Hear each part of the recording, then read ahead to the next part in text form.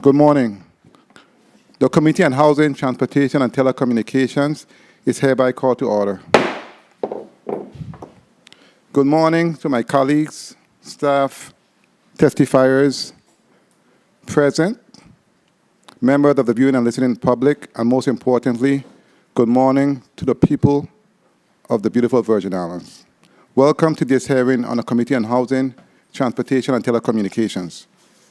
As you know, I often take a moment at the beginning of our meetings to acknowledge special days and occasions.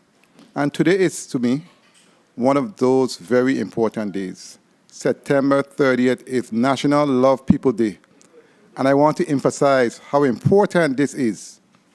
Nothing of what we do here or in the various aspects of our public and personal lives has any meaning unless it involves love. Love of God, love of ourselves, and love of our fellow human beings, and for our community. And so on this National Love People Day, I want to urge every Virgin Islander to engage in random act of love for someone you encounter. It will certainly brighten up their day and also yours, and it will help to save our community and our planet. As we look at today's agenda, we know that the Virgin Islands is experiencing a housing crisis, and the cost of keeping a roof over one's head, whether you rent or own your home, continues to climb beyond the reach of more and more Virgin Islands families. In this and other hearings we have held throughout this term, we are meeting today to examine these issues in detail so that we can better craft solutions that will make housing more affordable for Virgin Islanders and also improve our ability to help our people when they experience difficulties. Today we will receive an update on a number of matters that significantly impact the availability and affordability of housing for Virgin Islands families. We will first hear from the Virgin Islands Housing Authority on the status of public housing communities and the Housing Choice Voucher Program, as well as the future of affordable housing in the territory. Then, we will also hear from the Department of Human Services and various non-for-profit agencies regarding homelessness and housing instability, and on the status of our efforts to assist people who are unhoused. And lastly, based on the testimony we received in our last hearing regarding homeownership, we will receive an update from the Office of the Lieutenant Governor, the Division of Banking, Insurance, and Financial Regulations on the status of the property insurance market and the impact on the Virgin Islands residents. Madam Clerk, can you please call the roll? Roll call. Senator Maurice James. Present. She's there. Senator James, present. Senator Angel L. Bolquez Jr. Present. Senator Bolquez, present. Senator Samuel Carrion. Senator Carrion, absent. Senator Dwayne M. DeGraff. Senator DeGraff, absent. Senator Ray Fonseca. Here. Senator Fonseca, present. Senator Carla Joseph. Senator Joseph, absent. Senator Marvin Blyden. Senator Blyden, present. Senator, we have 4 present, 3 absent. Thank you, Madam Clerk. We have a quorum, so we will proceed. Are there any correspondences we read into the record? Yes, there is. Please proceed. The Honorable Marvin A. Blyden, Chair, Committee on Housing, Transportation, and Telecommunications, 35th Legislature of the Virgin Islands.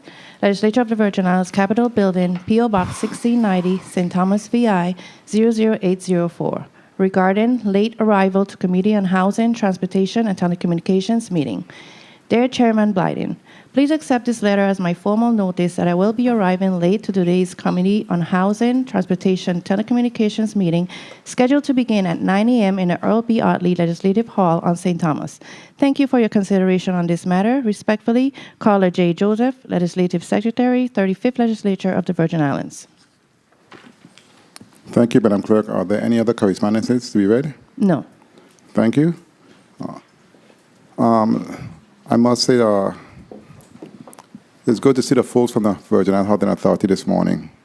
And I would say good morning to you, and I'll have you introduce yourself and do a mic check, starting from my left.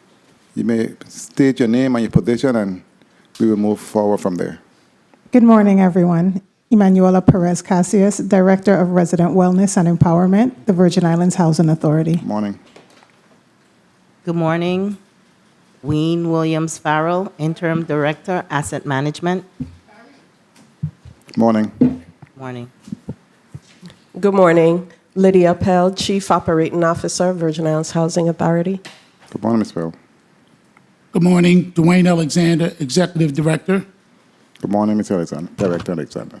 Good morning, Cecile Tong Foy, Chief Financial Officer, Virgin Islands Housing Authority. Morning, Ms. Foy. Good morning. Robert Protho, Director of Administration, Virgin Islands Housing Authority. Good morning. Well, our testifiers are here, and they just introduced themselves, so what I will do is let the Executive Director move forward with his testimony. Please proceed with your testimony. Thank you very much.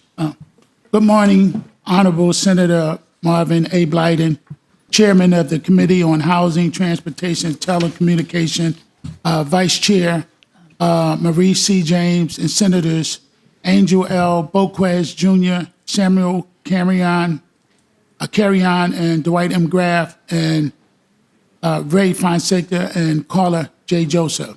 Good morning to all of the other distinguished senators present today, esteemed legislative staff, and citizens of the United States Virgin Islands, and the dedicated employees of the Virgin Island Housing Authority and the public listening in. My name is Dwayne Alexander. I serve as the Executive Director of the Virgin Island Housing Authority. Accompanying me today are several key members of our executive team, Ms. Lydia Appel, Chief Operating Officer, Ms. Tong Foy, Chief Financial Officer, Ms. Ween Farrell, who is the Interim Director of Asset Management, and Ms. Emanuela Perez Cassius, Director of Resident Wellness and Empowerment, and Mr. Robert Protho, Director of Administration. It is a privilege to address you today on behalf of the Virgin Island Housing Authority and our dedicated team of 169 employees.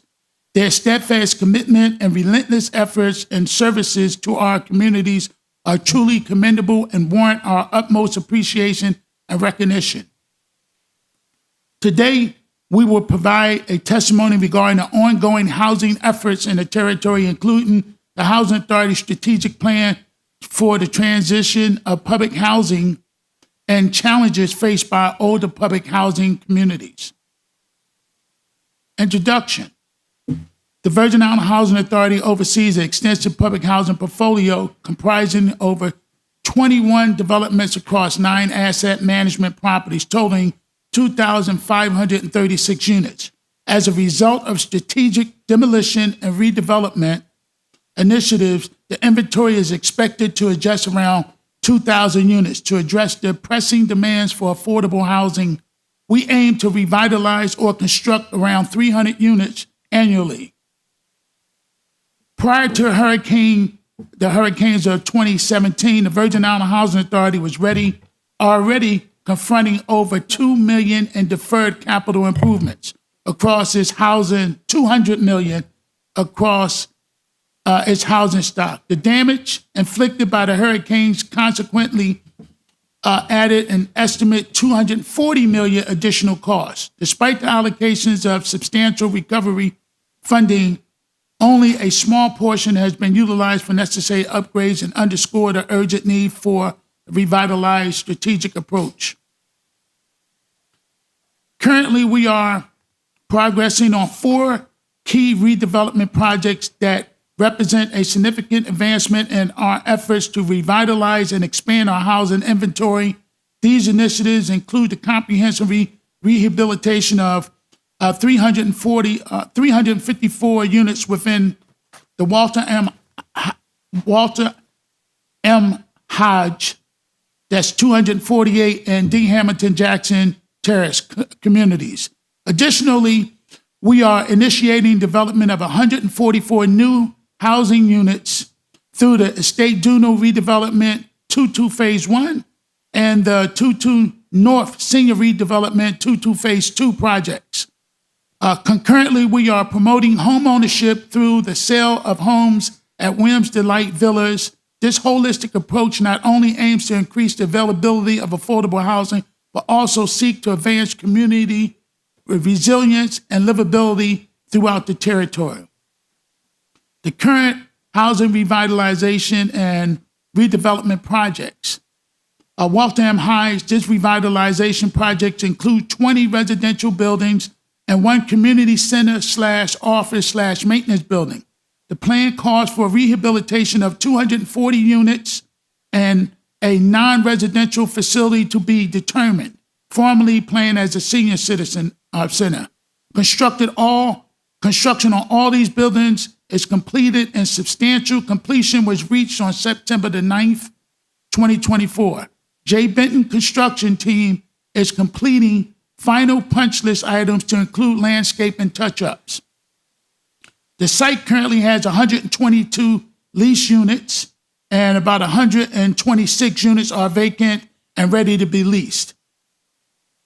Estate Duno redevelopment 22 Phase 2. This new construction project encompasses 14 residential buildings and 1 community center office / maintenance building, resulting in the creation of 84 new housing units.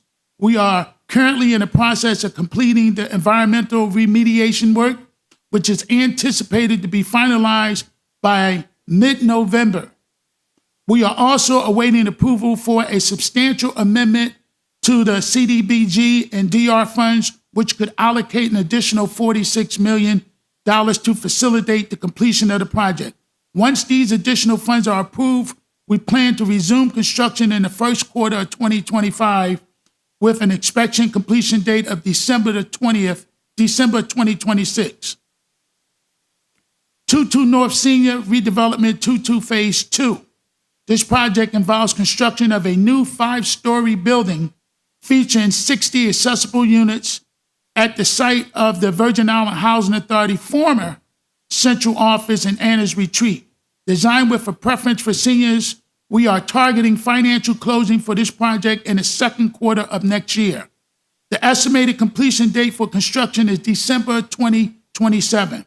Demolition of the existing hurricane-damaged central office is scheduled to be commenced in December 2024 and is expected to be completed by June of 2025.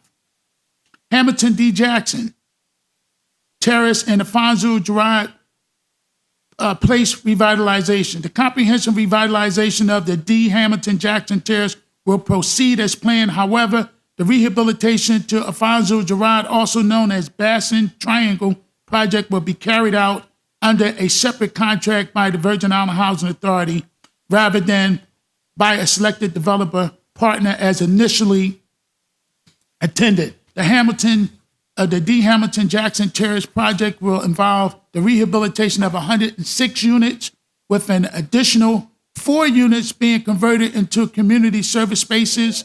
We anticipate achieving financial closing by mid-November 2024, with the estimate construction completion date set for December 2026. Williams Delight Revitalization. This site has been approved for conversion for home ownership under the HUD's 5H Home Ownership Program, currently accommodating 109 families. Of these families, 38 residents have successfully transitioned to home ownership, while 20 additional residents are in the process of finalizing the sale of their homes. The remaining 51 will also have the opportunity to purchase their homes. We extend our sincere gratitude to Senator Maurice James and Governor Albert Bryant for their intervention in allocating $300,000 of ARPA funds, which will provide financial assistance of $15,000 per household to support the purchase of their homes. The 20 families currently in the closing process have already received their award letters. We are optimistic about extending this opportunity to the remaining 51 families as we pursue home ownership. Additionally, the remaining structure deemed structurally unsound will be demolished and the lots will be re-subdivided for sale. We anticipate that the sales of these homes will continue through the end of 2025. The Stony Ground Revitalization.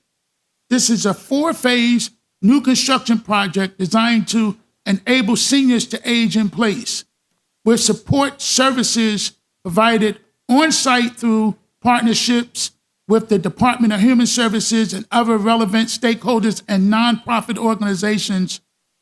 The first phase encompasses 98 units distributed across 4 buildings. The primary objective of this initial phase is to offer replacement housing for the residents of Wilfred Pedro Homes, also known as Wind Gardens Community. We are currently awaiting environmental approvals and acquisition authorization from the U.S. Department of Housing and Urban Development to proceed with the purchase of the property. 22 North, redevelopment 22 Phase 3, and the Lucinda Millen revitalization. These projects are on hold at this time as we continue to evaluate the feasibility and moving forward based on the cost and available financing. Addressing the backlog and future plans. The strategic focus established in 2020 outlines a 10-year plan for the replacing aging infrastructure has resulted in a backlog of unresolved deficiencies within our existing public housing units. Acknowledging the urgency of this matter, the Virgin Island Housing Authority has prioritized the resolution of these deficiencies in 2024. Our strategy involves the judicious use of remaining FEMA funds allocated for each community to address the disaster-related damages and mitigate long-term vulnerabilities. Additionally, the Housing Authority is dedicated to utilizing its annual capital fund to rectify deferred maintenance issues. We will also continue to explore innovative strategies such as the Rental Assistance Demonstration Program, also known as RAD, and mixed finance transactions to revitalize our aging housing portfolio, ensuring that our resources are effectively leveraged to improve living conditions and to enhance the safety of our communities. The Housing Choice Voucher Program update. The Housing Choice Voucher Program, formerly known as Section 8, is a key initiative designed to help very low-income families, the elderly, the veterans, and individuals with disabilities find decent, safe, and sanitary housing in the private sector. With a budget of about $14 million, the program currently supports approximately 2,092 families, maintaining a 68% utilization rate, with about 1,414 families receiving assistance. We expect to fully utilize the budget by the end of the fiscal year to address the increasing need for housing assistance. Our program contends with the private rental and Airbnb markets, escalating costs, and limiting the number of households we can assist. The Housing Choice Voucher Program provides tenant-based and project-based vouchers. Presently,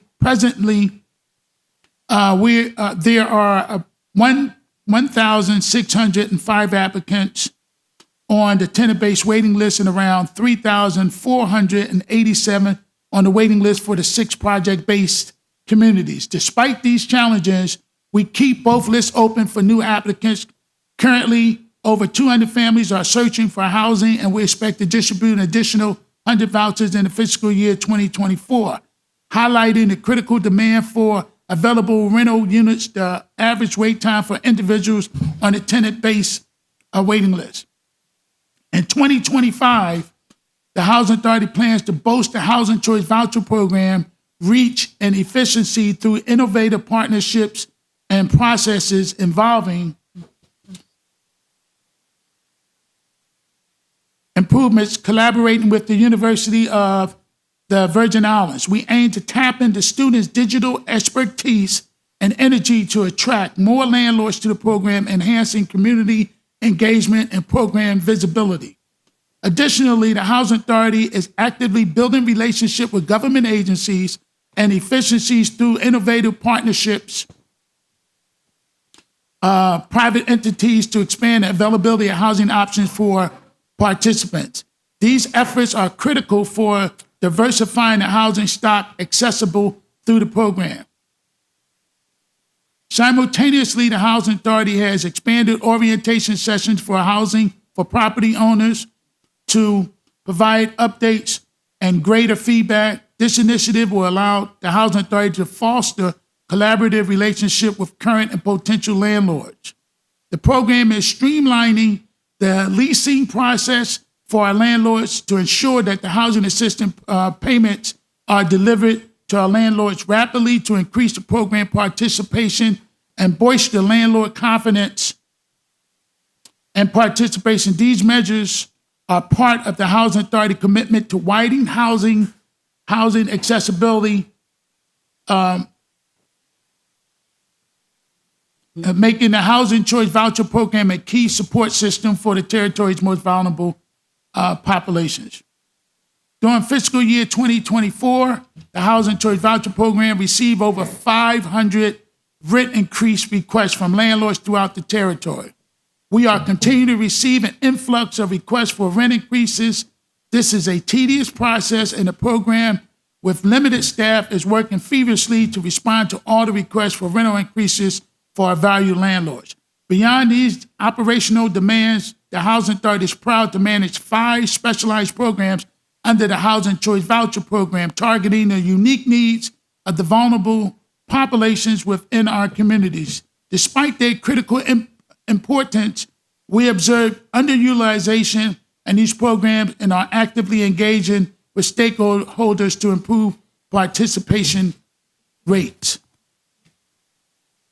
The first being Foster the Youth to Independence, which is called FYI, launched in 2021. The FYI initiative supports youth transitioning out of foster care who are at risk in homelessness by providing 26 tenant-based vouchers. Currently, this program is assisting 4 families within the territory, emphasizing the need for referrals from the Virgin Islands Department of Human Services to reach more eligible youth. The mainstream vouchers aimed at assisting non-elderly persons with disabilities. This program offers 75 vouchers starting January the 1st, 2021. 17 families are now housed with a goal to lease an additional 10 vouchers this fiscal year. Despite notifying nearly 1,900 applicants, only a fraction meet the eligibility crisis, highlighting the ongoing need for accessible units in the private market. The emergency housing voucher, designed for individuals and families facing homelessness or escaping domestic violence, sexual assault, stalking, and human trafficking. This program currently supports 13 families. Collaborations with the Continuum of Care COC partners is essential for expanding this support through referrals period concluded on September the 30th, 2023. The single room occupancy. This program, in partnership with meeting the needs of our community agencies, provide 8 vouchers for individuals or families in the need of housing, currently housing 6 families to date.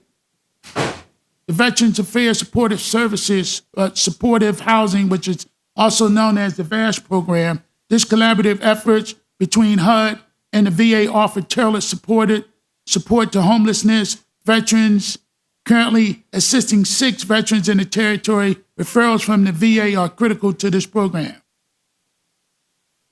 The national standard for physical inspections of real estate, which is the voucher Inspired V. In 2025, the Virgin Island Housing Authority will transition to the HUD Inspired V, moving away from the traditional HQS inspection model. Inspired V introduces stringent standards focused on the health and safety of the Housing Choice Voucher Program participants, representing a significant enhancement in housing quality and oversight. Scheduled for the last quarter of the fiscal year, this shift demonstrates the Housing Authority's dedication to improving living conditions for voucher holders. We collaborate closely with landlords, tenants, and community partners to ensure a seamless adaptation to Inspire V, maintaining our commitment to safe and healthy housing for our communities. The Housing Opportunity Through Modernization Act, which is also known as HOTMA, the Housing Choice Voucher Program is set to fully embrace the Housing Opportunity Through Modernization Act by January 2025. This landmark legislation represents a profound transformation of the HCVP operations in introducing comprehensive regulatory updates to modernize the program. In anticipation of this significant shift, the Housing Authority is actively developing a detailed training program for our staff. This effort is designed to ensure our team is thoroughly prepared to implement the HOTMA advanced guidelines effectively. A key component of our preparation involves creating a new software for HUD compliance tailored specifically to meet HOTMA's detailed requirements, facilitating a smooth transition to the updated regulatory framework. The HOTMA introduced significant updates to the Housing Choice Voucher Program, notably redefining key elements such as income, assets, and deductions. These changes require the Housing Authority to overhaul certification process for participants and update our documents and forms accordingly. HOTMA streamlined administrative procedures aim to reduce the workload on housing authorities, improving our service deliveries. The Housing Authority is dedicated to ensure a smooth transition to HOTMA involving stakeholders and the process to prepare collectively for a new operational framework.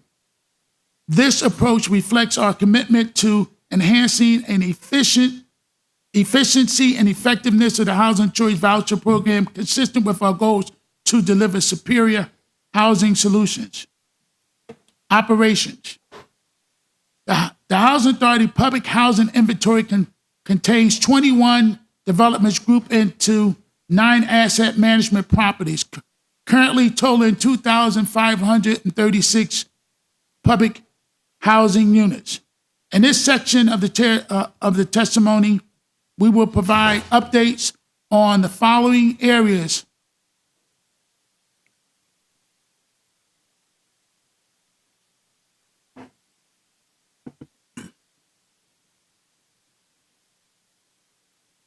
occupancy, rent collection, maintenance, resident wellness and empowerment, finance and accounting, and human capital.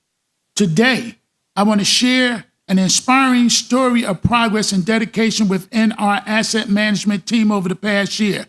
As we reflect on a period from January to September 2024, we see a remarkable transformation compared to the same time last year. In September of 2023, our occupancy rate was 90.9. as compared to 93.09 today. We are on track to the end of the year with an occupancy rate of 96. From January to September 26, 2023, the team opened up 5,167 work orders and closed 4,698 work orders. 8 properties had a projected FOS rating score of an F for routine work orders completion, and 2 properties had an F for emergency work orders. Fast forward to this year, and the narrative has changed dramatically. Over the same time in 2024, this team have opened up 7,781 work orders and an increase of over 2,600 work orders compared to last year. This surge is not mere in quantity. It reflects our commitment to enhancing our operation efficiency and responsiveness to resident needs. We also seen a remarkable improvement in our closure rate, with 6,674 work orders closed, almost 2,000 more than the previous year. The dedication of our team has resulted in a 30% increase in productivity. This improvement is not just a statistic, it represents our employees' hard work and commitment to delivering better service. I am proud to report that only one AMP currently has a projected rating of an F, a stark contrast to the 10 we faced last year. Additionally, rent collection is up district-wide at 90%, 89% in St. Thomas and 91% in St. Croix. The TAR's tenant accounts receivable are down almost $90,000 from this time last year. In 2023, the TARs were at $947,172 compared to $858,101 today. Recertifications at 93% this year to date. Last year, the unit inspection was not being tracked or measured. Now over a 12-month period, we have to date 100% of the units was inspected as a part of the Housing Authority Preventive Maintenance Partnership with focus on housing inspectors, and deficiencies was noted and leading to the creation of work orders. These numbers reflect a team that has rallied together to rise to the occasion, demonstrating resilience and commitment to excellence. We have invested in training and streamlined processes to meet weekly, all aimed at improving our core business of property management, resident wellness and empowerment. RWE's mission to empower residents by promoting opportunities for economic mobility and self-sufficiency through targeted program and community partnership. In 2024, the Housing Authority re-engineered the RWE department's goals by setting 4 key objectives that directly addresses the community wellness economic advancement. These objectives are: 1, household wellness assessment; 2, workforce development; 3, financial management education; and 4, establishing resident councils. We are actively pursuing grant opportunities to enhance these programs, particularly supporting working parents, many of whom are single and young, with resources like childcare to ensure they can maintain both employment and educational opportunities to bolster workforce development. The RWE department has established a strong partnership with the Virgin Islands Department of Labor's EQUIS program, providing job training and placement services at our community centers to increase resident skills, employability, and overall economic mobility. Section 3 program success. A Section 3 program has been a cornerstone in advancing these goals, as it helps to improve the economic standing of our residents. Between November 2023 and August 2024, we implemented 31 training contacts under the Section 3 training program, with 26 still active as of August 31st, 2024, 18 on St. Croix and 8 on St. Thomas. The resident council and community engagement to date, we have established and registered 6 resident councils, 2 on St. Croix and 4 on St. Thomas, Williams Delight, Oreo Diaz Heights, Oswald Harris Court, Paul M. Pearson, Estate Bavoni, Kerr and Terrace communities. Elections for Phase 3 were held on September the 26th and the 27th for Candido, Guadalupe, and Content Knolls communities in St. Croix and St. Thomas, respectively.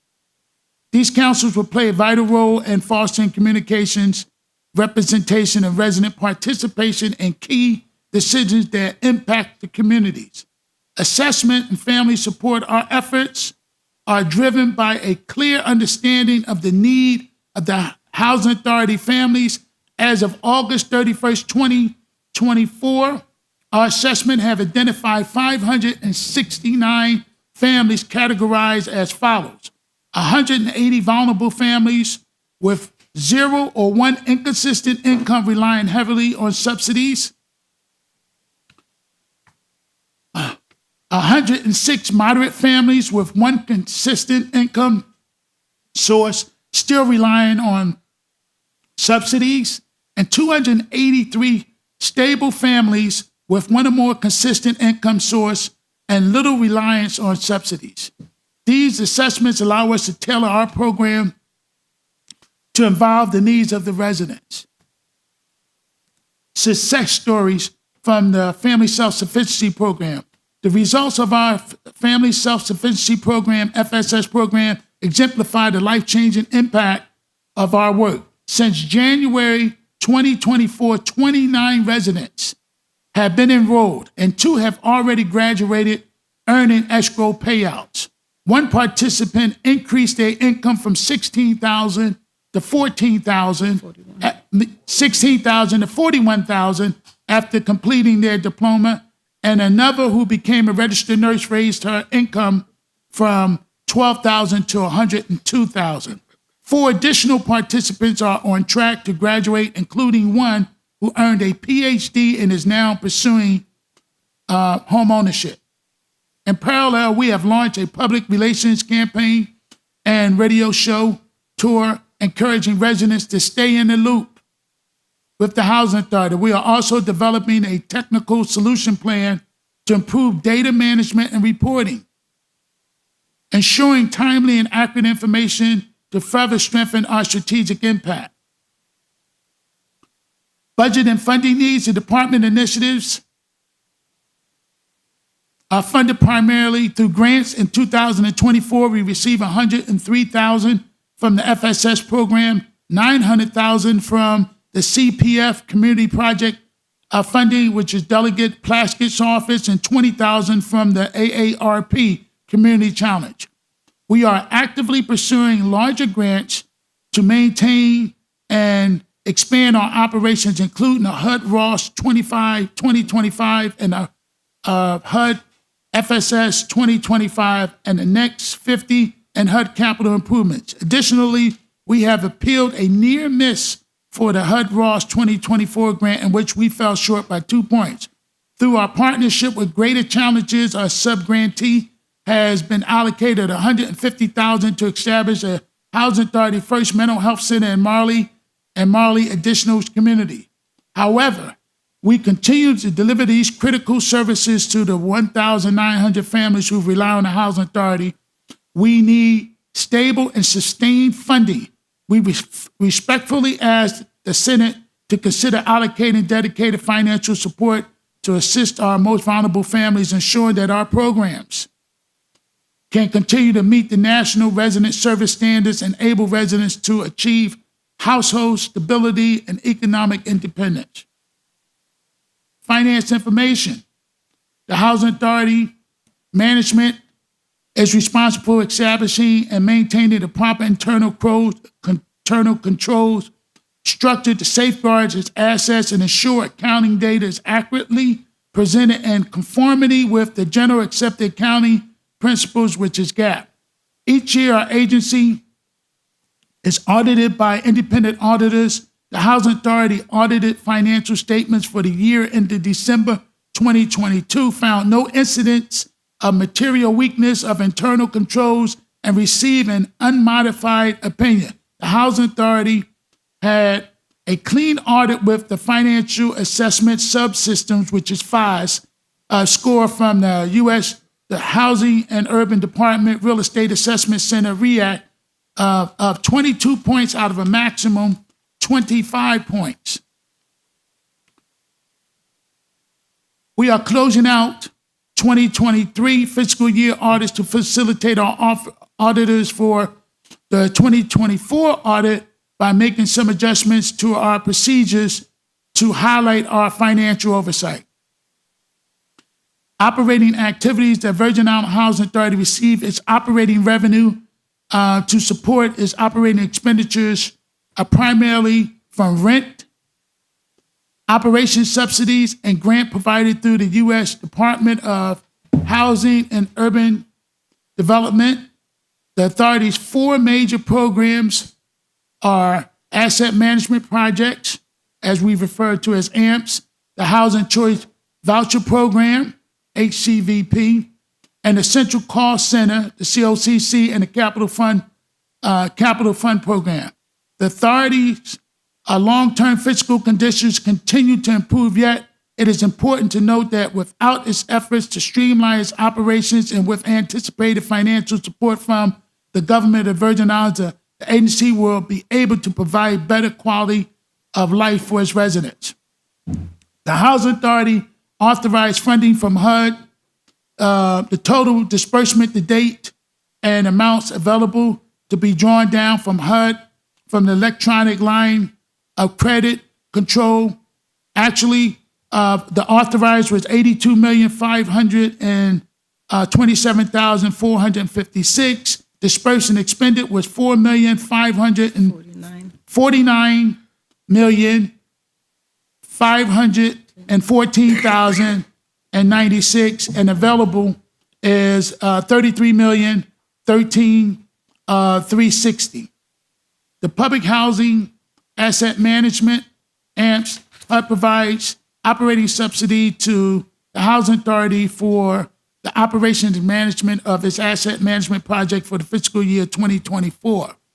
The authority receives about $19,818,591 for the fiscal year of 23.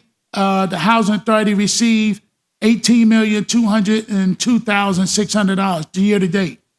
The Housing Authority received $15,255,788 to manage its 9 asset management properties. Based on dwelling rent billed as of August 2024, the Housing Authority projects fiscal rental income approximately $5 million compared to the $4.5 million in fiscal year 2023. The increase in occupancy rate at the communities has increased the authority's age accounts receivable, which are primarily residents past due rent and unreported income. The total age receivables current is $858,101, or 17% of the total revenue bill. The agency's strategy to reduce the balance is to contact delinquent tenants to enter into repayment agreements, provide direct support through the Resident Wellness Empowerment Department, and if none of the mentioned strategies are effective, file a forcible entry or detainer case with the court. The Housing Choice Voucher Program, the Housing Authority administered this program with federal funds received from HUD. The housing subsidy, commonly referred to as the housing assistance payment, which is the HAP, is paid to the landlords directly by the Housing Authority on behalf of the participant eligible family, and the family then pays. The difference between the rent charge and the landlord, charged by the landlord, and amount subsidized by the program, equally about 30% of the family's income. Of its 2,167 tenant-based rental assistance vouchers, For the period ending August 2024, the authority has expended $13.5 million on HAP payments for approximately 1,426 families to lease private homes. And fiscal year 2023, the Housing Authority released $14,462,758 of HAP payment funds. The average monthly HAP payment funds increased from $762 in 2023 to $929 in 2024, a 22% increase. In addition to the tenant-based vouchers, the Housing Choice Voucher Program, Housing Choice Program managed 5 special purpose vouchers, which is the foster the youth to independence, the mainstream vouchers, the emergency housing vouchers, and the single room occupancy and the VIHA vouchers, with an authorized funding level of $1,340,605. The VIHA vouchers are included in the Housing Choice Voucher Program. To facilitate and manage the Housing Choice Voucher Program, the authority earns administrative fees from HUD based on the total number of units leased. The Housing Authority projects to receive approximately $1,852,060 for the year 2020 fiscal year. Actual administrative fees earned in fiscal year 2023 was $1,777,786. The Central Office Cost Center, the COCC, is responsible for the management and overall accountability of the authority. The COCC earns management fees from the asset management projects, the Housing Choice Voucher Program, and the Capital Fund grants and other programs. For the fiscal year 2024, the authority projects to earn about $3.8 million in management fees. The total revenue budget for the COCC for the fiscal year 2024 is projected at $4.7 million, with a projected expense of $4.6 million for a net cash flow of $52,500.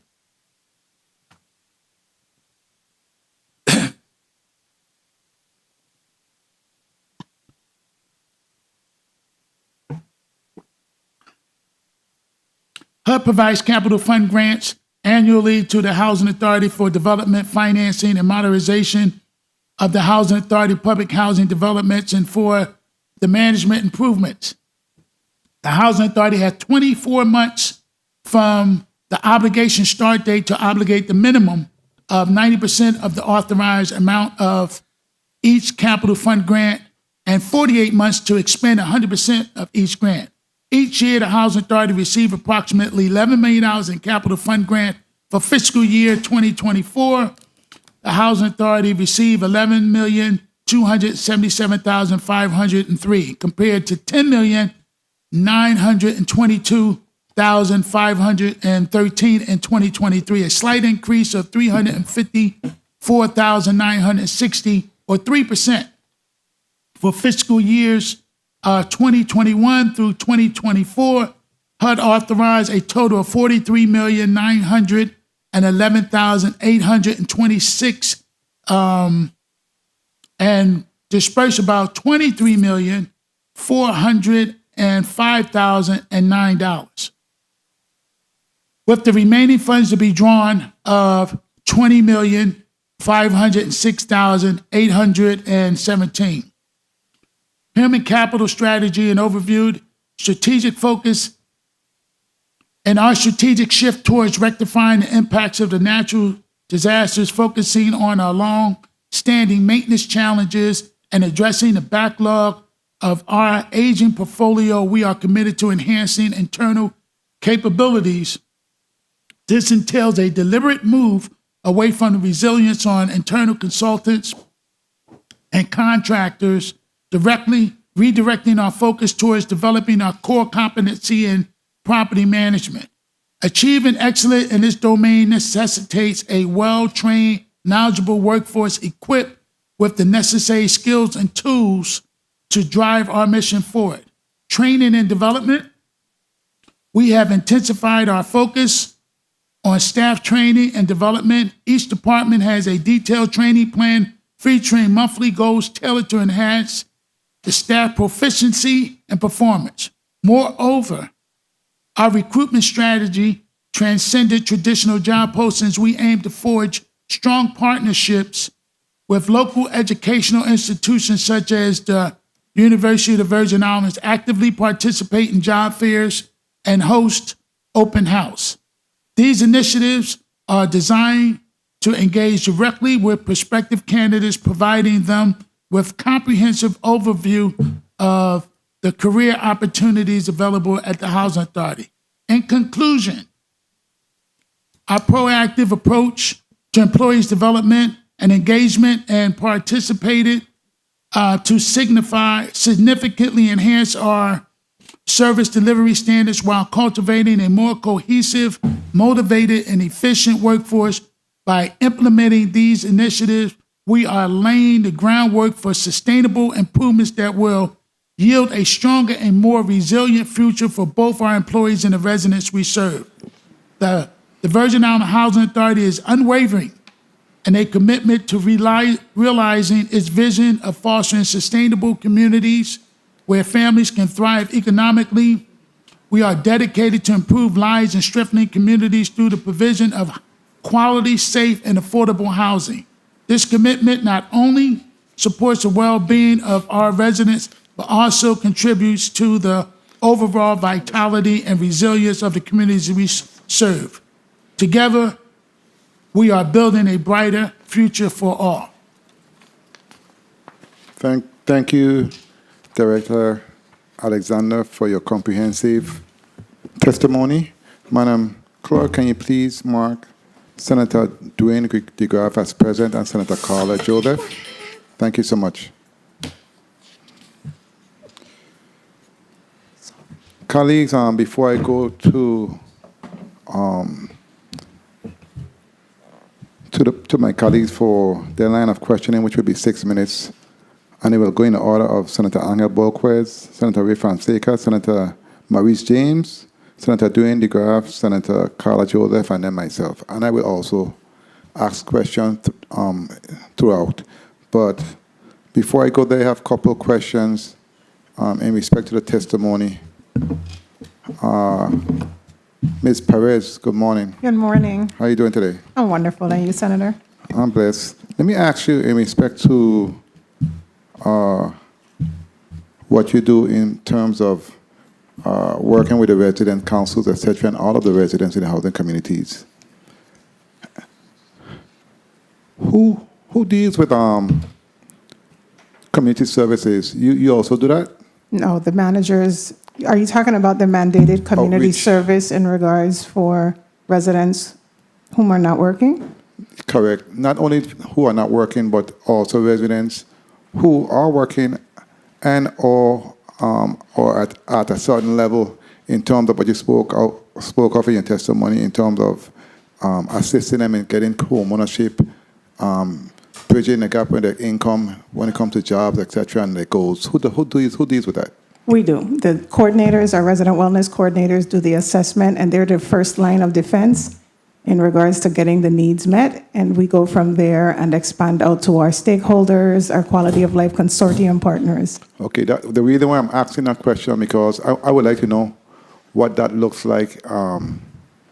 In particular, reason being, for instance, when the managers of the different AMPs do the recertification, they are the one that had the one-on-one time with those individuals. They go through that process.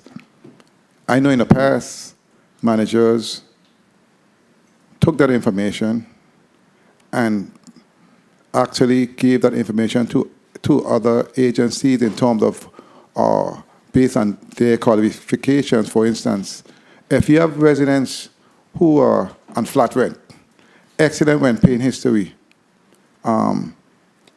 never late on a rent, etc. Right now we have all these different home ownership programs. How are we bridging a gap in terms of getting that information to those programs where these individuals can get out of housing and we can make more room for residents?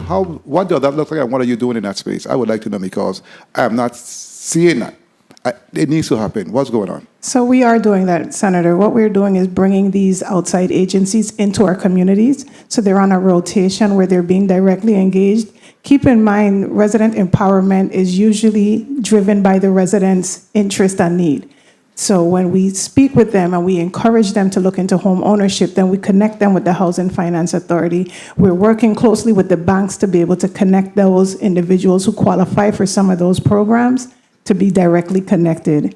So this is, when we do these assessments, we look at the individual and we speak to them about what their interest is, and if home ownership is it, we drive them through the referral process to these agencies, but we're also bringing these agencies into the communities, one community at a time. So Housing Finance is directly working with us, and we are out there encouraging and supporting our residents in taking those home ownership classes and reaching out and referring them to the correct individuals. Is there a policy, and do you have, like, for instance, references for those individuals?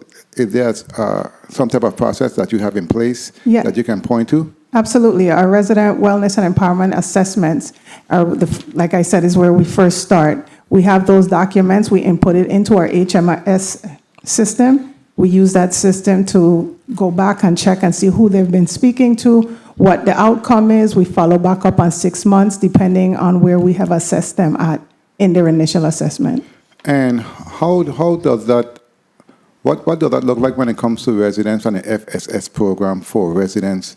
Because many times residents tell me they don't even know about those programs. What does that look like in terms of referral and or getting the information to the residents? Because I believe there's a communication challenge at the Housing Authority in all aspects. Can you speak to that for me, please? Absolutely. You can find our FSS brochures inside of all of our community centers and our main offices right there for residents to pick up. We also use the orientation process to hand out when Leeson does their orientation, we hand out those same pamphlets and we encourage them, we educate them on what the FSS program is on that level. We've also created videos. We have our webpage that is now up. So we are utilizing our social media presence and everything to get out there with the FSS program. And we have found an increase in interest. And so with our with our FSS coordinator now being hired, and we're soon going to onboard the new individual, then we'll go right back out with those referrals, but we've continued taking those as we go along. And the resident council and community engagement, I know I've been pushing for that for several years, and they are coming online now. Are they funded? Because I'm getting a lot of resident leaders frustrated. And listen, it's very important the role they play, you know. I agree. We need to make sure we fund these councils, because many of them are ready to give up. What's going on in that space, and what challenges do they have to include working space, office space, etc., for them to carry out their duties?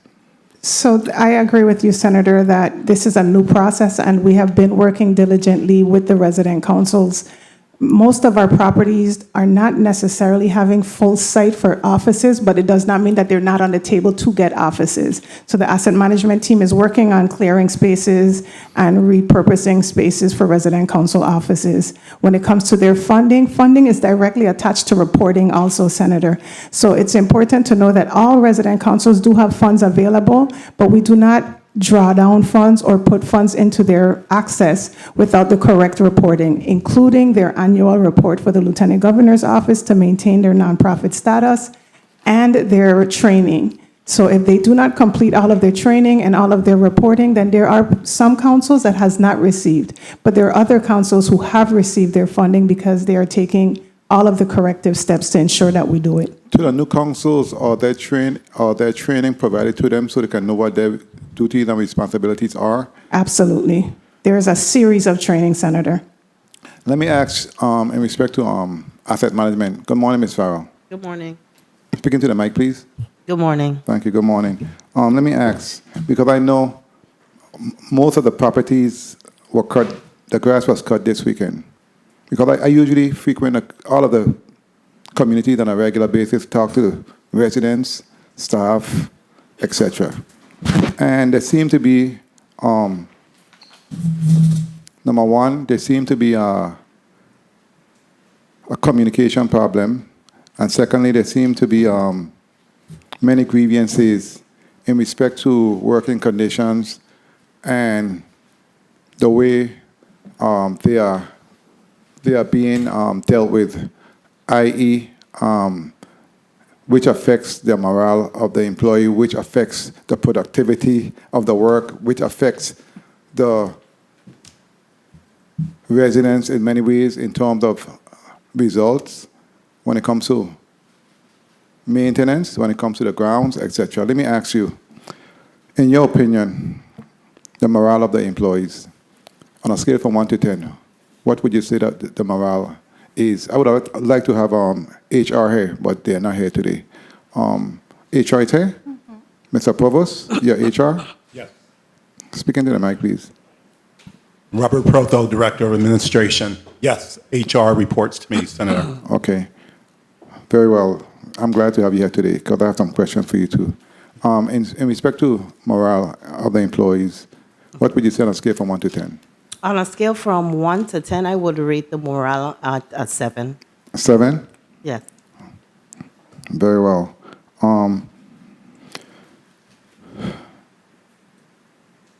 Staffing, Mr. Provost, in respect to the AMPs, especially when it comes to the grounds and maintenance. That's the two main things I'm concerned about right now. The grounds, common areas, and maintenance.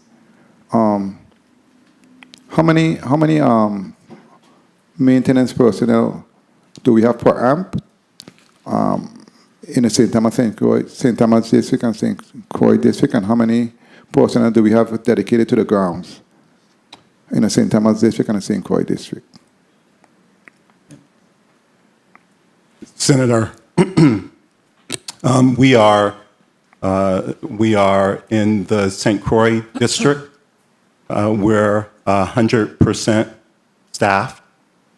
In the St. Thomas. No, how much staff do you have in the St. Croix different district for maintenance, and how much do you have for the grounds? And in the St. Thomas District, how much do you have for maintenance, and how much do you have for the grounds dedicated to that?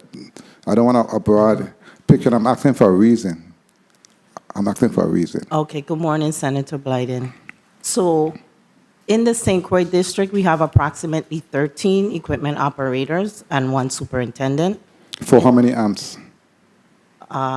For 5 AMPs. Okay.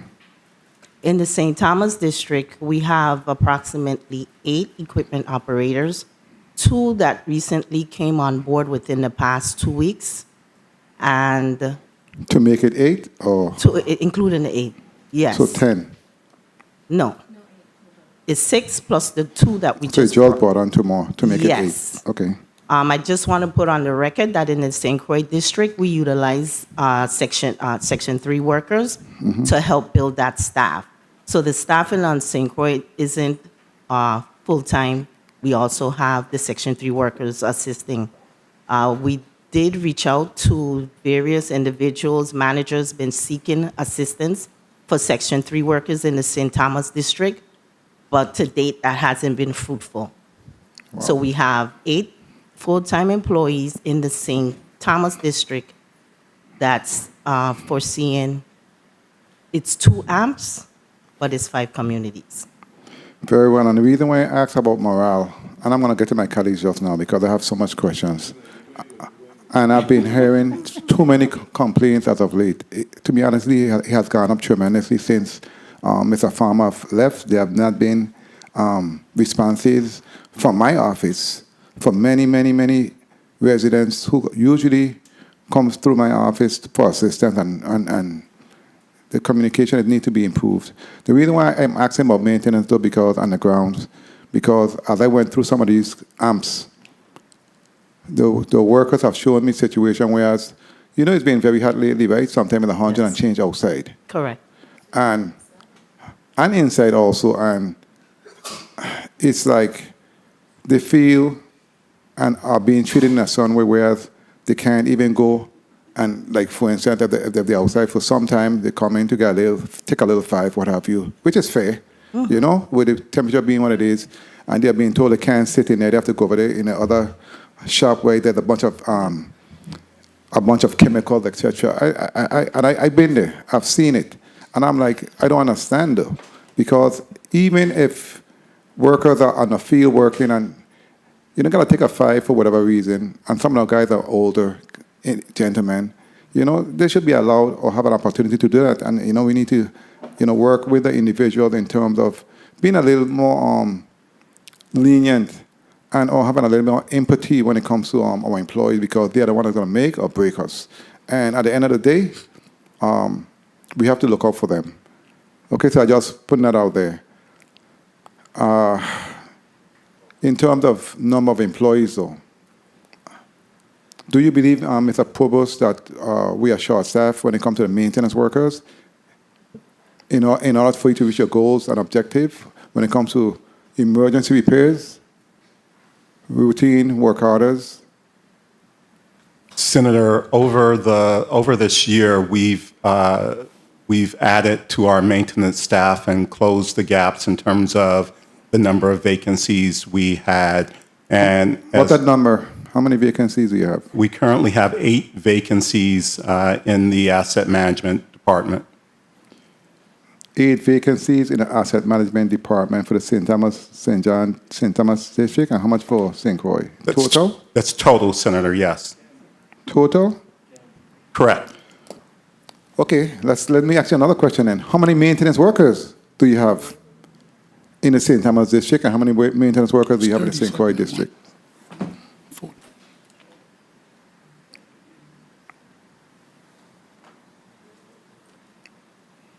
So I can respond to that. But Mr. Provost is okay. personnel. He should know it off the top of his head. Senator, I don't know off the top of my head how many maintenance workers we have in the St. Thomas district. I know that we have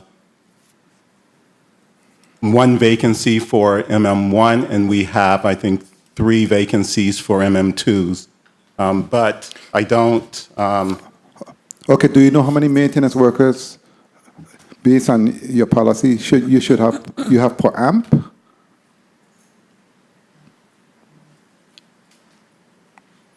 See, because maintenance is the heartbeat of the housing community. We know that the units are aged, they're old. We know that.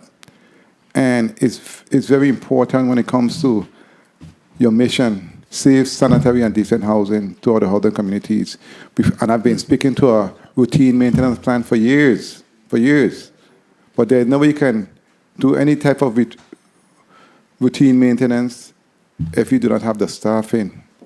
And more importantly, if you don't even know how much staff you have. Because in order to do that, you need to measure what you need per AMP based on the number of work orders and the kind of work orders you have. And that way you can know what type of person you need to hire and bring on board. And that's very important to me. It's critical to me in terms of my people in housing communities. Ms. Farrell, let me ask you, since you're the asset manager for St. Thomas District, how many maintenance workers do you have? Currently in the St. Thomas district, with a new employee starting today, we have 43. 43 maintenance workers? Yes, sir. And can you break it down per AMP? I would have to get the information and get back to you with that. Okay, and when I say AMP, I'm sorry, when I say AMP, I mean each housing community is their own, it's asset management, so you call them AMPs. So each community is an AMP. So I apologize. Okay, Senator Bulk, I'm gonna digress for now, and I have a point of information for Senator DeGraff. Senator? Thank you, Mr. Chair. Good morning, everyone. Good morning. The gentleman mentioned that you were 100% full at your maintenance thing, so then there shouldn't be any vacancies for maintenance.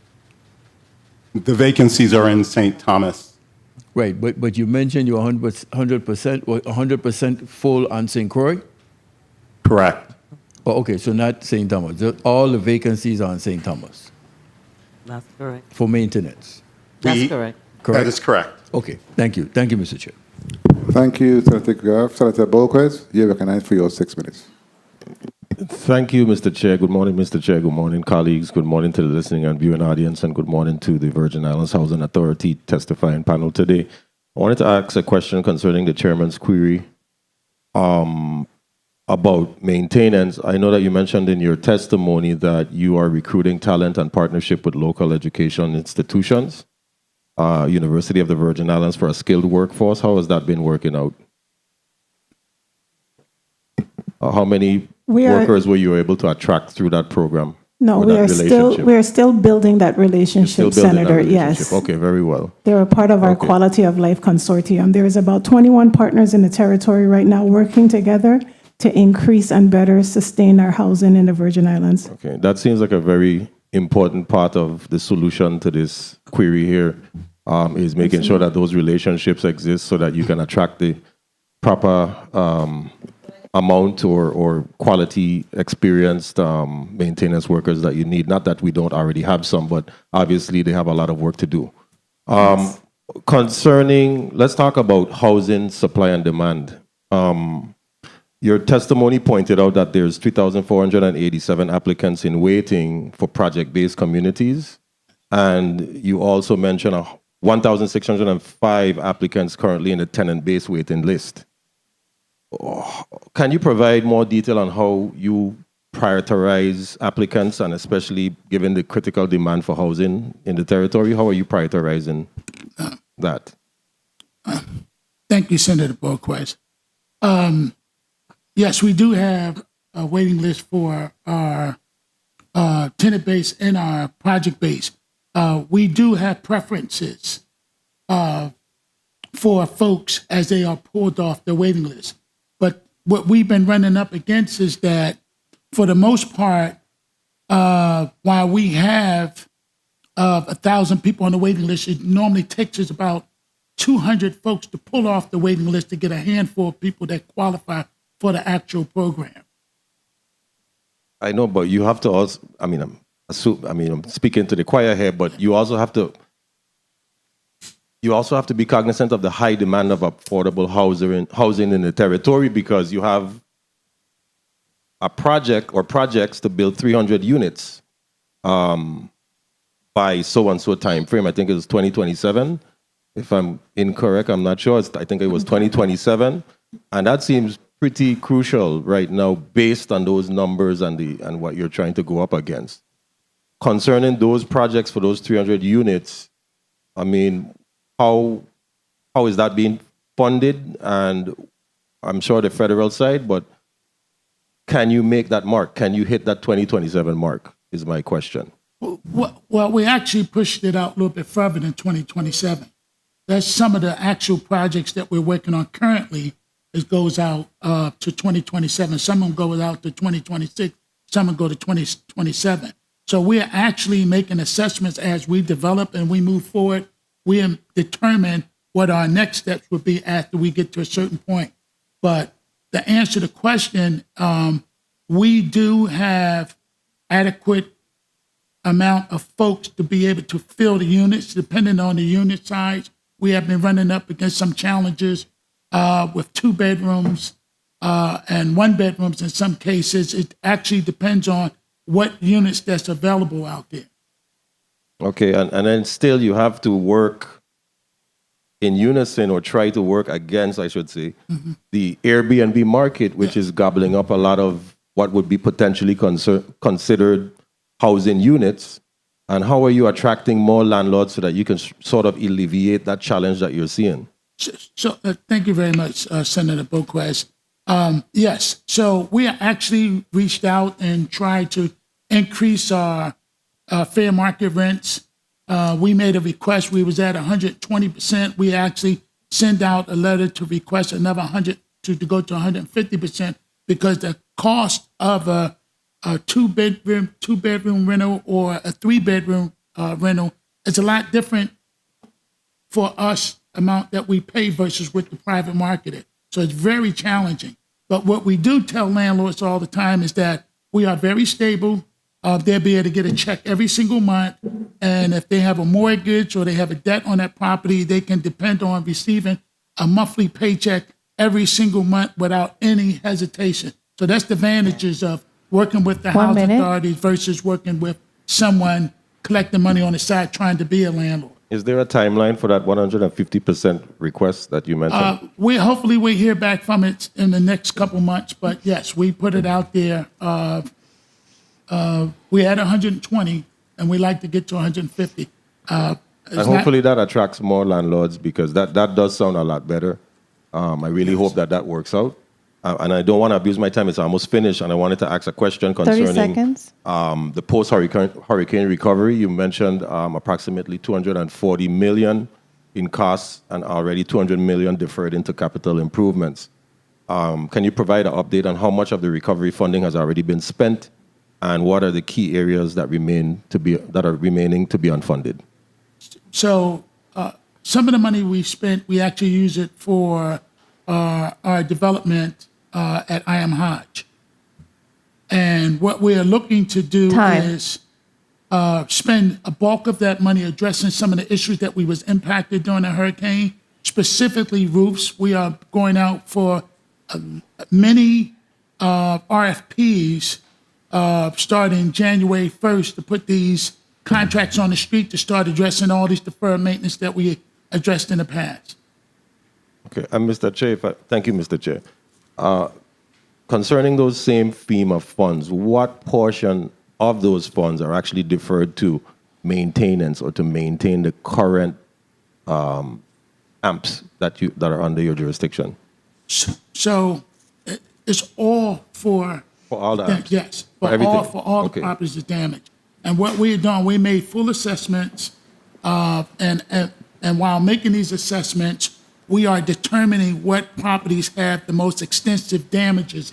So we know that right now we are working feverishly because we are just getting out of hurricane season. We don't want to be sitting around next year trying to deal with roofs again when we have a short window between moving from January right into up to hurricane season coming in again. So we want to be very swift in our efforts to address the problems that we have now in terms of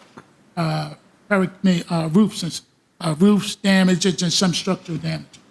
Okay, well, there's a lot of moving parts, and strategizing which areas to focus on is going to be the most important decision to make moving forward. Mr. Chair, if I have any questions, I'll ask for a point of information. Thank you, Mr. Chair. Thank you, Senator Bolquist, for your line of questioning. And talking about funds and how much was spent, again, when it comes to staff and the residents of the housing communities, it's very important. And I know,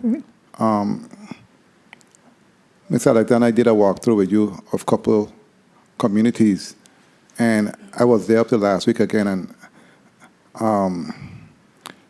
in terms of capital outlay and working conditions, I myself told those employees they should not be working in those conditions.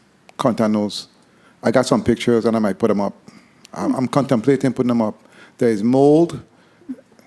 There's a lot of dust all over the place. We need to really find a way to work with staff in order for them to work with our people, because I thought I was taken care of. It's real bad. Something needs to be done in there up content. Something have to be done in respect to, I know they said that someone was working on the roof, but in the interim, something needs to be done for those employees. I cannot work in there. I cannot, because from the time I go in, my skin itching me. So we need to do something about the condition, the working condition for the employees. Let me ask, though, in respect to Section 8. I know that there's a situation right now where there are several units that a local person decided to put on Section 8 because they know the shortage in housing individuals here. And they have several tenants living in the units, but the units is on a business name. The ownership was changed, but at the same time, everything remains the same. And they was told, and they came to me furious to give them a notice of termination. And I do not understand in respect to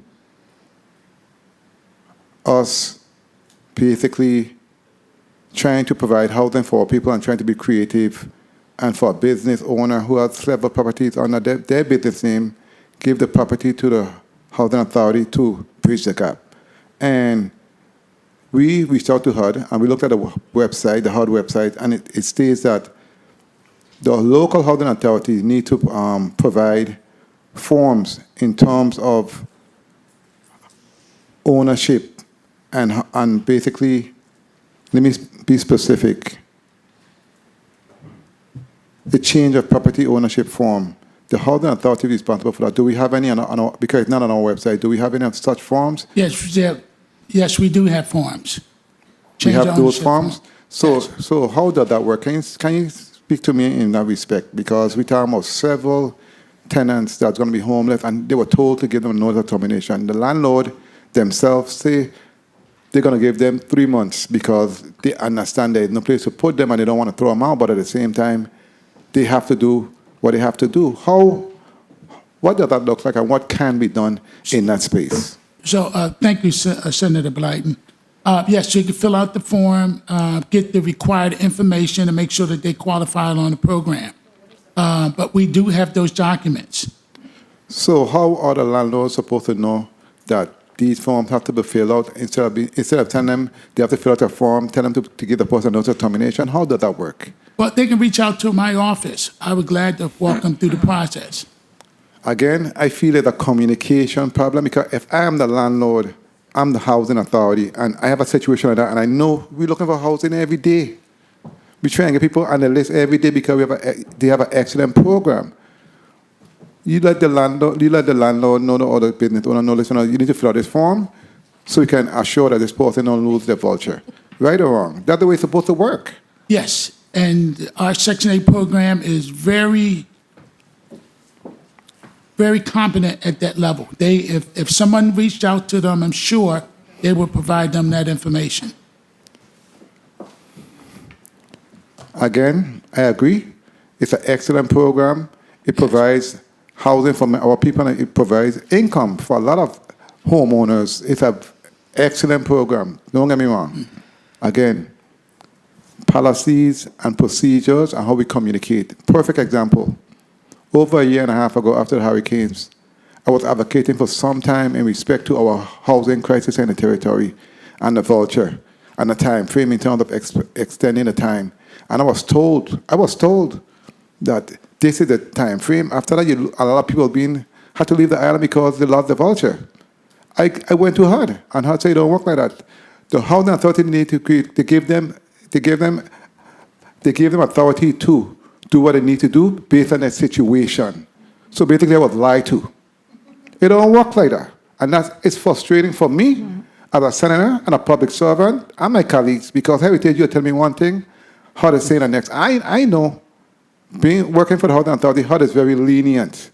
Nobody can talk bad about HUD. They are very lenient in terms of looking out for the people when it comes to housing. And I was appalled when I found that out. So my question is, what's the time frame now for individuals with vouchers?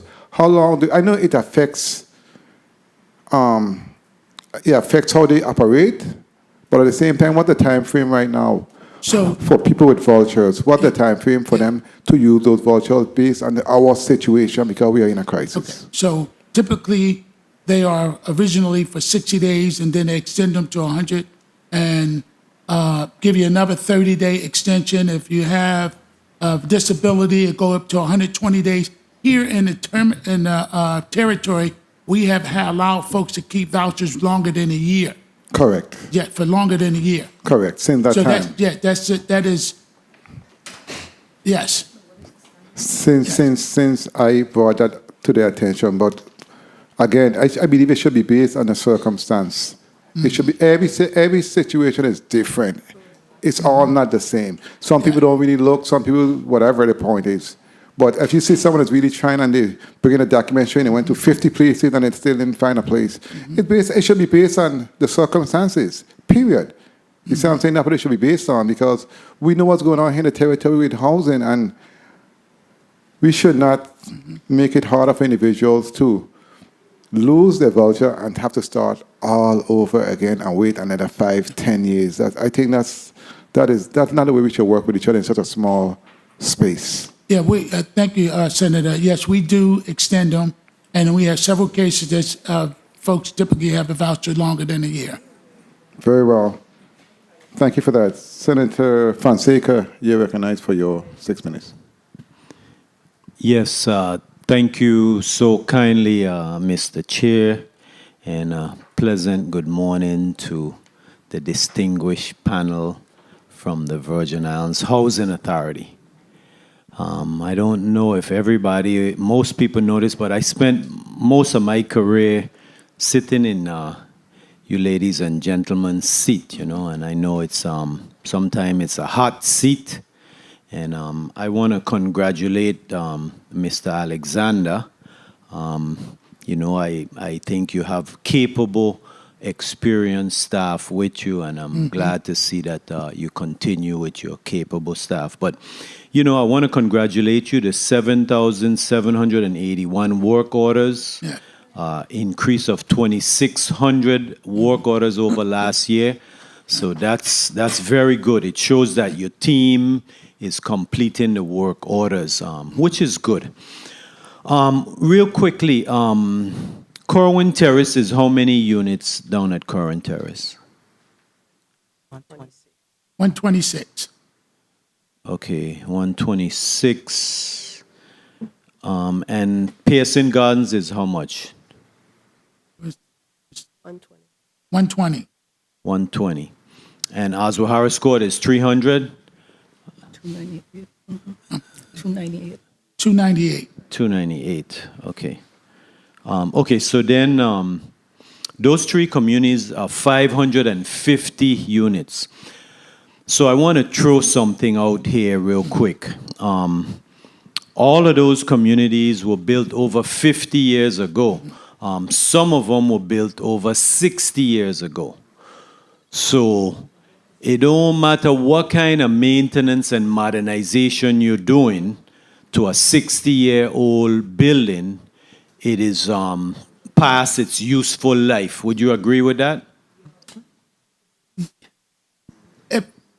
For the most part, if you don't mind, Senator, if it was well maintained, then you could extend the life of the property. Yes, and I know that you have done a very good job over the years. You've spent millions of dollars. But here's what I want to propose. Those residents have been paying rent, some of them, the families, for like 60 years. Is there any way you can work out with the federal government where those units are turned over to the local government buys them for you for, salvage costs, and then they become all home ownership? We can provide those 500 units, and then HUD funds you to build new development. So you don't lose your funding, because I know you're funded based on the unit. Is there any way you could work out a plan like that? Do you think it would make sense? So we're sorting that. Me and my whole senior staff is going through that process. But we have an average about 2,000 units. We are doing some home ownership in Williams, the Light property. We will consider doing something over here, but for the most part, our units are dwindling. And I try to get this point across. Just back in just the beginning of 2000. Mr. Alexander, not to interrupt you, sorry, but that was a yes or no question. I wanted to know if we could entertain the idea of possibly converting Oswald Harris Court, Pearson Gardens, and Corwin Terrace into some type of home ownership, so that those older units can come off of your rent rolls. You then get HUD funding to build 550 new units, and the government repair those. You think that would be feasible? Not at this point. Not at this point. Okay, I want to go over quickly. Because, the veterans, I'm a proud supporter of veterans in the community, me and my colleague from St. John, right? And on page 9 of your testimony, you talk about, page 6, you talk about the Veterans Affairs, the supportive housing. There's only 6 veterans that are in that program. Is there any possibility you can increase that to provide assistance to more veterans? Yes, thank you. One Senator. second, Mr. Alexander. Mr. 1 second. Hold the Senator time for 1 second. I neglected to tell you guys, please say your name before you speak so the stenographer can get it because they're not present. Thank you so much. Okay, thank you may proceed. Okay, Yes. thank you, Mr. Chair. Yes, so the veterans, there's only 6 veterans that have those vouchers. Can you increase that? What is your total allotment? Or is not based on allotment, it's based on the need from the Veterans Administration? How does it work? Yeah, Dwayne Alexander, Executive Director. Thank you, One minute. Fonseca. Those programs basically work based on utilization. So if you have 20 vouchers and you utilize those 20 vouchers, that puts you in a good position to be able to use those to ask for more vouchers because those same vouchers is distributed all over the country. So the federal government issues those vouchers where they most utilize at. If we are not utilizing them here, we can't utilize them somewhere else. Okay. So- I think we need to have a conversation Yes. because I know we have more than 6 veterans in the community that can use it. I want to go quick here to some of the good things you're doing. I want to go to your that program where you was able to get the family self-sufficiency program. Yes. And I want to congratulate you. You say one of the residents went from 16,000, they became a registered nurse. They're now making 102,000. Yeah. Mr. Chair, and then there's another one actually earned a PhD. Yeah. Okay, so those are very, very important items, and we need to be encouraging more of that, because that now, if they make 102,000, I imagine now they now come into the mainstream, or are they still? And they're looking. One of them you said was looking for home ownership, right? Yes. Okay. So, it's a lot of exciting things going on. I know sometimes we only talk about the negative, but Yes. there's some positive going on. And congratulations and keep up the good work. And, you're very responsive. Anytime I call you, you call me right back. I'm very, very impressed. Thank you, Mr. Alexander. Blessings, Mr. Chair. Thank you for the time. Thank you so much, Senator Fonseca, and that's the reason why I asked what the process and how does it look when it comes to that program, because it is a very critical and important program, so I did ask that. And yes, I'm going to ask the tough questions. That's why I'm here. I'm the chair. I have to work and to see what's going on behalf of our residents. It's very important. Of course, there's a lot of good things happening in the Housing Authority. Definitely there is. But at the same time, there's a lot of challenges, and we must find a way to bridge the gap and address those challenges. As a matter of fact, in respect to the work orders that you spoke of, I am glad to see the numbers coming down when it comes to work orders. But let me ask you, though, during that same time frame, for instance, between September 2023, 5,167 work orders were closed. I'm sorry, 5,167 were open, and of those, 4,698 were closed. Let me ask you, though, in respect to work orders, do you prioritize them in terms of those numbers? How much were emergency? How much were urgent? How much was routine? Do you prioritize the work orders? Yes. And what percentage would you say of emergency? Let me talk about emergency work orders. What percentage of emergency work orders were closed within the 24-hour time frame to 48 hours? All emergencies. Percentage-wise. Dwayne Alexander, Executive Director. All emergencies are closed within 24 hours. Correct. And what the percentage in terms of emergency work orders? Do you have 100% that was closed within the 24 hours, or do you have a percentage based on your Well, as of right work now, orders? we have 100%. And what I mentioned earlier in the testimony is that we had only one site with a grade of an F. But previously, we had 2 sites that had a grade of an F, which means that they didn't get maybe a couple work orders done within that 24-hour time frame. Okay, let me ask you in respect to Your senior living facilities. I know you spoke to 22 North, and you said the project is still on hold at this time, and you basically continue to evaluate the feasibility. I know we have had several meetings, rendering drawings, etc., of how it would look, and I mean, it was beautiful, some place for any resident in terms of seniors would want to live. And why are we still doing a feasibility study when we have already went down that road? There's a change of plans? What's going on? No, Dwayne Alexander, Executive Director, we're not doing a feasibility study. What we're doing are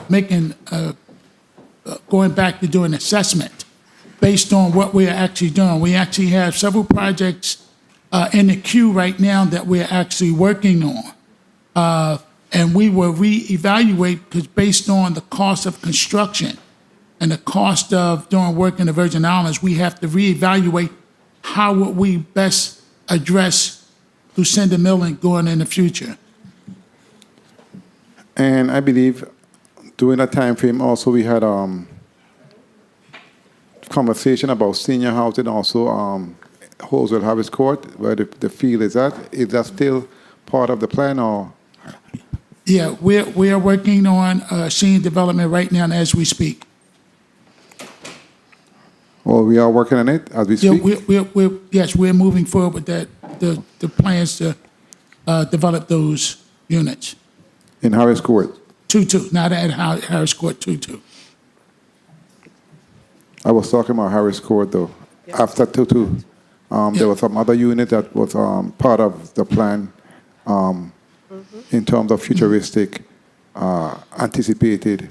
Is that still on the drawing board or it has been? Yes. Okay, very well. Senator DeGraff? Oh, I'm sorry. Let me recognize the present Senator Joanne James. Thank you, Senator. And Senator Maurice James, you're recognized for your 6 minutes. I apologize. Good morning. Morning. Thank you, Mr. Chair. Good morning, Virgin Islands. Good morning, colleagues. Good morning, all in the room, the testifiers, all inside and outside the room. First, I want to start by saying that I recently attended a workshop, a summit, and the speaker talked about knowing the players in the game, especially when you're the new person on the block. And I just want, for the record, to say that I am, in fact, the new person on the block when it comes to the Virgin Islands Housing Authority.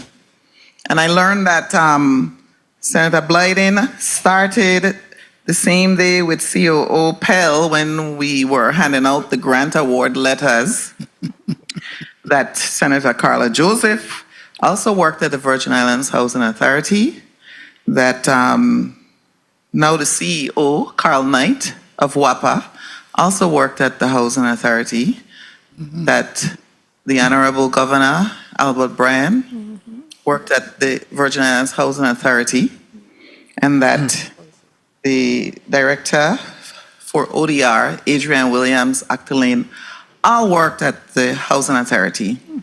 And there's a reason that I am putting that out on the record, because I think that all those persons, including the fact that I have now joined them in the pursuit of getting housing for our residents, we all should have and I understand, I believe Mr. Alexander was also at the Housing Authority years ago and returned. I think we all have the requisite experience, knowledge, expertise to solve the housing problem in the Virgin Islands. But it all has to start with honesty, and especially when we're dealing with our residents. So I'm going to help the Housing Authority this morning by saying this. I received calls from 2 Williams Delight residents saying that they were told by COO Pell that they cannot close because they had not received the OMB funds. I believe that we have to restore trust in our community, and it has to begin with honesty. So I decided, well, the best way as an attorney is to find out the truth, right? And I contacted OMB, and I was very happy that the grants administrator immediately responded. So I'm going to share this with Mr. Alexander and Ms. Pell, and for the 2 residents who called me, this is what I received. On behalf of Ms. Woods, I can acknowledge that the first allotment of $120,000 for the 8 homeowners that Virgin Islands Housing Authority reported are due to close within 30 and 90 days has been cut by the Department of Finance. I have been in communication with Mr. Alexander as late as Friday to inform him that the check will be available for pickup at our St. Thomas office. Let's restore trust, and let's not create anxiety and confusion surrounding what was a good thing. The governor of the Virgin Islands giving 15,000 grant awards to 20 residents when I asked him to give millions, 2.5 million really, for our residents.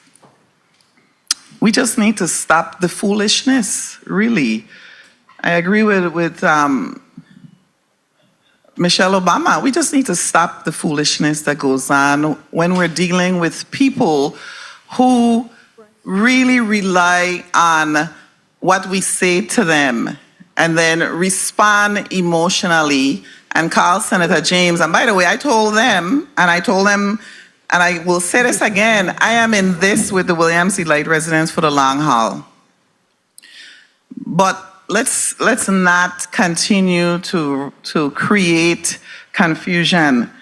Another issue that has come up is that the only person who can accept the $500 from the residents who now, as you stated in your testimony, Mr. Alexander, that there are 51 residents remaining who will have the opportunity to purchase homes. I now am receiving calls that the only person that they can give the $500 deposit to is COO Pell, which I find interesting that at her level, there is no one that in the housing authority other than her who can collect the $500 and enter into a contract. I'm hearing myself, that's what's going on here on this side. Why is that? Can somebody explain to me? I am receiving reports that people are sitting for 2-3 hours waiting. And I'm saying that here because if that's not the case, let's be truthful this morning. I think I heard my time called, but Mr. Chair, we need to stop the foolishness in this community and treat our people right. So I'd like some answers regarding the things that I just spoke about. Thank you. Thank you so much, Senator Marie James. Can someone respond? Would someone like to respond on the record? Ms. Pell? Sure, Lydia Pell, Chief Operating Officer. So in response to Senator James' statements of foolishness, the information in regards to the partial funding was received by our office on Friday. Today is Monday. Any conversations I've had with individuals were prior to today or Friday, for that matter. So I'm not sure what the foolishness is there. Individuals coming to our office with the $500, I don't specifically do that. I have an administrative assistant that does that. Individuals come without appointments. We don't turn them back. So we have to prepare the contract that says that they gave us $500. There are certain things that we have to verify before these individuals submit the $500. Are they actually a bona fide resident? Are they in good standing? There are several things that we have to do before we take that money. Some people have come bringing cash. And, you know, we let them know you have to do it in a money order or a check. There's a lot of these, a manager's check, correct. Thanks, Carla. Senator Joseph. So I'm not sure what the foolishness is. I think we can resolve those things. Senator Marie James? Mr. Chair? Yes. This is the foolishness. When we are at a certain level, meaning in any organization, and someone comes to you who has an award letter, why say to them, and I believe you just admitted that you said we cannot close because OMB has not given us the funds. If I'm incorrect, let me know, but that's what they were told. Why would you tell people who have gotten an award letter what is going on between you and OMB, which then makes them think that it's not going to happen, when in fact, based on what I know and you know, these closings are not going to happen for 30, 90, or 120 days because Virgin Islands Housing Authority is not ready to close. That's the foolishness that I'm talking about. Why do that to people who in earnest believe that they're moving ahead once they get the award letter? Why tell them something? Are you saying you did not say to them, we cannot close because OMB did not send us the money? I guess that's the question that I'm asking, because that's where I'm saying the foolishness is. Why tell them that? So did you tell them we can't close because OMB did not release the money? If you didn't, okay, then there was no foolishness. But if you in fact said that to them, that's where I'm talking about when it comes to not doing the right thing. And why say that? Why say that? I'm working very hard on this, but I'm new to government. Everybody knows that I'm new to the Senate, but I'm not new to being an attorney. I'm not. So I want to make that clear going forward, because I intend, as I said to William Z. Light, I'm in this for the long haul, and I'm willing to work with. We had a great event here 2 weeks ago, whenever it was. Why just create more obstacles, or the people of William Z. Light do not trust Virgin Islands Housing Authority. And I am trying to restore that trust with you, but you're destroying it every time I look around. Every time the residents come to me, okay, enough said. Thank you, Mr. Chair. Thank you so much, Senator Maurice James. I'm going to give some positive responses right about now in respect to good news. I know earlier, Director Alexander, you spoke to several grant funding, etc., but based on my observation going through the different housing communities and inquiries from residents and my reaching out to the housing authority, I know at first I didn't get any response, but then I got the response I needed when it comes to playground equipment and other basketball facilities within the housing communities. And as we were doing budget markup, the chair, I brought it to the chair, Senator Fred Gregory, and we were able to, along with the rest of my colleagues, we were able to approve $2 million for 5 communities in the St. Thomas district and the St. Croix district, where our children would have a safe place to play when it comes to recreation. And I want to mention, I must say that in the St. Thomas St. John district, it's speaking to Pearson Garden, Old Harris Court, Borg's Home, Corin Terrace, Bavoni, and Contant Nose. And in St. Croix, Marley Homes, Aradias Heights, Williams Delight, Mount Pleasant, Candido, Guadalupe, Terrace. So I just want to give you that good news on behalf of the residents of the housing communities, and that's what we did in this budget cycle for those communities. It's important that we look out for our children moving forward. So I just want to put it on the record. All right? Senator DeGraff, you're recognized for your 6 minutes. Thank you, Mr. Chair. Good morning, colleagues. Good morning, testifiers, all viewing, listening, and present. Executive Director, I can come from a different angle. Because you have what exists. You walk around, I could talk for 6 minutes straight on all the faults housing have. And where you gonna get me? Ain't gonna get me no place. I ain't into bashing people. That ain't my style. I'm from Savannah. We ain't grow up that way. And I'm saying that because, to me, at the bottom line is the most important element you have. You're the new person on the block. It's your staff. They got good, they got bad. I got 42 years in the government, so I've seen it. The issue I have, and I would like to know, is, have you presented, how long have you been there now? About 7 months. 7 months. Have you presented, yeah, Senator, if you could speak into the mic, please. And state your name before you deal with him. Yeah. Dwayne Alexander, Executive Director. About 7 months. 7 months. Okay. Have you had a chance to put together a strategic plan of your own?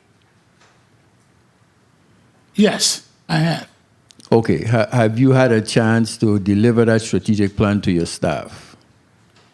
Yes, they're familiar with it. Okay. Yes. So, in an assessment of your staff, working conditions, salaries, manpower, what is your assessment based on your strategic plan for your staff? Are the salaries equivalent to standards in the states, housing facilities, personnel? Do I have certified personnel in areas supposed to be? Does your strategic plan address that? Yes, so thank you. Dwayne Alexander, Executive Director. Thank you, Senator DeGraff. Yes, we are, in terms of salaries, the salaries that our staff receive is not comparable to the states. In terms of our operations, the way we operate is not conducive to what I think we should be doing. And I often say this because folks have to really understand the nature of our business. And without me getting off track, the Housing Authority has been around for a very long time, but I don't think that most people understand that since the early 2000s, and we are talking about is 2004, 24, we have lost more than 2,100 units. The Housing Authority is only a fraction of what it was years ago. So excuse me 1 second. Yes. Hence, what you just said there Yes. has caused the housing problem in the territory. It's ironic. Yes. Right. So Yeah. that's what I'm saying. So that's what we got to start with, fixing what we have. Yes. And when you come and I listened to your testimony, and all I heard really cut and paste, it sounds like to me, and I say that with respect in terms of we ain't gonna fix something unless we say, hey, we have this problem. We need help. You mentioned something in your testimony the legislature would do. Fine, you need help. How do I help you? The bottom line is people are living in deplorable conditions in the housing communities. That's correct. In the territory. So how do we fix it?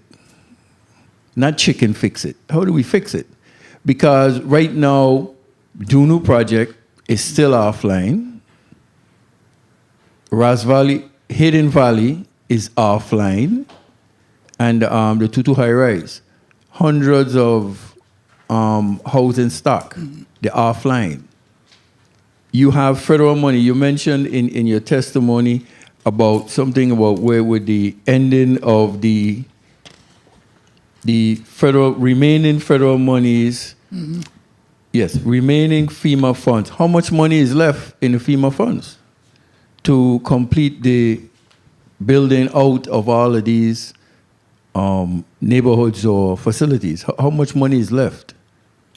It's about, Dwayne Alexander, Executive Director, we have about $200 million left, and we are using portions of that money for development as well as restoring the existing deficiencies that we have in our properties. But I will add... One So minute. excuse me, again, before you go on, $200 million here in the Virgin Islands is pocket change for building that many facilities. Thank you. Yes. It's pocket change. I ain't a builder, never been, but I own a house. I probably spend that much money keeping my house going. A house, an old house. Yes. But I'm just saying, it's reality. Let's deal with what's real reality. You ain't gonna get no 30 housing seconds. facilities built by 2027. We leave in 24 in a couple of months. Right. What could we get done? If you can't get them built, then take that money you have, the 200 million, and focus it into maintenance, repairing, fix the people in places, reality. You're wasting money to try build these facilities with $200 million versus taking that money Time. and bringing them up to standards, livable places for people to go home to every day. That's why things should be a focus. And look, if I may wrap up, Mr. Chair. So that's what I'm saying. So I could bash all day. We ain't gonna solve anything. I'm trying to give what I think in my mind makes sense. So fix what we have. Yes. Make that your strategic plan. Empower your employees. Pay them. Hire, recruit what you're looking for. Keep a standard. They don't maintain the standard, get rid of them. You know why? Because when you take good care of your employees, then they're going to take good care of the residents who they work for. That's correct. So it's a trickle-down effect. And like I say, I'm on board to find a positive in fixing anything. But I am not interested in listening to stories about, I got $200 million, I'm going to build tutu, dono, and thing. Impossible. Ain't going to happen. So, and in closing, that senior facility north that you're looking to build, what was the cost of it? Where the old housing community offices are, what would be the cost of that senior facility? I don't know offhand. I can't recall. Speaking to the mic. Okay, if you could, through the chair, I'd like to find out what would that cost be for that facility. Thank you, Mr. Chair. Thank you, Senator DeGraaf. Before I go to your point of information, Senator Bolquez, I want to recognize Senator Dan Capehart. Thank you, Senator Capehart, for being there. I had also, I was going there in respect to the FEMA funds, the $200 million. What the targeted use? How much is going to be used for development and how much are going to be used for maintenance in terms of repaired maintenance? That was my question I had for you. Yes. Do you have a percentage? Lydia Pell, Chief Operating Officer. Approximately 70 million of that is targeted for redevelopment. And the remaining balance, 130 million, will be for the repairs for the exteriors, the roofs, the doors and windows at each of the existing public housing communities. And I'm happy to hear that because the residents that are there right now living on a day-to-day basis needs assistance in respect to maintenance and the standard of living, quality of life. Quality of life is so important, you know?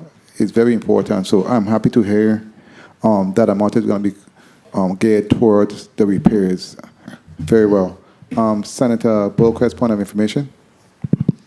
Thank you, Mr. Chair. Mr. Chair, my point of information stems from our previous colleague's line of questioning pertinent to Tutu Phase 1 and 2, but particularly Tutu Phase 1, I know that you're currently awaiting a 46 million funding amendment. What is the status of that amendment in the process of accessing that I know.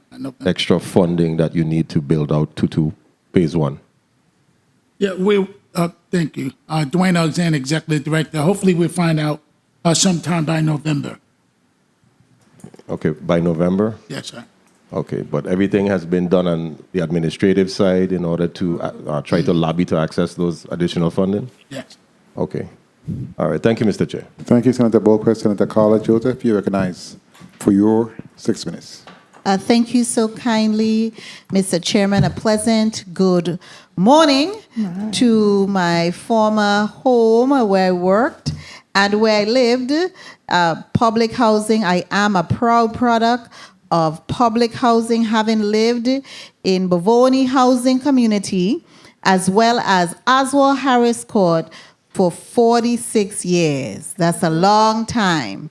And it was just circumstances that led me to do that, because I had to take care of some family who were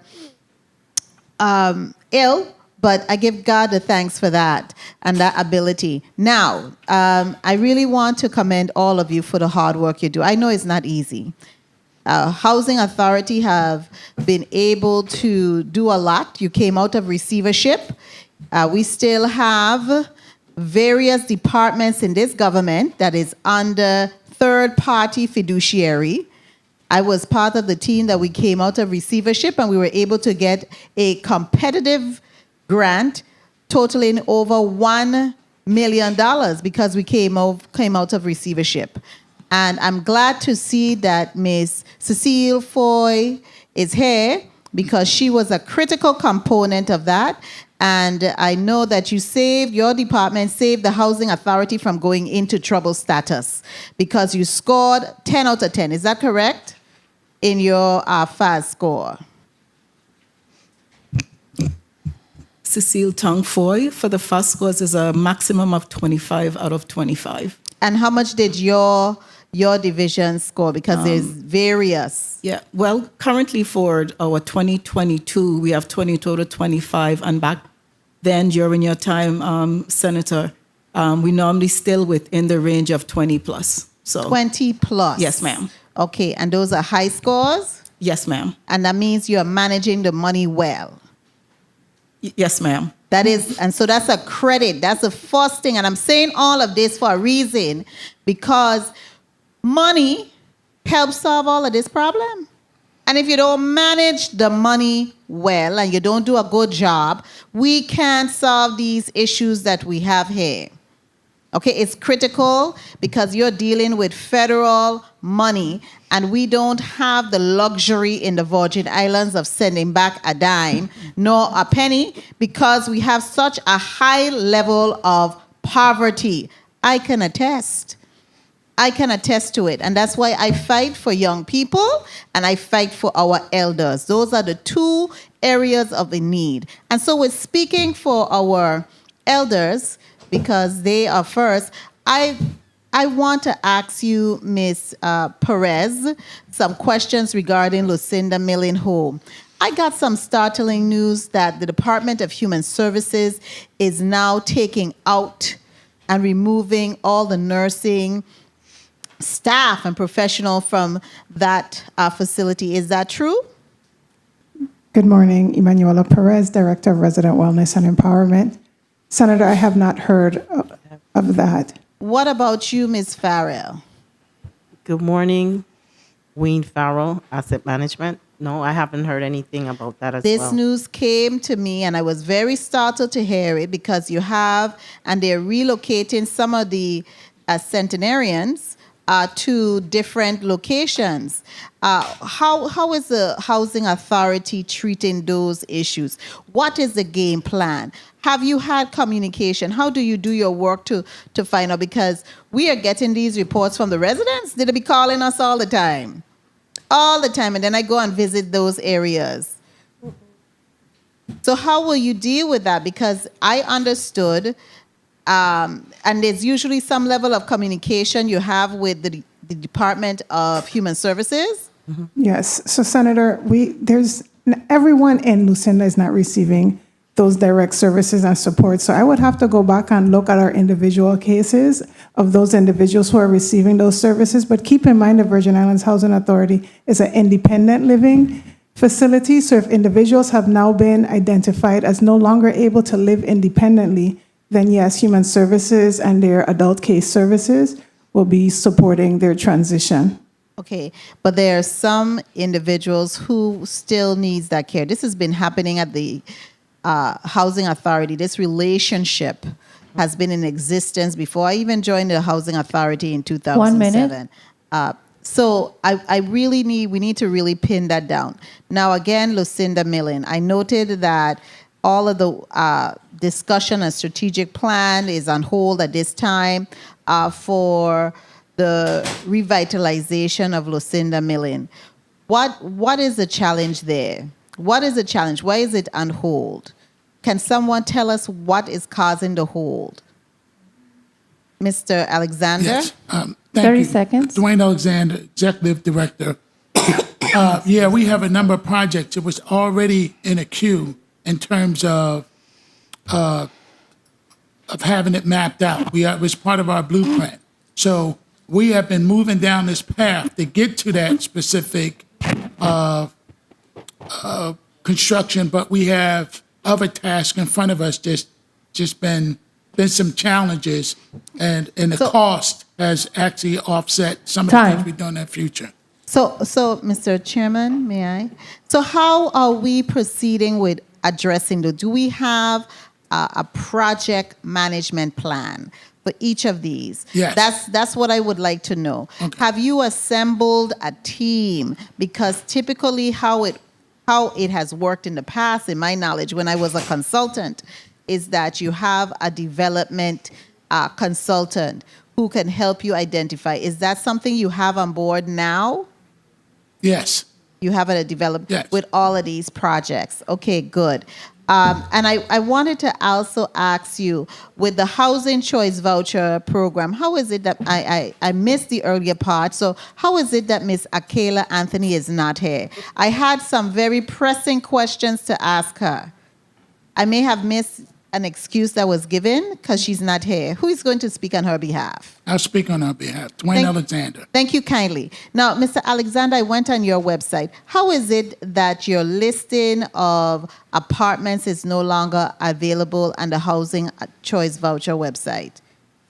You used to have a listing that it would be updated on a monthly basis, typically, and it would be uploaded to the site so that your Housing Choice Voucher applicants can know to go there and look at landlords who are interested in renting to Housing Choice Voucher recipients. Not like these human beings who are saying no Section 8 voucher, but I have a bill ready for them, okay?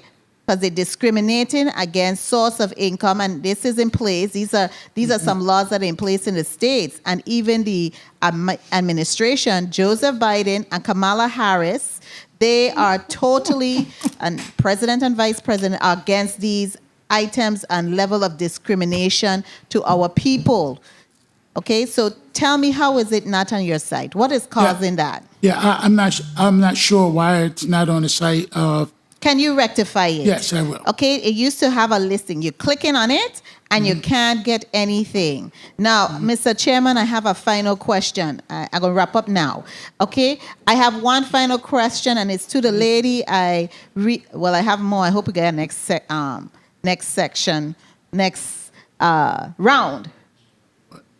Oh, Jesus. Okay, so Ms. Foy, how much do you have in the reserve for the Housing Authority?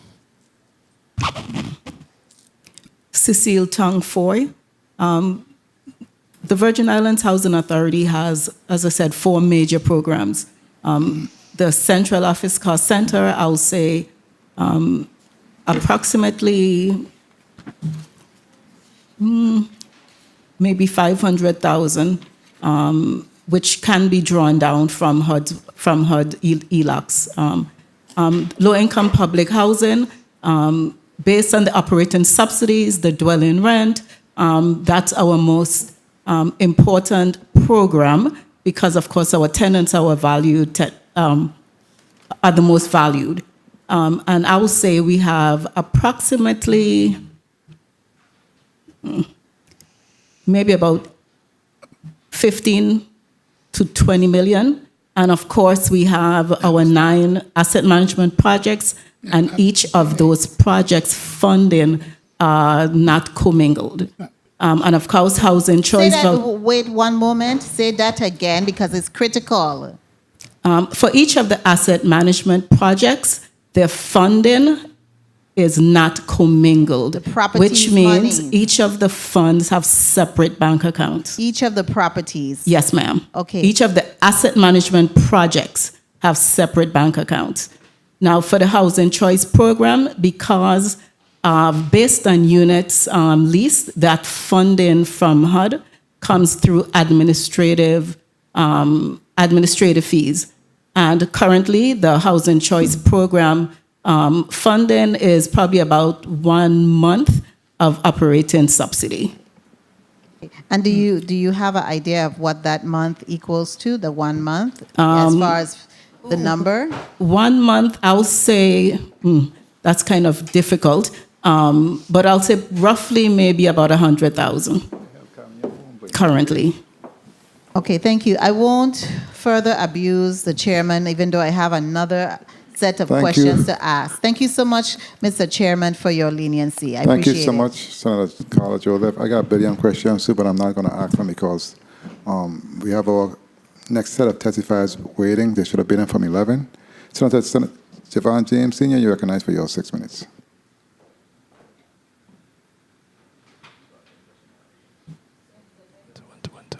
Greetings to the people of the Greetings to the people of the U.S. Virgin Islands. Thank you, Mr. Chair, for the time. The word of the day is abuse. No abusing. David Hamilton Jackson Terrace, right? It was made mention that the financial closing should be mid-November 2024. Can you just elaborate some more as far as that process with the financial closing for this specific project?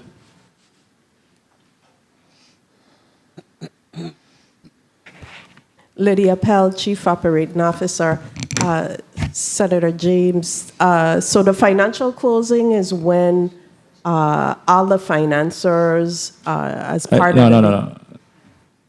I don't want you to break down what the financial closing is all about. I just need to know from you, with this being in mid-November 2024, what all has to be done, like in the most simple way possible, so I can ask my next question. It's complicated. There are several funding sources. So for the closing, all the financiers, all the legal documents, everything has to be signed off. And that's no ifs or buts. We know for sure mid-November. Right now, yes. The reason why I'm asking, because have you selected a contractor yet? We haven't reached that point yet, no? Yes, we have. Who is the contractor? Benton Construction. And the contractor is the same as the project manager? No, the project management firm is MDG. MDG. And MDG is handling the same Alfonso Gerard Place, no? No, the Alfonso Gerard site was removed from that deal. We'll be doing Alfonso Piggy Gerard ourselves. Is there something to be concerned about, or you have it rectified as far as what transpired? What transpired? It was mostly a funding issue, especially on the insurance costs that threw the deal out. From what we had projected, there was a high insurance quotation because the Piggy Gerard is mixed construction, mostly wood, as part of the construction component of that property. Is rehabilitation for that Correct. project. And Correct. the next one is revitalization, which is the D. Hamilton Jackson Terrace, in which I want to speak about more in detail. I think it's 4 phase. No, that's for Stony Ground. Stony Ground. Stony Ground revitalization is 4 phases, and you mentioned of the initial phase, and the initial phase is to offer replacement housing for the residents of that home area. So my question to you, can you break down the other 3 phases and at what cost those phases are to the Virgin Islands Housing Authority? So the other phases, even this first Let's start phase, with the cost for phase 1, the cost of phase 1. Right. So I don't have that information with me today. That project was bidded, I could tell you, it was bidded twice. The cost was way in excess of the cost estimate, and that's one of the reasons as well that project hasn't been awarded a contractor to proceed. And just for the community who's listening, we're talking about the Wilford Pedro home, known as the Wim Gardens community. And then you made mention in the testimony as well that you're awaiting environmental approval and acquisition authorization. The list goes on to proceed with the purchase of the property. How is that coming along? Is there any major obstacles in your way? No, it's just a process. So we are continuing to vet through the process. And how long is this process, and and when do you think it's going to end? Probably by the end of this year. So by the ending of the year, you're looking to purchase the property? Correct. And after you purchase the property, what's next? We go back out to bid. The possibility of having another developer RFQ is also on the table to assist the authority with the construction of our 4 phases, as opposed to just the 1 phase. But those things will be determined at a later date as we get closer to that point. And as we speak about revitalization of the Wilford Pedro home, known as the Wim Gardens community, let us know what would be different as far as the revitalization. Everything. Yeah, but the it's community new needs to know. construction. So there were several. 1 minute. We held several meetings with the residents before the design was completed. They're very well aware, those who were involved. We can share some of the sketches, renderings, and drawings if need be. No problem. So, David, Hamilton Jackson Terrace, according to your testimony for Virgin Islands Housing Authority, should be completed by December 2026. 30 seconds. And I look forward to seeing that come into fruition. And for the Wilfredo Pedro home, I know we spoke about 4 phases. You were talking about the initial phase. Can you use the remainder of my time to speak about the 3 additional phases? It's hard to talk about the phase because the cost for construction is so high right now as it fluctuates. But we can share you the details. I need to know phase as far as accommodation, the housing stock. How much more will come online for initial phase 1, phase 2, phase 3, phase 4? I'm more concerned about that. We can share that information with you at a later date. I don't have that in front of me today. Through the chair, I would like to request that information. Is important for us to know as they go through the 4 phases. We have some level of vision on the legislative side of the progress when it comes to these projects and the cost. So when individuals in the community ask us, we're not in the dark. Because people think that Senator knows everything, but we need the information from you. Hence why people need to know the 3 branches of government and the rule. Thank you, Mr. Chair. Please repeat your request in terms of what you would like. So yes, I need to know from the Virgin Islands Housing Authority for the Wilford Pedro homes, Wim Garden Community project. And when I say project, not project, but construction, the revitalization, I need to know the 4 phases, the cost of these phases, and the how accommodation as far as homes for the seniors as we phase into these 4 phases. Thank you, Mr. Chair, for the time. Thank you so much, Senator Javon James Sr., for your line of questionings. Senator Dan Capehart, you're recognized for your 6 minutes. Thank you, Mr. Chair. I'd like to say good morning to my colleagues, good morning to the people of the Virgin Islands, and good morning to the Housing Virgin Islands Housing Authority, Mr. Alexander and your team. I heard one of my colleagues commended you for returning phone calls, and I must agree. So thank you for when I call, you answer. But I haven't had the opportunity to really hear your testimony as, had other meetings going on. But one thing that always I ask about is our seniors. And I'm very concerned, as we all know, that there is a housing shortage in the Virgin Islands, and how are we addressing it? I'm no member of this committee, but I am very familiar with a lot of these housing.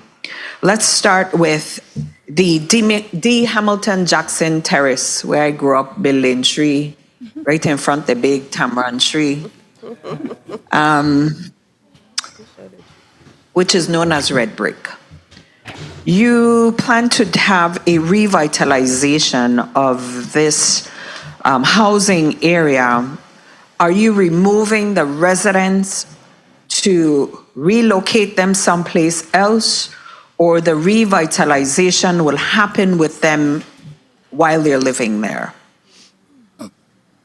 Thank you, Senator Capehart. Dwayne Alexander, Executive Director. We are planning to relocate some of the folks out of that property. We do have I Am Hodge over there that has some vacancies over there. And we also may do some revitalization while folks there on location. We have some units right now that we are actually working on so that we can be able to use them in play. But once we revitalize that whole entire property, the residents that was there originally will have the first right of refusal to be able to come back to that property. Has this been discussed with, with the residents? Do they understand the plan of this whole revitalization? Yes, me and my staff, we have been out there several times and had community meetings with the individuals at that location. What about the Head Start in that D. Hamilton Jackson Terrace? Does that still exist there? No, no, ma'am. Is that a partnership with Human Services? Can you tell me why that doesn't exist anymore? No. Because that was a vital need and service for those residents that live there, that Head Start.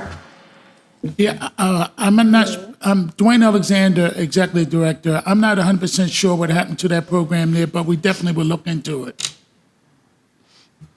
You could provide that information through the chair, please. Yes. Let's talk about the Stony Ground revitalization. It says that this is in 4 phases, new construction project designed to enable seniors to age in place with support services provided. Can you tell us what support services that you reference or you're talking about? Because the residents of the Wim Gardens, that was a residential area for independent living that provided services that they no longer have. And now they're integrated with other individuals in there other than seniors. And I'm very concerned about our seniors and their living spaces.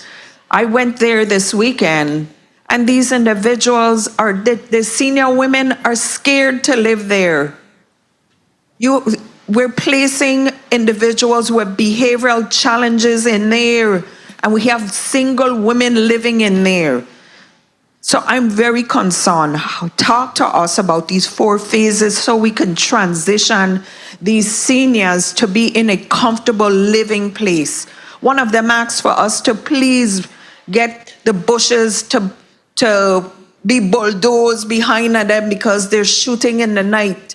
They don't feel safe. We have about 3 amputees in there, 2 individuals in there who are blind. And they don't have the services that used to be there. Please tell me, in this 4-phase new construction design, that you refer for enable seniors to age in place. Tell me how we are going to do this, when. Give me timelines, because these people don't have much to live to age out in place. Senator Lydia Pell, Chief Operating Officer. The 4 phases of Stony Ground, the first phase was to accommodate seniors who have independent living. The other 2 phases would accommodate for services, including assisted living seniors, including partnerships with Frederickstead Care and other nonprofit entities. The developer that was at that site that was working on that project had already done a lot of the communication, a lot of the meetings in regards to that. The 4th phase of that site is a family site. Ms. Pell, with all due respect, Ms. Pell, I don't want to know what seniors are going to live there. I want to know timelines. Tell us what kind of services that you guys say with support services on site, with partnership with DHS. Tell me how are you going to be, what you're going to be providing for these seniors. When is this going to happen? I want to hear timelines and the kind of services. So as we spoke earlier, the project has not commenced. Again, we are going through the acquisition of the land right now, which we expect to have completed by the end of this year. Until that time, the timelines are only projections. Ms. Emanuela will speak on some of the services. We have already coordinated with seniors that currently reside in our public housing communities. Emanuela Perez. Just something that really just sound good on paper, colleague. But Ms. Emanuela, if you can please tell me about the services that would be provided.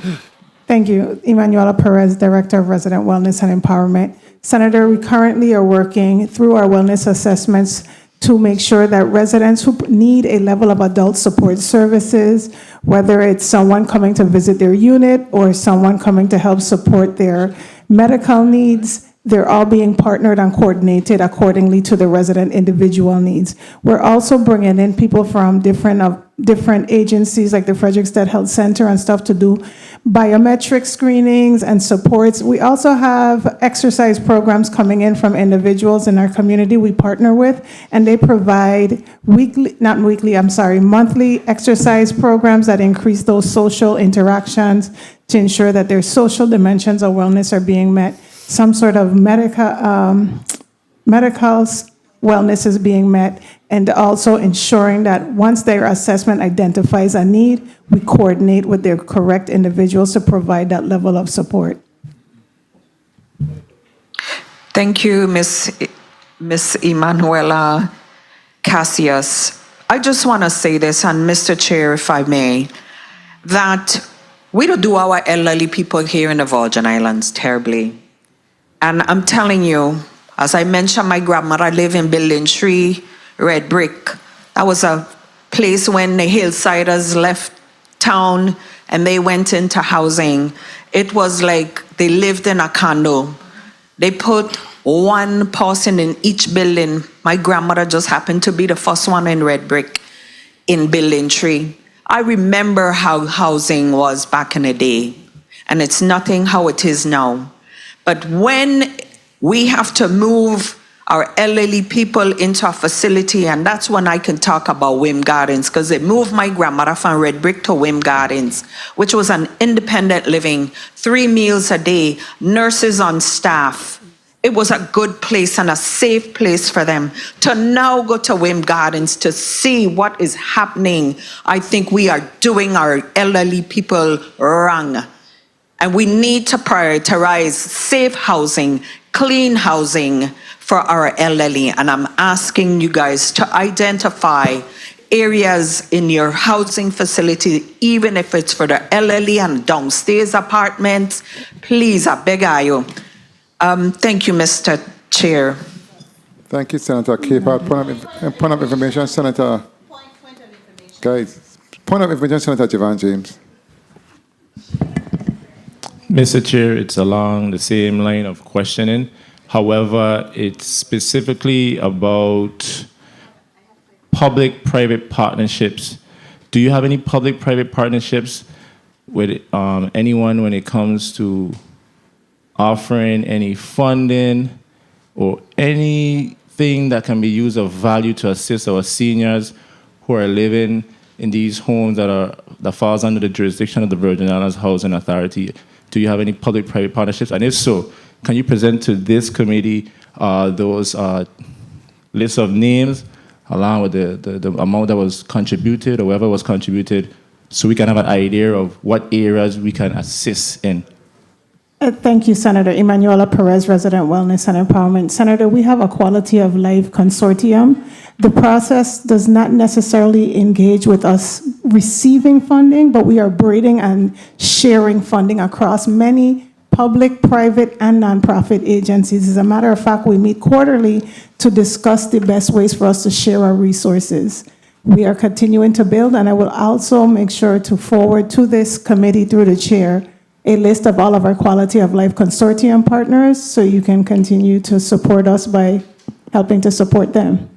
I would really like to see that list to see, because you have individuals out there making hundreds of millions of dollars. I do not count people's pockets, but the only thing right to do is at least give back and have some relationships with those in the private sector. I am open to any discussion you have. Thank you, Mr. Chair, for the time. Thank you, Senator James Sr.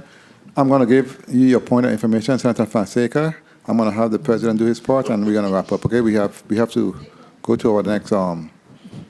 Yes, thank you. Real quick, Mr. Chair. Senator, I said I'm going to give Senator Joseph her point of information first, and then you. Please proceed.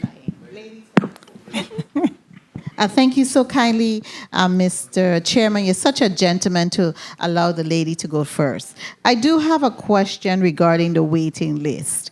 I noted that you have a total of 5,092 individual applicants on the waiting list for both project and tenant-based housing choice vouchers. But how many persons do you have on your waiting list for low-income housing? That would be for your communities, your housing community. I did it. I may have missed it in your testimony, but what is your waiting list? What is the number on your waiting list? Dwayne Alexander, Executive Director. We have about a little less than 1,200 on. How much? 1,200? Less than 12, a little bit less than 1,200. And would you be able to break it down per district? Yes. It was about 600 and so. Okay.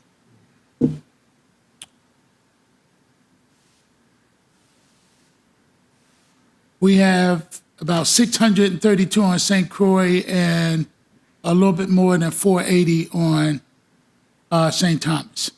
Okay, thank you so kindly. Thank you so much, Mr. Chairman. Thank you, Senator Joseph. And again, I want to recognize the president of Senator Novella Francis. Thank you, Senator, for being here. Senator Fonseca, you're recognized for your point of information. Yes, thank you so kindly, Mr. Chair. Real quickly, Director Alexander, there's a document called the Cooperation Agreement that's between the Housing Authority, HUD, and the government of the Virgin Islands. Are you familiar with that? I'm not 100% sure if I remember seeing that. Okay, Ms. Pell, is that agreement still in effect?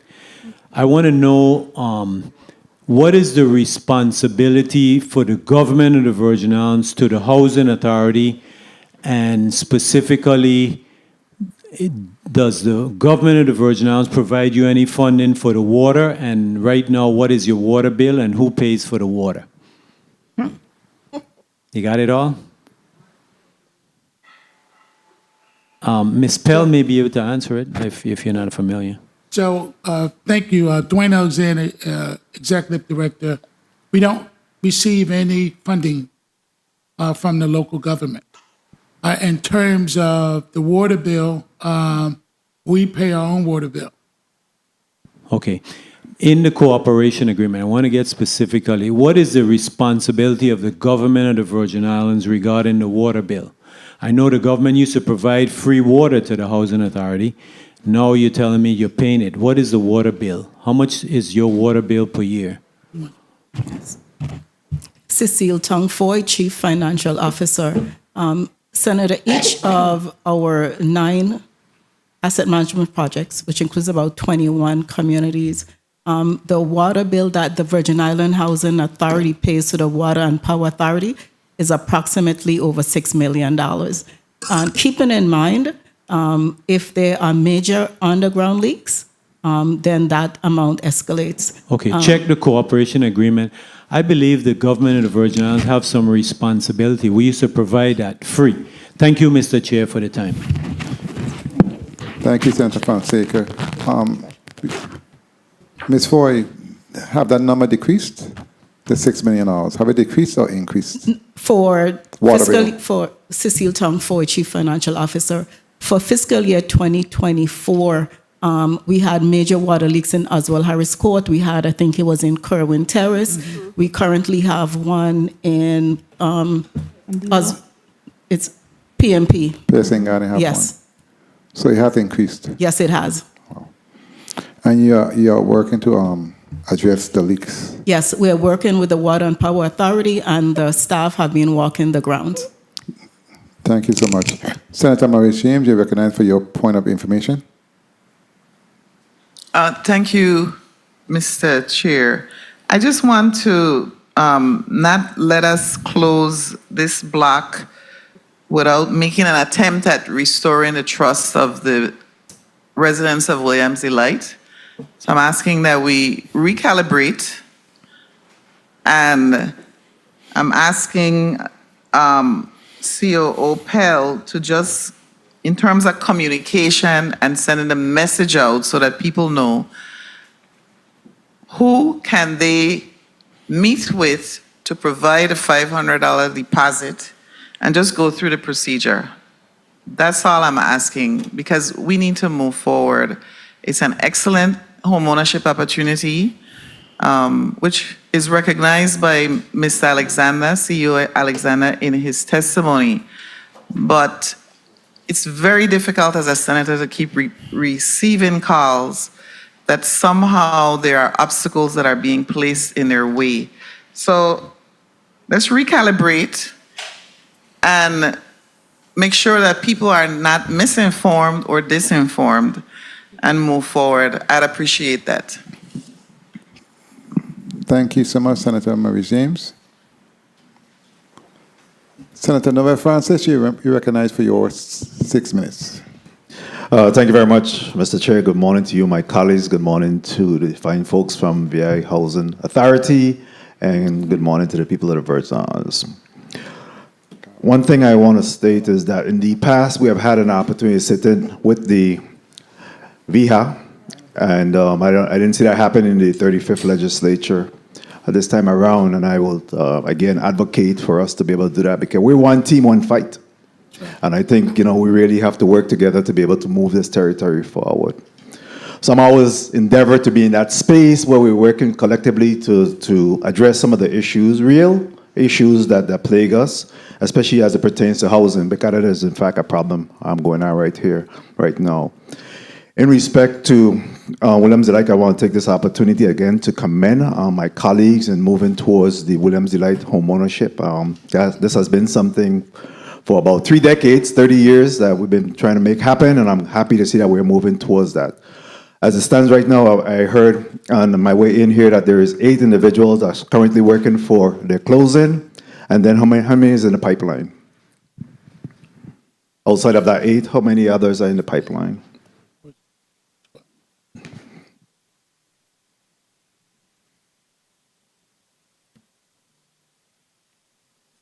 My time is running. Okay. Yeah. Thank you. Dwayne Alexander, Executive Director, probably another 20 plus. Another 20? And how many more may be eligible outside of that? So the overall site had 109. We had 38 that already closed. We have the additional 20 that is closing, going through the process with the money that Senator Maurice James and Governor Bryant provided. After that, we have about a good another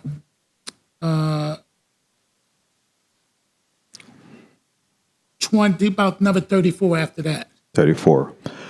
So we perhaps have from that number you're giving me about 16. Well, actually, that'll be 26. That still may be left out of it because you say 109.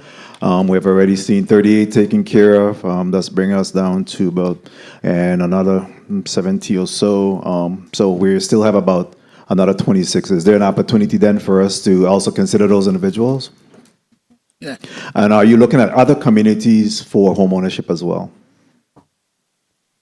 Yes, we would, Dwayne Alexander, Executive Director, yes, we would consider some other communities looking into the feasibility of using other communities. Okay, very well. And we had a lot of talk about the elderly population and the need for elderly housing. I wanted to ask you, those homes that have been occupied by elderly over the years, have there been any retrofitting for those to make them maybe disabled or challenged individuals? Have we done any modification at all to these homes? ADA compliant, that's correct. Dwayne Alexander, Executive Director, yes, we have done some ADA compliance to them, yes, sir. And all of these other homes? For the most part, yes. So if we had individuals that were living upstairs, they now live downstairs and have access to bathroom facilities that adequately be able to accommodate them? Yes, we have been moving forward with addressing most of those. We just signed a VCA agreement with the federal government in terms of addressing those issues. Okay, so you have a good handle on making that happen? Yes. Okay.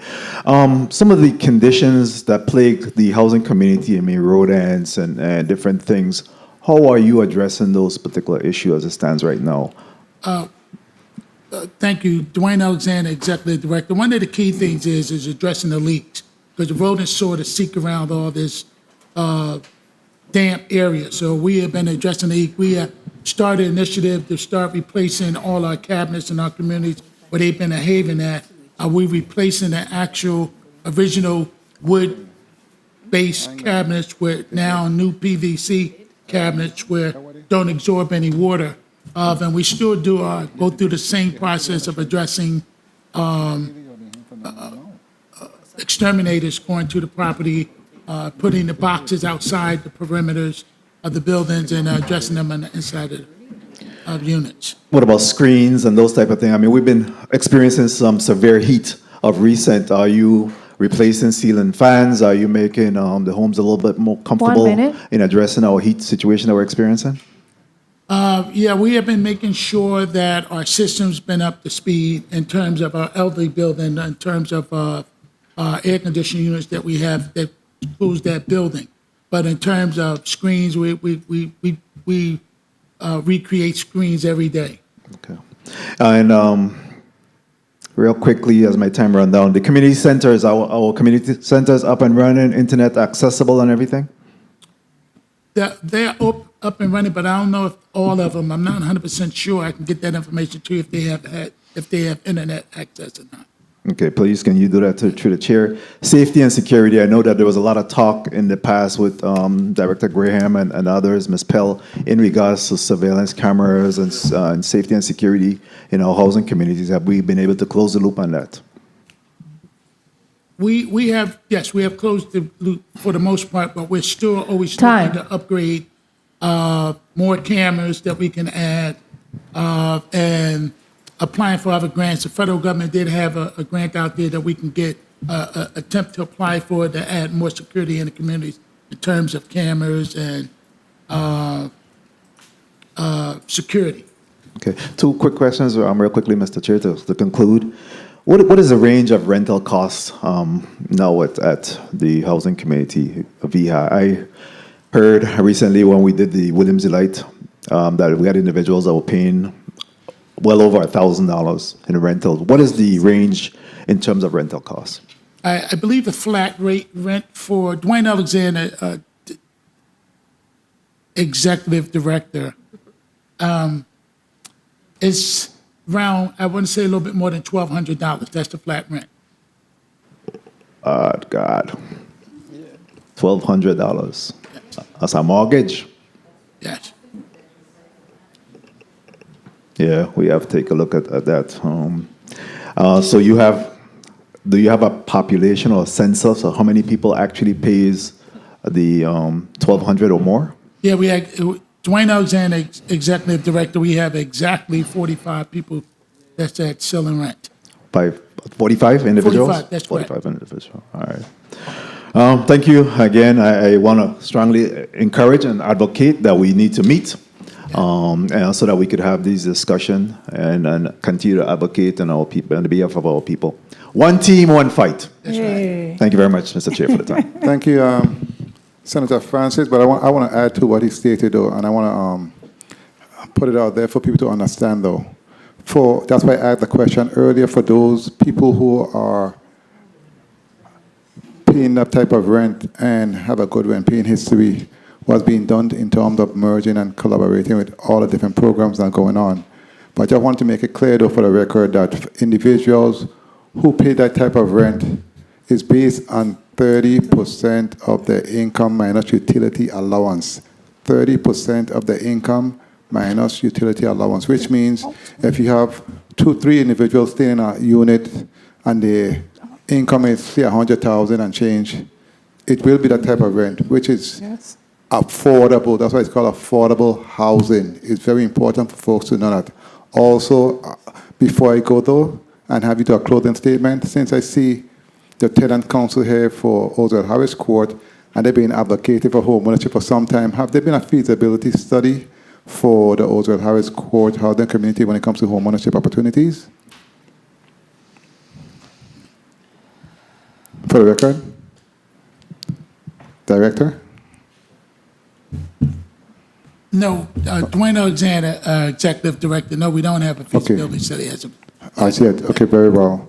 First of all, I'm gonna give you 30 seconds to give a closing remark. But before I go there, I want to thank you for being here today and responding to the questions. And I look forward to further offline meetings in respect to many of the areas we spoke of today. You may proceed with your 30-second closing remarks. Thank you very much, Senator Blyden. I want to thank all the senators for the well-researched and thought questions. We appreciate the $2 million. Drastically appreciate the $2 million. We appreciate Senator James and her efforts, along with Governor Bryant, to help provide the money for the families at Williams Delight. And we really appreciate everything that the legislature is doing for the Housing Authority. Thank you. Thank you. The Committee on Housing, Transportation, and Telecommunications stands in recess.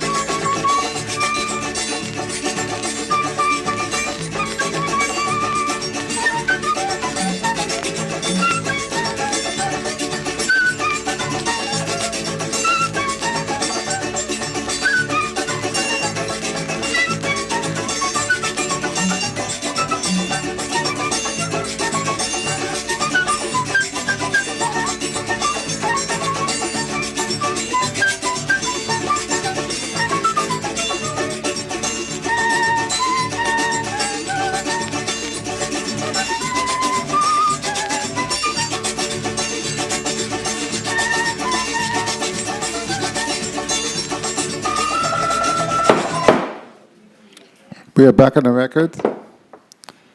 Madam Clerk, can you please read Block 2 for today's agenda, please?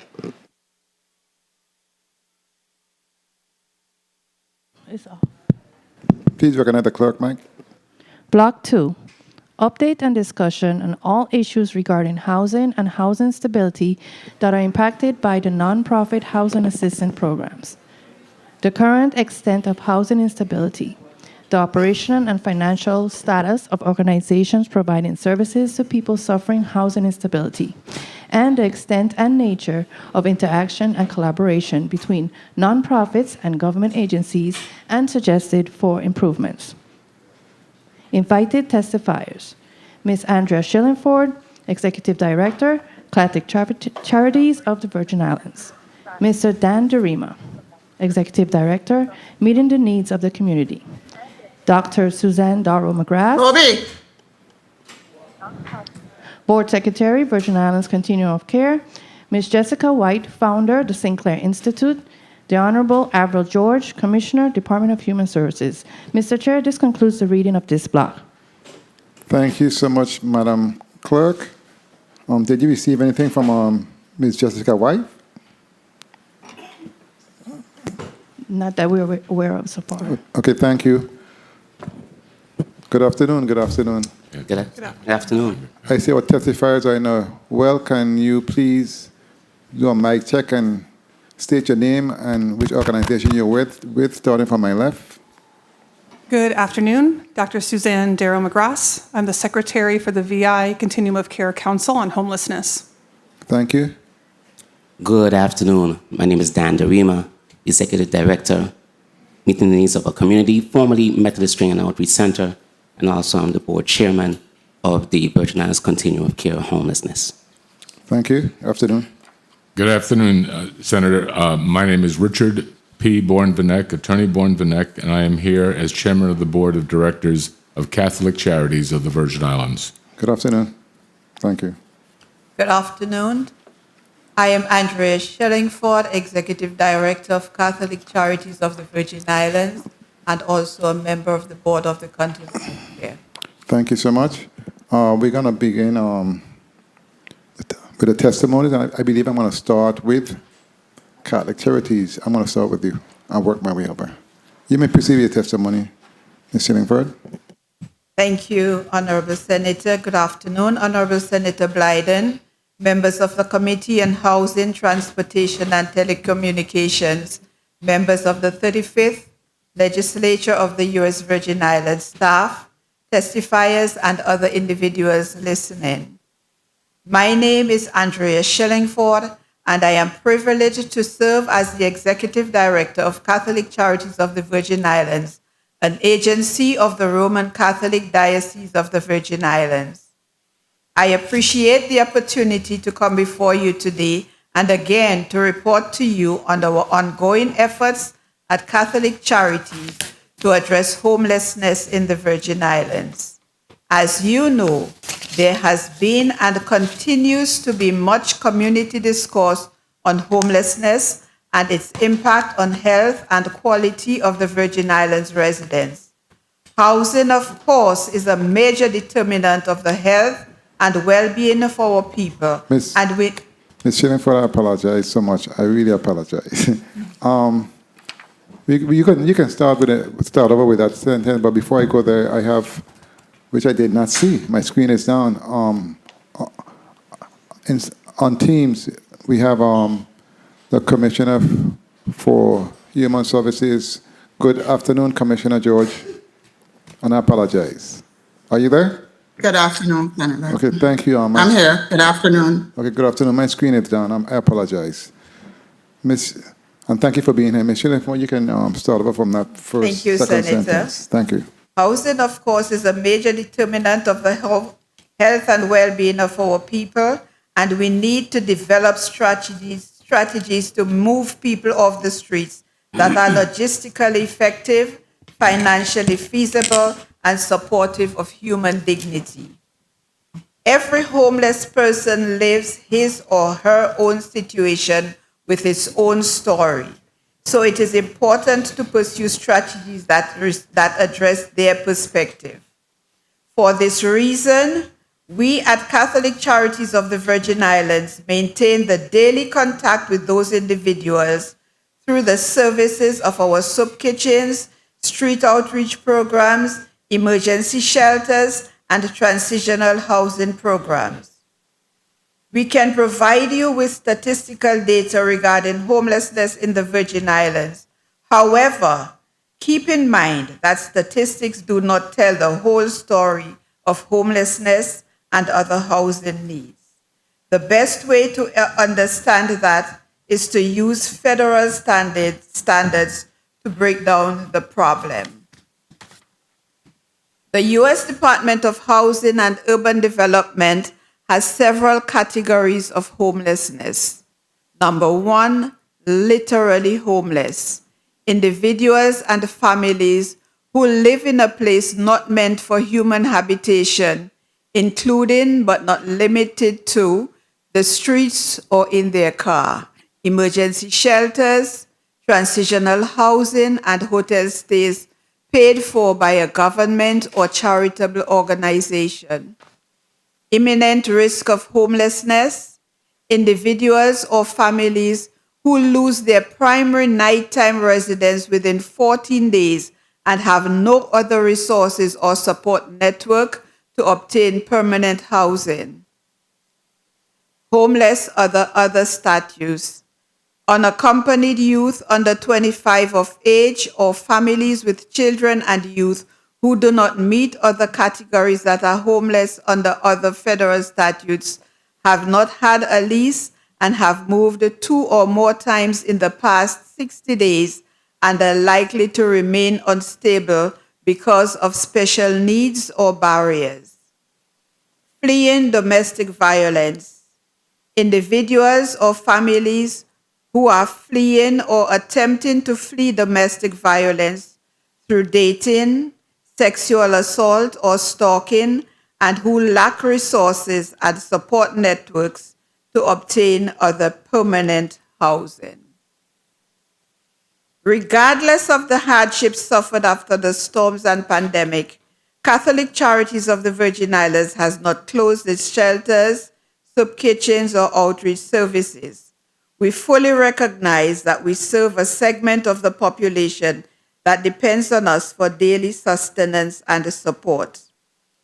Legislative funding accounts for 50% of our yearly operational budget. Each year, we are asked to submit requests for funding and we receive notice of awards. Each year, it becomes increasingly more difficult to receive the allocated funding. I know that as I speak here, I speak for 95% of all the other nonprofits that depend on this legislative funding.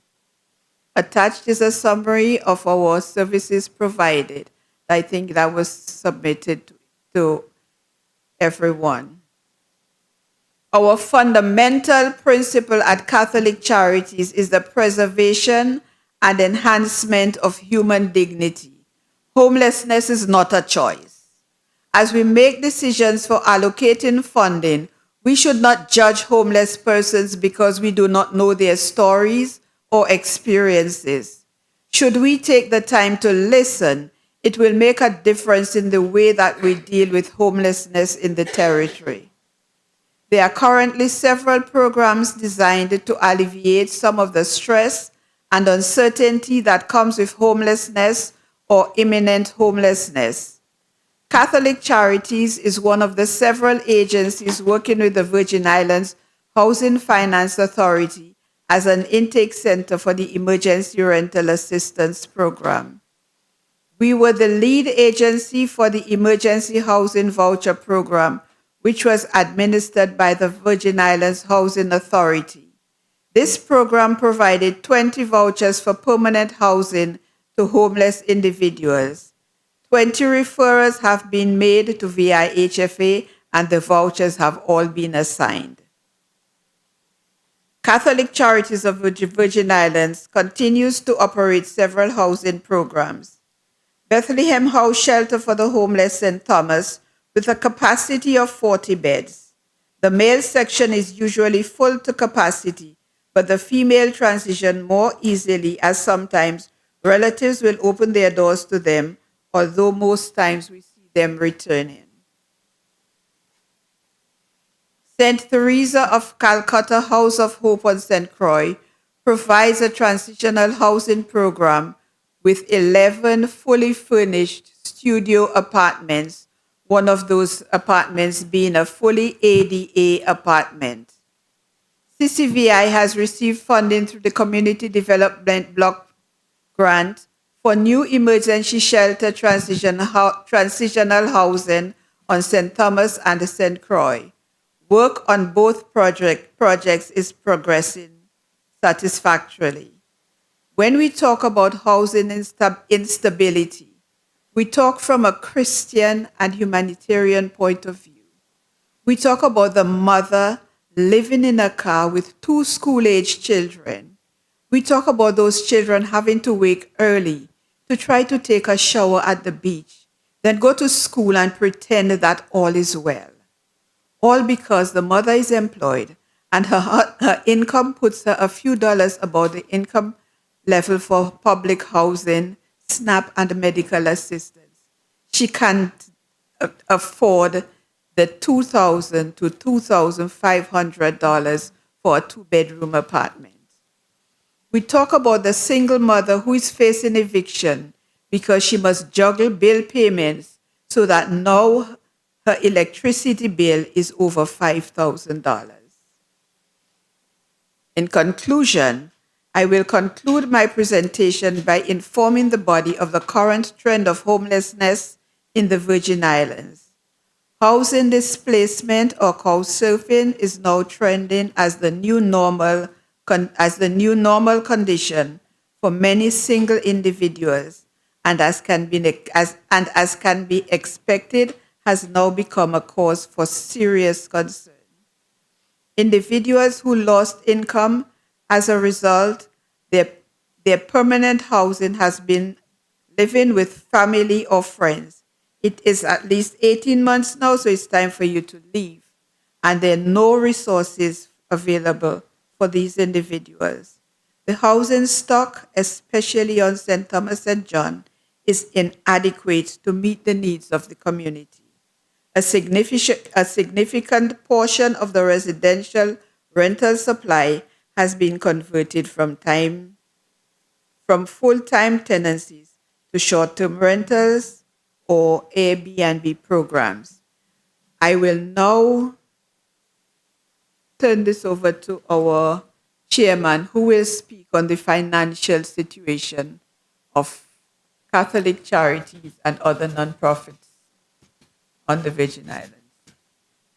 Thank you, Ms. Shillingford. Good afternoon again, Senator Blyden, members of the Committee on Housing, Transportation, and Telecommunications, members of the 35th Legislature of the Virgin Islands, staff, testifiers, and friends.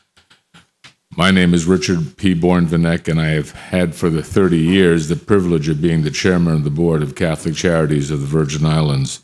And it's a privilege today to come again before this committee at your invitation to share with the committee perspectives of Catholic Charities as a faith-based nonprofit agency dedicated to alleviate the conditions of poverty in our community, namely hunger, clothing, medical care, and most of all, homelessness. At your invitation, you asked for an update on housing issues that impact or are impacted by Catholic Charities in the Virgin Islands. We've just heard testimony delivered by Ms. Andrea Shillingford, our Executive Director. Ms. Shillingford has detailed for you the current operations of Catholic Charities in the Virgin Islands in the area of housing and homelessness, which now include operations on all 3 islands, both on St. John and Cruz Bay and into Coral Bay, on St. Croix, and on St. Thomas.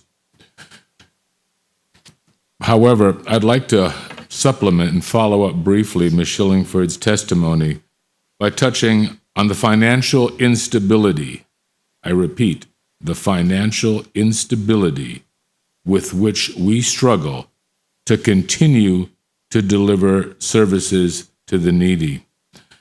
The fact of the matter is that Catholic Charities does not receive anything remotely approaching the amount of grant assistance this legislature appropriates for us in the budget process. So I need to say that at the outset. We have found this legislature to be a responsive and responsible body in addressing the needs that are brought to them by us and by our fellow nonprofits addressing this area. Our grievance is not with the budget awards. Certainly we could use more, but that's not why I'm bringing this point up today. I'm bringing the point up today with reference to our specifics. Last year in Act number 8759, this legislature appropriated, all told, a total of $449,000 to and for Catholic charities, which included $320,000 in specific appropriations for three separate programs, and a $129,000 grant that was to be taken out of federal funds payable to the Department of Human Services through the Crisis Program American Rescue Plan funding. So of that amount, of that $449,000 for the fiscal year, which will end at midnight tonight, as of today, this morning, Catholic Charities has received $82,500, or approximately 18%. As a matter of fact, we have only received $32,250 of the $129,000 of federal money that has been paid to the Virgin Islands from Washington for our program assistance. Now, our budget planning at Catholic Charities is built around the public and private sector funding commitments we work to obtain. Local and federal grant funding provides approximately 50% of our operational funding, which includes the unfortunately low salaries we have to pay our workers in our facilities. When we experience an 82% de facto reduction in our anticipated revenues from public sector financing, it becomes extremely difficult, and I must say will become impossible, for Catholic Charities to continue providing the daily relief needed by the less fortunate in this community. Our mission is faith-based. We at Catholic Charities believe it a moral and spiritual imperative to feed the hungry and shelter the homeless. In order to do so in the face of the unexpected magnitude of grant funding shortfalls we have experienced in the last year, we have had to draw down our prudent reserves and appeal repeatedly to Catholic Charities USA for assistance. This puts at risk our ability to access assistance that may become necessary on an emergency basis if we experience a hurricane or similar disaster. I don't need to tell anybody listening to this what has happened in the United States over the last 72 hours. As of this morning, 90 people dead, billions of damages ranging from Louisiana to North Carolina and into the Mid-Atlantic states. Our friends at Catholic Charities USA are being called upon as we speak, to rush resources to those suffering. This time next week, we could be one of them turning to Catholic Charities USA for assistance that's no longer in our reserves because we used it to provide food and shelter to our people over the last 12 months when we have not had a hurricane, when we've experienced no comparable disaster. Our population has probably declined by anywhere from 18 to 20% if you look at census figures. Our delivery of services, our meals served, and nights of shelter have stayed the same and increased. So what that tells you is a far higher percentage of our population that are still here are depending on us. It's particularly distressing to observe the impact of chronic underfunding on our delivery of mobile outreach services. These are the services that take food to people who don't come to the soup kitchen, but who are in need and who need to have assistance brought to them. None of the funding appropriated for our street mobile outreach program has been received for the fiscal year that ends at midnight. Despite this, we provided in the last year more, not less, meals and personal hygiene supplies on a mobile basis every day to the needy. We've acquired a mobile shower laundry vehicle, and Senator Blyden, you know this very well because you were there when we had the ribbon cutting for this state-of-the-art piece of equipment that will allow us to take showers and laundry facilities to people around the island who may be homeless, who don't have a place to shower on a regular basis or wash their clothes. We acquired that wonderful piece of equipment, but we can't put it on the road because it needs a truck that costs $75,000. $75,000, which we would have been able to draw down from, but we've used that money to supplement and to replace the money we did not get that was appropriated and which we planned around. In closing, I implore this body to follow up with the organizations before you today. Check with us on a daily basis, or at least on a periodic basis. See if we're actually getting the assistance which you thought you were providing through the budget process. The help we need, the help you approve, should be real and not be a mirage. Thank you. That concludes my testimony. Thank you so much, Attorney Balak, for that testimony. Mr. Derima, you may proceed with your testimony. A pleasant good afternoon to all. I bring you greetings from the Board of Directors, management, and staff of Meeting the Needs of Our Community, formerly Methodist Training and Outreach Center. Thank you, Senator Biden, honorable committee members, staff, and the listening audience for the invitation to share our thoughts and concerns. My name is Dan Derima, Executive Director of Meeting the Needs of Our Community.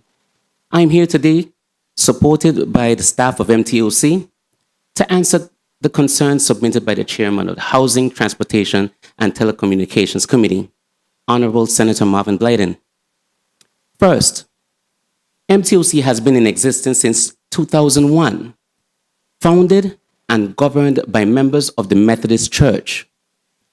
The name was changed in 2022 based on the perception that this agency was part of and governed by the Methodist Church itself. The extent of housing instability is disheartening. The persons affected by this instability varies.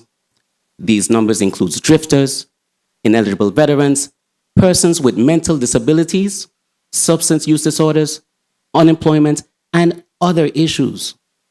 There are no homes, shelters, or government-run facilities to accommodate the various issues. Unfortunately, and oftentimes, they are placed in the same category, homelessness. These people are living in a place not fit for human habitation, such as abandoned buildings, parks, and our ball fields. Some are generally in unpleasant situations. For example, ex-prisoners, recently released, some facing family disputes or having no family on island.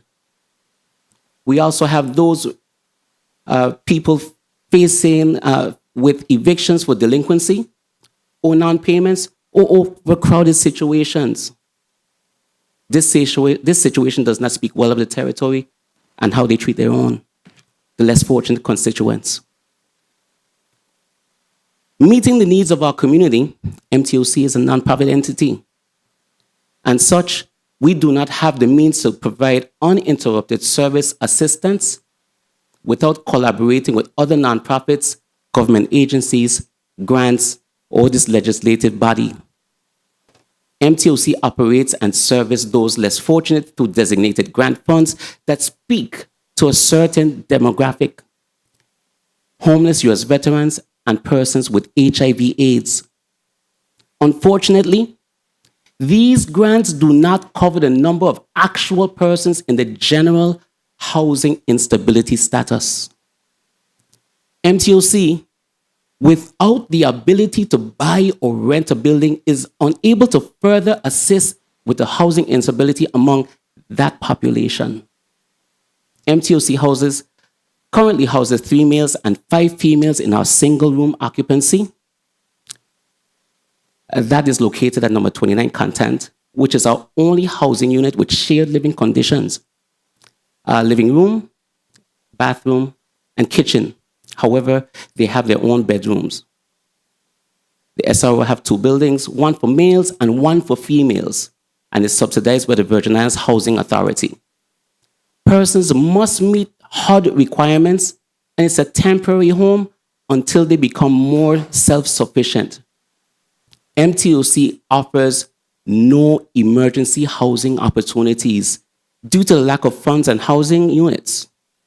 MTOC has the template and the human resources to manage such a facility if it becomes a reality. Interaction and collaboration between government agencies is in crisis mode. Not much is in place to address the issues at hand. There's no protocol to follow, and partner agencies are not aware what grant funds is available and know the limits of the qualifying factors. The different personalities and degrees of homeless aid needed should be considered on a case-by-case basis. MTOC is a conduit for the processing of clients in the programs under the Department of Human Services and the Department of Health, Frederick Said Healthcare Center on St. Croix, of course, in the Department of Health. Again, these programs serve a particular demographic, leaving people in the general housing instability status without an avenue for assistance. Referrals from the Family Resource Center and Women's Coalition of St. Croix are some of the clients that we attempt to assist as best as we can, as much as we can. Women and children services are a much needed service. It is our belief that agencies should keep a database of all applicants not served, indicating the services needed.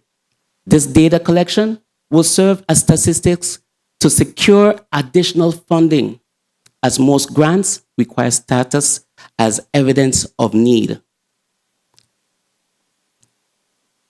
MTOC has a template and experienced personnel to manage and ensure applicants meet the requirements to become eligible for various programs. This includes the intake process, providing the relevant documentation, and confirming eligibility. What is lacking is the funding and the facilities to house prospective clients. The lack of funds designated specifically to assist the homeless remains an issue for MTOC, as we have not the privilege of receiving funding solely designated to help those persons by housing instability. MTOC had an opportunity to purchase a building to minimize this issue. However, we will not approve the purchase or rent under the guidelines of the available program. We find it difficult to secure funding to rent or purchase a building to undertake such a task. MTOC could reach many of the constituents that we speak of. We see them in our way in and out of the office. These prospects congregate under the bungalow. Of course, you know we're located at the Market Square. And on the sidewalk directly in front of our office. The staff know many of them by name and their shortcomings. We provide many donated resources, provide bags with Millie toiletries, juices, and water donated by many businesses. MTOC serves as mailing addresses for many of this population so that they can receive mail, packages from relatives, and receive updates from agencies about housing opportunities. Our threats, they are not harmful threats. They are emotional threats from those homeless individuals that do not fall in the qualified criteria for services provided to the qualified veterans and persons affected by HIV/AIDS. Unaware of the necessary requirements and feeling slighted or as though more can be done for them. Again, we do not have the means to assist the people facing housing instability. Chair Blyden, this concludes my testimony. Thank you for the invitation to provide information on our first-hand experience regarding housing and housing instability in the territory through the lens of meeting the needs of our community, MTOC. Thank you. Thank you, Mr. Derima. Next, we're going to have Dr. McGrath. You may proceed with yours. I'm deferring to Chair Derima, who will read our testimony. Speak into the mic, please. Yes, I'm going to be deferring to Chair Derima, who will be reading our testimony into the record. Okay, very well. Chair Derima, you may proceed with your next testimony. Good day, Honorable Chairman Blyden, members of the Committee on Housing, Transportation, and Telecommunications, other members of the 35th Legislature, and to the listening and viewing audience. My name is Dan Derima. I'm the chair of the Virgin Islands Continuum of Care Council on Homelessness, also referred to as the COC. With me today here is Ms. Andrea Shillingford, COC immediate past chair, Dr. Susan McGrath, COC treasurer and secretary. We appreciate the opportunity to share information on those issues regarding housing and housing instability, including the current status of homelessness in the territory and the extent of housing instability for persons at risk of homelessness, the role of the COC in providing services to persons suffering housing instability, the operation and financial status of the COC, and the extent and nature of the interaction between the COC, nonprofit, and government service provider agencies, and the Interagency Council on Homelessness, and to offer suggestions for improved collaboration. Finally, we will provide the COC's perspective on the strengths, weaknesses, opportunities, and threats in the housing environment and our efforts to provide assistance and find solutions.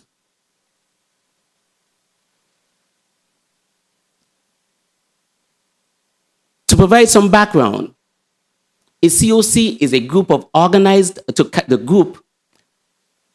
carry out the responsibilities prescribed in the Department of Housing and Urban Development Federal COC Program interim rule for a defined geographic area.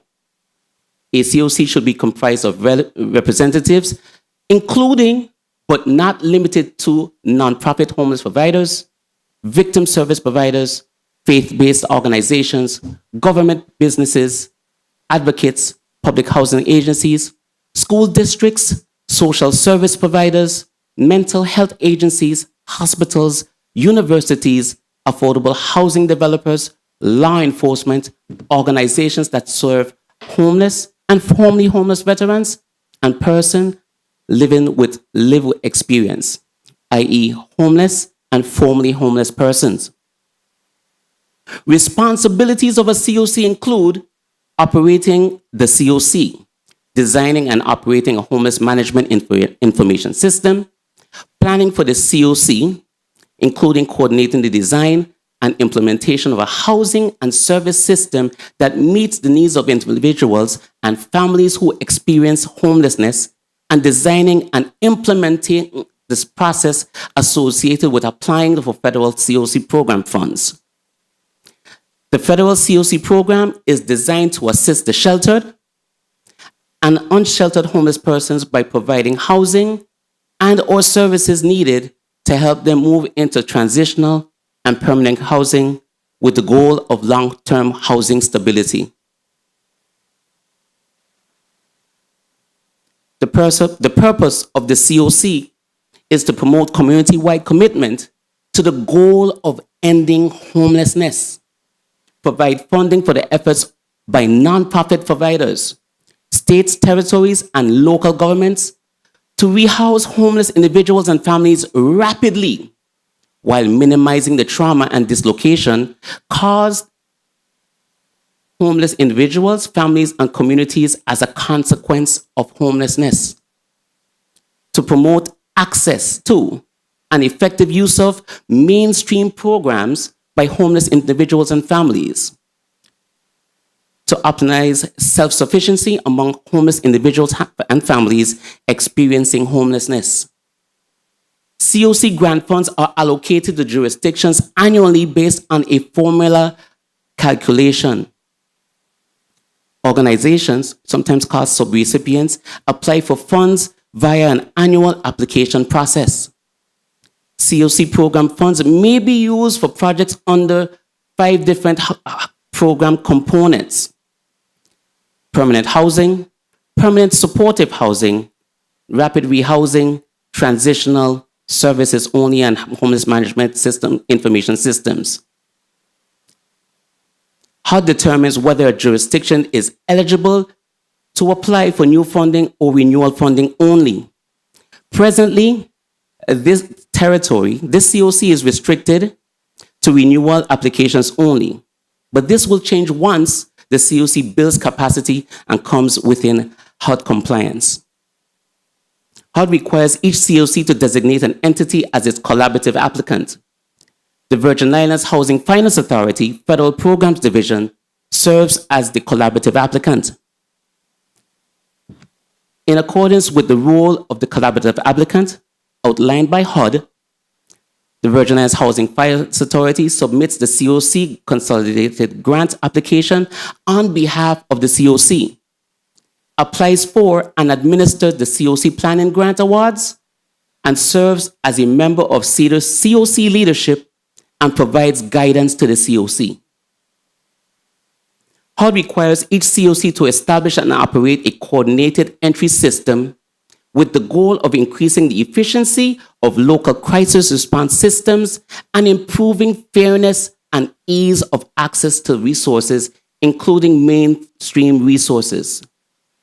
The CES is intended to help communities prioritize people who are most in need of assistance. In the Virgin Islands, the Interagency Council on Homelessness refers to this system as the Territorial Crisis Response System. Coordinated entry standards standardizes the way individuals and families are assessed for, prioritized, and referred to the housing and services needed for housing stability. The goal is to match the most vulnerable residents with available and appropriate housing resources based on their needs. The statutory regulations of both the COC and the Emergency Solutions Grant Program interim rules require the use of the COC's coordinated entry system if it meets HUD requirements. Key components of a coordinated entry system includes the use of a standardized assessment tool, software application with real-time updates of bed availability, a hotline, community engagement, and provider training. This can be done with the Homeless Management Information System. The COC recently requested HUD technical assistance for the design of the territory CES, and we expect a response soon. The Federal Homeless Emergency Assistance and Rapid Transition to Housing, the HARP Act, requires that all communities have a homeless management information system, which is called the HMIS, with the capacity to collect unduplicated counts of individuals and families experiencing homelessness and data on provision of housing and services. HUD and other federal partners, along with other planners and policymakers, use aggregate HMIS data to inform homeless policy and decision-making at the federal, state, and local levels. Each COC is responsible for utilizing an HMIS that complies with HUD data collections, management, and reporting standards. HMIS participation is a statutory requirement for the recipients and subrecipients of the COC program and Emergency Solutions Grant funds. Here in the territory, our lead agency is the MTOC, a St. Thomas-based nonprofit organization formerly known as Methodist Training and Outreach Center. HUD requires that COCs conduct an annual count of persons experiencing homelessness who are sheltered in emergency shelter, transitional housing, and safe havens. This point-in-time count is a count of sheltered and unsheltered people experiencing homelessness on a single night in January. Every other year, COCs must conduct a count of unsheltered people experiencing homelessness. Each count is planned, coordinated, and carried out locally. The housing inventory count is a HUD-mandated point-in-time inventory of provider programs within a COC that provides beds and units dedicated serving experiencing homeless categorized by 5 program types: emergency shelter, transitional housing, rapid rehousing, safe haven, and permanent supportive housing. Data for the point-in-time count and the housing inventory count are submitted to HUD via an online data submission portal. HUD uses this data along with other data points to inform critical funding levels for homeless programs. The last point-in-time count was conducted across the territory from January 27 to 29, 2023. As these statistics do not tell the whole story, as Director Shillingford earlier stated. The following data was reported. Persons aged 18 to 24, unsheltered, 3. Persons over age 24, emergency shelter, 19. Persons over the age of 24, transitional shelter, 28. Persons over the age 24, unsheltered, 200. Unsheltered households with at least 1 adult and 1 child. Children under the age 1 or under the age 18, 1. Persons over the age 24, 1. Which brings us a total of unhoused persons of 252. The housing inventory count identifies the inventory of beds for homeless services during the same time frame. Emergency shelter beds, 16. Transitional housing beds, 53. Permanent supportive housing beds, 23, which bring the number of beds to 92. We're working to connect all territorial shelter and service providers to the COC to provide accurate HUD data and improve selection service coordination. Our HMS lead will be sending out letters to organizations that are not part of the COC, especially those that receive local legislative funding or other federal funds, to encourage their participation to get the most accurate numbers. The Virgin Islands Council of Homelessness, VIHA, was created with the goal of developing a plan to end chronic homelessness. It was initially established under the Turnbull administration via executive order in recognition that to combat the problem of homelessness most effectively, there is a need for agencies and organizations that serve the homeless population to coordinate program development and delivery of essential services. The VIHA was later reconstituted by Executive Order 444, 2009, which was issued during the DeYoung administration. The VIHA serves as a single territorial resource for homelessness planning and policy development. The VIHA advises the governor and the legislature on issues related to the problems of persons who are homeless or at risk of becoming homeless, and provides recommendations for cooperative efforts and policy initiatives to carry out programs. The council is to implement a 10-year plan to end homelessness with the emphasis on preventing and ending chronic homelessness, and shall serve an advisor to and provide support for the COC.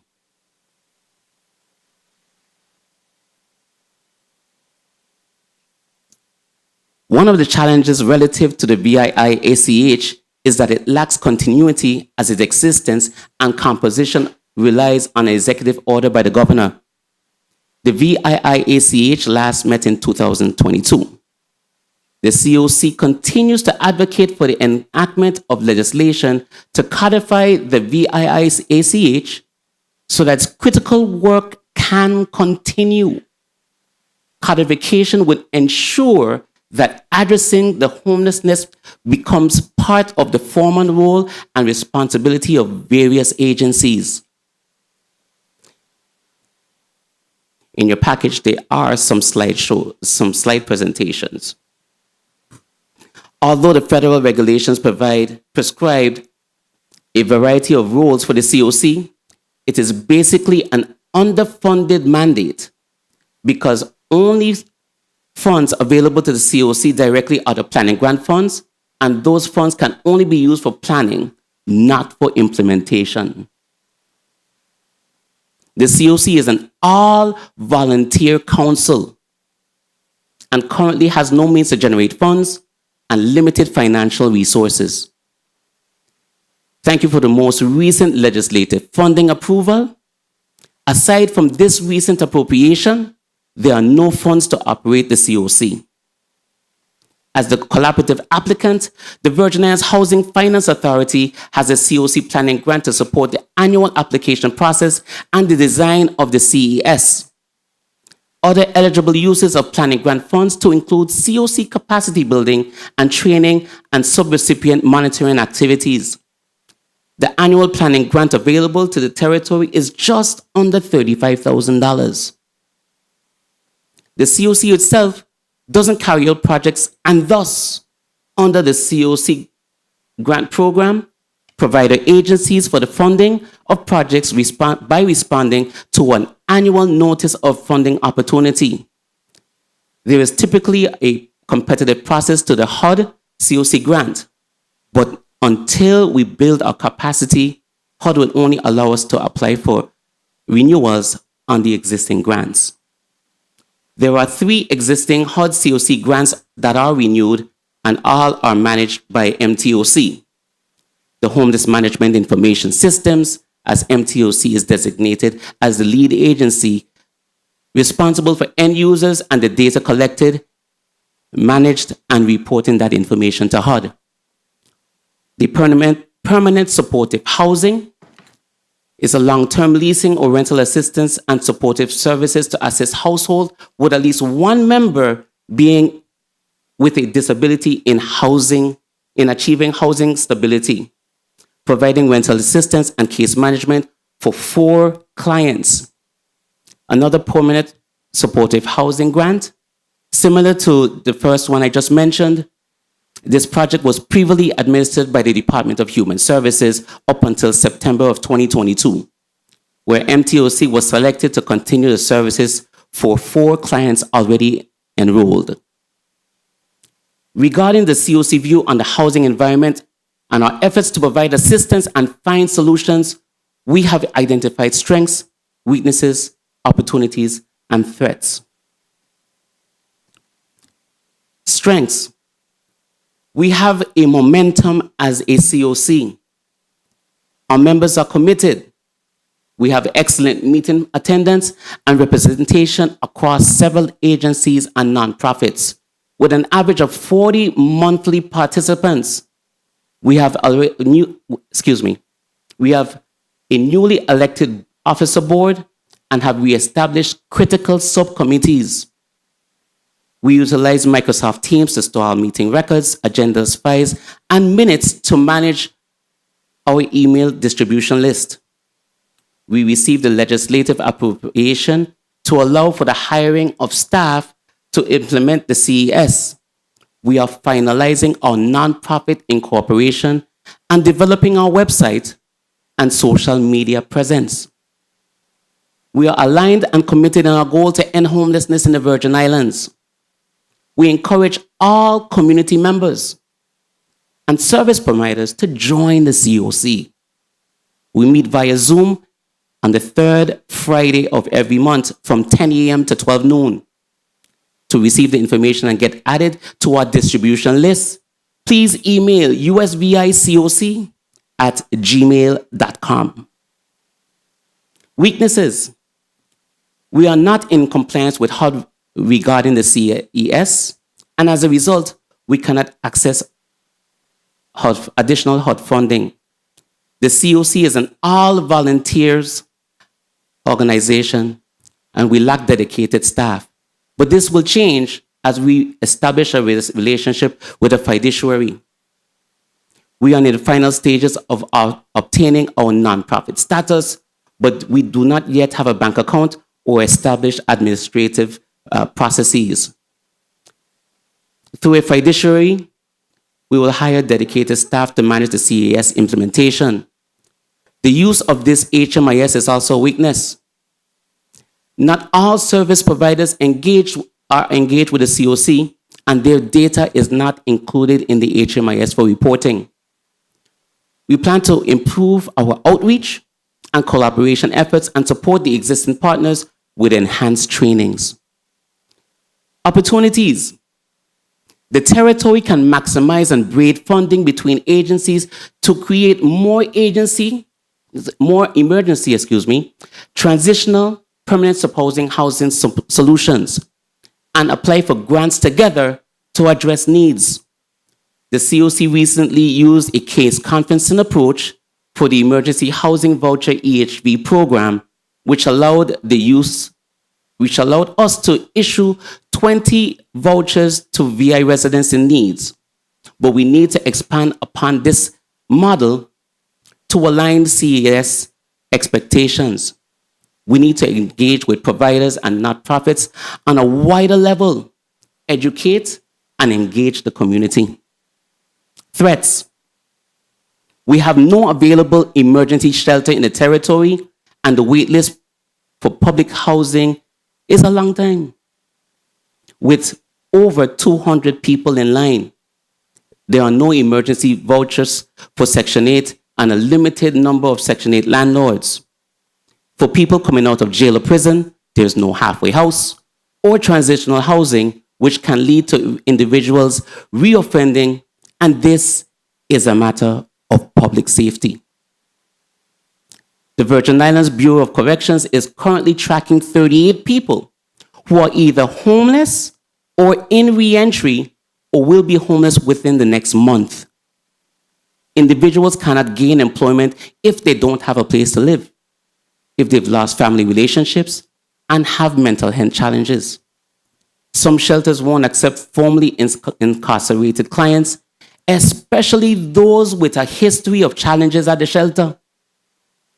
The lack of behavioral health and substance use abuse facilities are also a serious threat.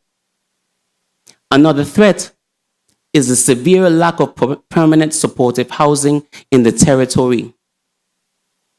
Permanent supportive housing, opposed to emergency shelter or transitional housing, provides assistance via placement in specific units leased by the service provider or through provisional of rental assistance, and supportive services households with at least one member with a disability to achieve housing stability. Individuals and families with complex needs that becomes homeless are often best served by permanent supportive housing. In some instances, as mental health, physical health, or other challenges lessen, the service needs of PSH participants may be better met through mainstream services rather than the intensive supportive services provided in PSH. However, the reality is that some clients will need to remain in a service-rich environment for the long term. For example, many of our homeless, have mental health challenges and often co-occurring issues of mental illnesses and substance abuse. Often, these vulnerable clients require assistance with the medication management and other interventions to help them achieve the stability necessary to maintain housing. Persons who have being critically homeless may need life skills training or assistance with critical life management skills that may have never been learned or have been lost during physical or mental illness. Persons may need assistance accessing mainstream services. All these are examples of wraparound services that are provided in permanent supportive housing based on the individual needs of the clients. And a needs assessment a few years established that the territory has needed of several hundred permanent supportive housing units, while the housing inventory count shows the current count as 23. The ramifications of this service gap are many. In some cases, clients remain in emergency shelter situations for extended periods. This creates a backlog in the system and limits the number of shelter beds available to assist persons who have a short-term emergency. In other cases, persons return to homelessness repeatedly, even after receiving housing, because they simply do not have the ability to maintain housing. Whether the issue is housekeeping, failure to pay rent or utilities, or difficult relations threatening behavior towards management and neighbors, we acknowledge that the provision of supportive housing is complex and costly. Chair Blyden, this concludes my testimony. Thank you for the invitation to provide information on the Virgin Islands continuum of care. As you've heard in today's testimony, together we have a lot of work to do, but we are committed to addressing and ending homelessness in the Virgin Islands. I thank you for the opportunity to testify before this committee, and welcome any questions you may have. Thank you, Chair Derima. Now we're going to go on Teams to Commissioner George for her testimony. Commissioner, you may proceed with your testimony.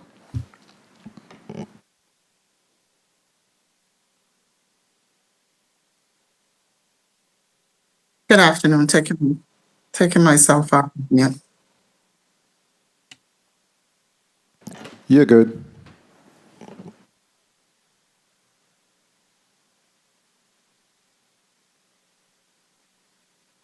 Good afternoon, Chairman Marvin Blyden, Senate members of the Committee on Housing, Transportation, and Telecommunications, committee staff, and the viewing and listening public. I'm Avril George, Commissioner of the Virgin Islands Department of Human Services, and we appreciate the opportunity to discuss the critical issues of housing, stability, and the impact of nonprofit housing assistance program in our territory. The U.S. Virgin Islands faces persistent challenges in addressing housing instability and homelessness, exacerbated by factors such as economic hardship, limited affordable housing stock, and the impact of natural disasters. Despite these challenges, DHS continues to work alongside various nonprofit organizations and government agencies to provide essential services and support to our most vulnerable populations. Today, I will outline our current efforts regarding provision of services to individuals facing housing instability and suggest strategies for improving collaboration and service delivery. Overview of DHS nonprofit housing assistance programs. The Department of Human Services, through its Nonprofit and Support Services Director, a position currently vacant at DHS, administers funding for 38 programs supported by the Government of the Virgin Islands. These programs include 9 homeless assistance initiatives funded under the miscellaneous section of Legislative Act 8759, Bill number 350141. These programs deliver essential services across the territory, including soup kitchens and shelters, programs like My Brother's Table, St. Croix, and Bethlehem House Shelter, St. Thomas, provide critical daily meals and temporary housing. Transitional housing is Project Hope Outreach Ministries and Catholic Charities House of Hope assist individuals transitioning from homelessness to stable housing. Street outreach and homeless prevention, 4 outreach programs including Catholic Charities, 10,000 Helpers, provide food, hygiene kits, and referrals for essential services. This DHS continues to collaborate with our associated governmental agencies and nonprofit entities to ensure that individuals at risk of or experience homelessness are connected with the right services.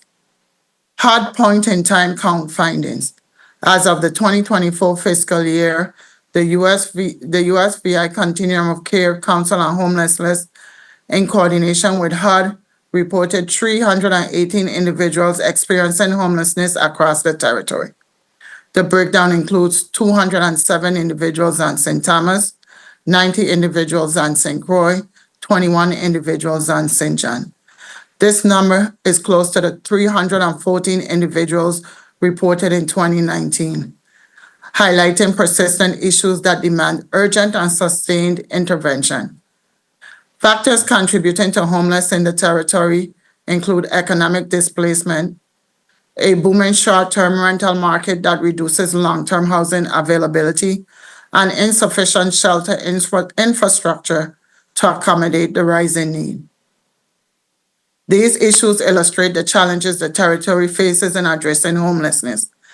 The need for increased shelter capacity and support services is evident, and the growing pressures on the rental market further exacerbate the situation. Involvement of HUD and the Continuum Care Emergency Housing Voucher process. The Continuum of Care Emergency Housing Voucher case conferencing referral process is a crucial part of HUD's strategy in the USVI. It mandates that all referrals for housing assistance must come through the COC Council on Homelessness. This coordinated approach involves a case conferencing review team comprised of private and public service providers who evaluate each case. Since the program's inception in 2021, HUD has awarded the VI Housing Authority 20 tenant-based permanent housing vouchers. To date, 15 of these vouchers have been issued, with 6 individuals successfully housed. Despite this progress, the program faces significant challenges: limited availability of vouchers and reluctance of landlords to participate due to delayed rental payments. The role of the VI Interagency Council on Homelessness Access to Services. Governor Bryan has reconstituted the Virgin Islands Council on Homelessness, the single territorial resource for homelessness planning and policy development in the territory, to make it more effective. The goal of the council is to advise the governor on issues related to the problems of persons who are homeless or at risk of becoming homeless, and provide recommendations for joint and cooperative efforts and policy innovation initiatives in carrying out our programs to meet the needs of the homeless. The council also serves as an advisor to and provides support for the Continuum of Care on Homelessness. The regenerated council consists of 15 members appointed by Governor Bryan, selected from various departments, agencies, and organizations who can directly influence issues affecting the homeless population in the territory. The VI Interagency Council on Homelessness Access to Services plays a pivotal role in coordinating efforts to address homelessness across the territory. The council includes representatives from nonprofit and community-based organizations, the Department of Health Behavioral Health Division, and DHS. Its primary focus is to develop protocols that assist and shelter homeless individuals. For example, the council's Access to Services Subcommittee has been actively planning for the FY24 hurricane season. The subcommittee has identified key service areas such as daily day shelters, overnight shelters, supply distribution, and transportation. These initiatives ensure that the unsheltered homeless individuals can have access to necessary resources during emergencies. Intake and emergency services, availability of beds, and broader role in crisis support. One of the critical issues raised in the conversation about housing instability is the availability of emergency shelter beds. However, it is important to clarify the Department of Human Services through its Office of Intake and Emergency Services is not directly involved in managing or controlling housing facilities or beds for individuals experiencing homelessness or housing instability. DHS cannot provide detailed information regarding the availability of beds as there is a general scarcity of such resources across the territory. That said, Intake and Emergency Services plays an essential multifaceted role within the Department of Human Services far beyond housing support. This office is primarily entrusted with, which is receiving, assessing, and investigating suspected case of child maltreatment. Our dedicated staff operates 24 hours a day, 7 days a week, ensuring a rapid and effective response to child abuse and neglect cases. Providing crisis intervention services, the intake team is often the first point of contact for individuals or families experiencing crisis. This includes situations involving families with youth who have behavioral challenges and connected them with the appropriate support services. Offering essential emergency support services when necessary, the office assists individuals and families in crisis by helping to secure temporary accommodations or other resources. When it comes to housing assistance, the Emergency Service Program with Intake plays a key role in preventing displacement by providing support through advocacy and referrals. The program advocates for individuals and families on housing waiting lists and coordinate referrals to other agencies, but its involvement in direct housing placement is limited. While the department does not have direct access to housing resources, it collaborates with entities such as Virgin Islands Housing Authority and nonprofit partners to ensure individuals receive referrals to appropriate services. We frequently query housing authorities to check on individuals' placement on waiting lists and assist in navigating housing applications. However, our resources and capacity to provide emergency shelter are constrained. In emergencies such as house fires or transient reparations cases, DHS has occasionally been required to secure temporary hotel stays for families, though this is an unfunded mandate and only occurs in extreme cases. Despite the extensive services provided by the Office of Intake and Emergency Services, its statutory and financial resources are limited when it comes to housing. Our main contribution in this area is its collaboration and coordination with the nonprofit sector and housing authorities to help individuals access available resources. Current challenges and policies concern, despite the concerted efforts, several challenges persist. Housing availability and market pressures, the short-term rental market boom driven by tourism has significantly reduced the availability of long-term affordable housing options, contributing to increased homelessness. Many former rental units have been converted into vacation rentals, limiting options for low-income residents. Need for a coordinated system of care. The current system, which relies on volunteer council and task forces, is not sustainable for long-term services.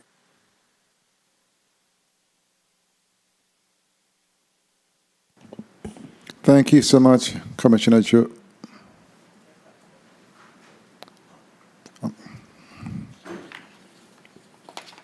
Commissioner George, we lost you.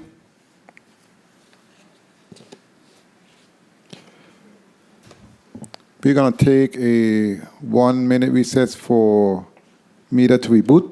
We stand in recess for 1 minute.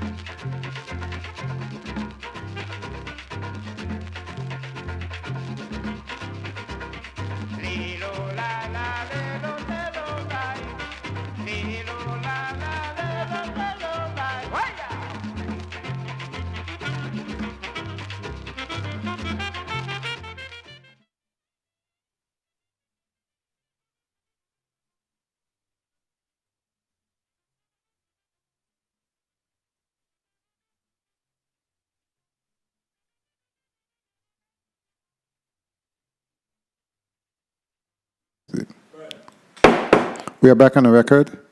Commissioner, I see you're back. You may continue. You may proceed. Sorry, I was knocked off. I'll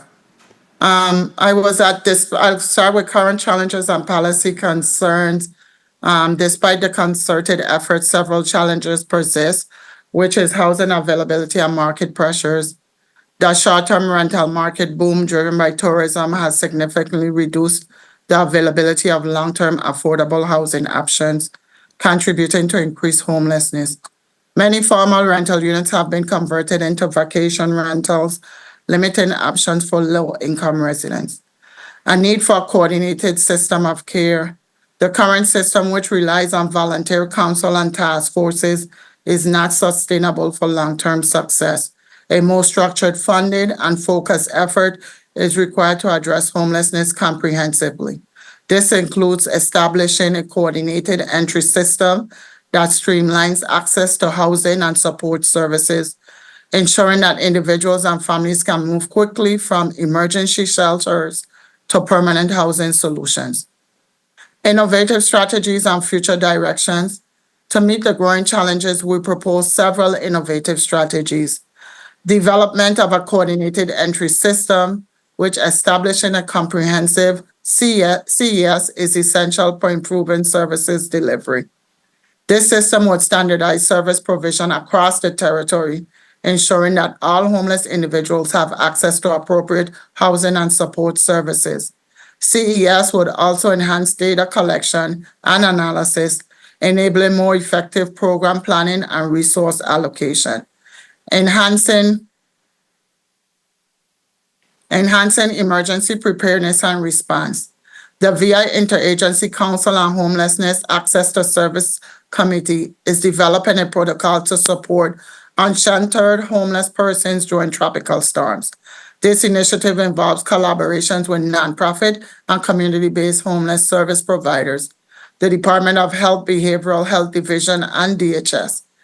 The protocol outlines assistance available for unsheltered homeless people, including access to day shelters, night shelters, transportation, and supply distribution. The Access to Services Subcommittee continues to meet, working on finalizing a protocol and exploring funding opportunities to support the necessary supplies. Expanding funding opportunities and capacity building. To address the growing needs of the homeless population, it is essential to increase funding for homeless service program and invest in capacity building for nonprofit organizations. This would enable nonprofits to expand their services, hire additional staff, and improve service delivery. Local government support for expanding funding opportunities would create a more sustainable homeless service system. Collaboration and community engagement. Effective collaboration between public and private sector partners is crucial for addressing homelessness in the USVI. Engaging community members, including those with lived experiences of homelessness in the planning and implementation of programs, will ensure that services are responsive to the needs of the homeless population. Expanding community-based support services, such as peer support programs and skill-building initiatives, can also help prevent homelessness and support individuals in achieving long-term stability. Conclusion. Addressing homeless and housing instability in the U.S. Virgin Islands requires a multifaceted, collaborative approach that includes increased funding, enhanced coordination among service providers, and the development of a comprehensive system of care. By implementing these strategies, the territory can better meet the needs of its most vulnerable populations and work toward reducing homelessness and improving housing stability for all residents. Thank you for the opportunity to present this testimony. I look forward to answering any questions you may have. Thank you so much for your testimony, Commissioner George. I want to thank all of the testifiers for their testimonies. Very informative information. But I must say, though, before I go to the senators for their 6-minute line of questionings, I take note in Board Chair Valak's testimony in respect to the financial status of organizations providing the critical services needed for those persons who are suffering housing instability. And it really came to my attention. I need to ask certain questions because you spoke to Act number 8759 that we appropriated last year for $449,000 for Catholic charities, which included $320,000 in specific appropriations and $129,000 out of the federal funds. And you are telling me today that you have received approximately 18% of the $89,000, and how much have you received of the $320,000? Please state your name before you speak. Yes, Richard Bornvanek, responding to your question, Chairman of the Board of Catholic Charities.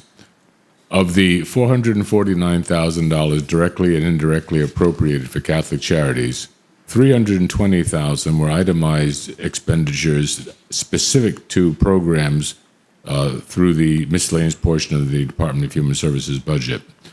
Of that $320,000, we have received approximately $50,000. Before you go any further, what type of programs can you pinpoint for us, please? Sure. Bethlehem House, St. Thomas, $100,000. Transitional Housing, St. Croix, $100,000. Street Mobile Outreach, $120,000. Those are three direct appropriations specific to Catholic charities. And what does that do to your organization as a result of not receiving those funds? How have you been able to deal with that challenge? With great difficulty, but let me just respond to the other part of your question with respect to the $130,000 that was, I consider that an indirect appropriation because that's an appropriation which is based upon the Department of Human Services recommendation out of federal funds which they're going to receive, which they did receive. And of that $129,000, we've received $32,000.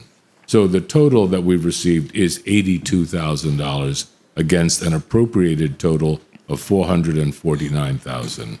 Now, you asked what that's doing to our agencies.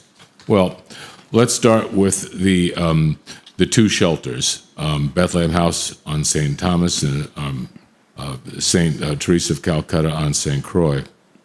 The fact that they have been appropriated $100,000 apiece or $200,000 and have received only $50,000 means that the remainder of that operational expense that includes supplies, utilities, because we do pay our WAPA bill,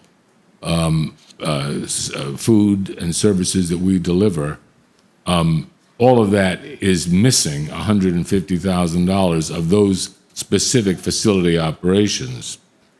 The third program, what we refer to as street mobile outreach, are the vehicles that we send out every day when in the soup kitchens, they make up food. They put together styrofoam boxes of the lunches, of the meals, and those get taken out in our vans to different parts of the islands where our staff know that our clients are to be found, and we distribute those every day. We also distribute boxes that include toiletries and other daily requirements for hygiene. For that program, we've received nothing. So that's $120,000 that goes to what I would consider the most vulnerable people in our community. These are people who can't even get up and get to a soup kitchen. I mean, they're up. That's the reality. That's who we are trying to help. Anyway, none of that money was received. Now, the family education program, that $130,000 federal money that we received only $32,000 of, that specifically funds the soup kitchens. So those are the soup kitchens on St. Thomas, St. Croix, and St. John. That funding goes directly to the cooks and the other individuals who are there and the supply for food. And to augment our own private sector efforts. And I want to emphasize, Senator, that we're talking about essentially 50% of our budget. We still provide the other 50% on our own year in, year out. We're only talking about the 50% that we had been led to believe we were going to receive from public sector support. And I hear your passion in your responses, and in respect to the soup kitchen and the street mobile outreach, I know the important work they do on a daily basis. We see it. We see the people that need those services on a daily basis. And in addition to that, you said you tapped into the funds that was slated for the truck that we appropriated last budget. It's like we appropriated some. There was a $50,000 appropriation. Now, you can either say that $50,000 went to the shelter on St. Croix, or not. But we received $50,000, but we received nothing for the shelter on St. Croix. So that $50,000 had to be used for St. Croix. And I appropriated those funds for. That's correct. It was you. It was your effort for the mobile shower and laundry and bath unit here in the St. Thomas St. John district. Correct. And we have the quotes. We have two price quotes, one from Metro and one from Toyota.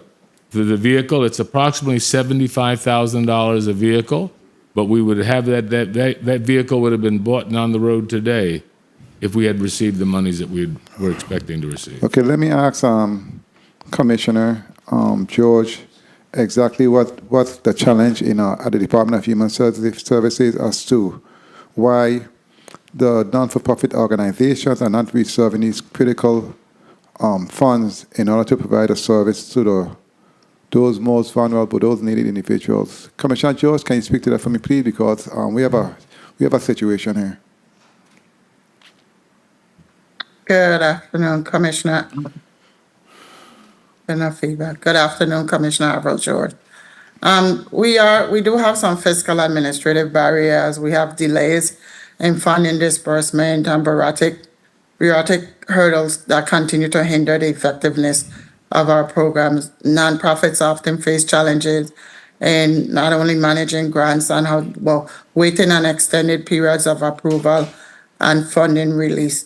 In regards to Catholic charities, I'll provide an update to the team. They are correct. The appropriation for Catholic charities of VI St. Thomas Behavioral was $100,000. That funding. 1 minute. Let me get update on where that funding is at. That funding is the first and second quarter, and the third and fourth quarter is done by Department of Finance. We have been working with Department of Finance in regards to the release of the funding. Catholic Charities St. Croix, they were paid the first quarter of $25,000 and the second quarter of $25,000.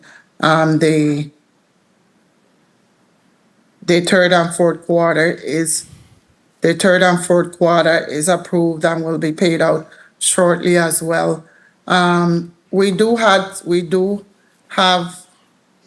some the first and second quarter of many of the nonprofits that have been processed, and some are still in the works.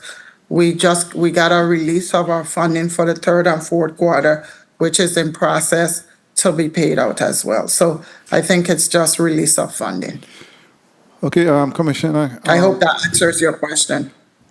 Not fully. Let me ask you, in respect to the challenges, what the challenges that's going on there, and what's being done to assure that this does not continue moving forward? Because we realize, as was stated by all the different non-for-profit organizations, the critical need for these funding and timely disbursement of these needs in order to not impact and or affect these individuals. What's being done to assure that moving forward this does not continue, and what have you done from your perspective? I know you just came, but what's being done from your perspective to that branch or division in your agency to assure that the capacity is there and they move forward in terms of assuring that the funds are appropriated in a timely fashion? We lost our nonprofit director, which is Kendall Tutan, and I don't make that as an excuse for delaying payment at all. We're onboarding an individual to take that position. During that time, we had staff that assisted in helping to make sure all the proper documentations was received from the nonprofit, all the requirements are met, so we could have released the funding. When the funding get released, we go through a process of going through making sure the payments are sent to finance. We are making the corrective actions and changes to our processes to make sure that DHS is a functioning pass-through for these awards. It's a process, but I apologize sincerely to the nonprofits that has been affected by our delays, but we're trying to put the corrective action in place and to process all payments that is pending within the next couple of weeks. But payments are at finance. We're in constant communication with OMB and finance in regards to our release of our awards and payments going out in a more timely fashion. Well, thank you for your responses. I believe moving forward, I'm going to pay very close attention to the non-for-profits in respect to funding, and also I believe that we need to have a backdoor meeting to assure that processes are put in place to assure that it's a smooth transaction moving forward. Senator Bolquist, you I look forward to that meeting, Senator Blyden, and I also ask that we have been reaching out to some of the nonprofits that are missing information for us to continue the payment process. If they have been called by Department of Human Services, please make sure to drop off or turn in the information being requested so we can process your pending payments. Thank you for that. Senator Bolquist, you recognize for your 6 minutes. Thank you, Mr. Chair. Good afternoon, Mr. Chair. Good afternoon, colleagues, and good afternoon to the testifying panel here this afternoon. I wanted to sort of stay on that frequency with you, Mr. Chair, a little bit, because when it was mentioned, it was alarming. And I know that the commissioner has come in on the latter end of the leadership of this huge department that has so much responsibilities, and I thank her for all of her efforts and work. But specifically, the nonprofit director, as you mentioned, that individual is in charge of dealing with the drawdowns or appropriations to the nonprofit organizations, or is it a grant area of the department? Who's in charge of that concerning the drawdowns or appropriations to the nonprofit organizations? The individual is responsible for the processing of, we go through a selection process of nonprofits that will be receiving our awards. We go through making sure all documentations are turned in and processed in a timely manner. Our funding comes through OMB. Once that funding comes through OMB, we go through the process of the payments and the drawdowns being done by our fiscal team. Everything falls under the director to start that ball moving. We lost a director abruptly, and we're bringing on somebody to take on that lead. Sorry to interrupt, Commissioner, but the eventuality that this director left or stepped down or whatever, you mentioned a fiscal team. There was no other individual or individuals that could have stepped up to process, because it's not like Catholic Charities or MOTC are organizations that just came here. We know the work that they have provided for many decades to our people. So, and I'm assuming that they are in full compliance based on what the requirements are. So weren't there anyone else that could have stepped up to fill the gap in the sense of that? And we did fill the gap. We went back through after Mr. Tan, and I don't want this team or anybody to think that a loss of director is what delayed our payments or delayed our processes. We have to wait for funding release. We also have to go through the process of submitting the paperwork and everything to DOF to be paid. So it's a process. It's not DHS just hindering releasing of funds. So we did have the team that got together, got all the information needed. And when we realized that our first quarter and second quarter was not all paid out, we started that process of paying out first and second quarters based on the funding that was released. Okay, thank you. And now we're on to our third and fourth quarter. I know that you're going to get the ball moving. I have no doubt about that. But I just, I feel for the organization and the important part that they play in trying to appease this part of our society that needs attention. I wanted to switch over to homelessness data. And in 2024, HUD, the point-in-time count reported 318 individuals experienced homelessness in the USVI. And given that the number you mentioned in your testimony in 2019 is pretty close to 314, are there any improvements or any strategies that the department believes is necessary to try to reduce this number, being that we're still seeing that amount since 2019 until now, even though 2019 was 314, but we're at 318 in 2024. What are we doing to try to bring this number down?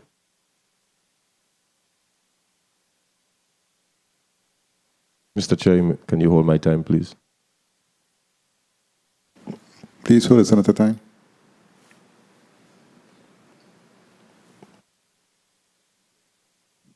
Who was that question directed to? The commissioner, DHS. Can you repeat, Senator? Can you repeat? Don't run my time, you know. No, you can hold this.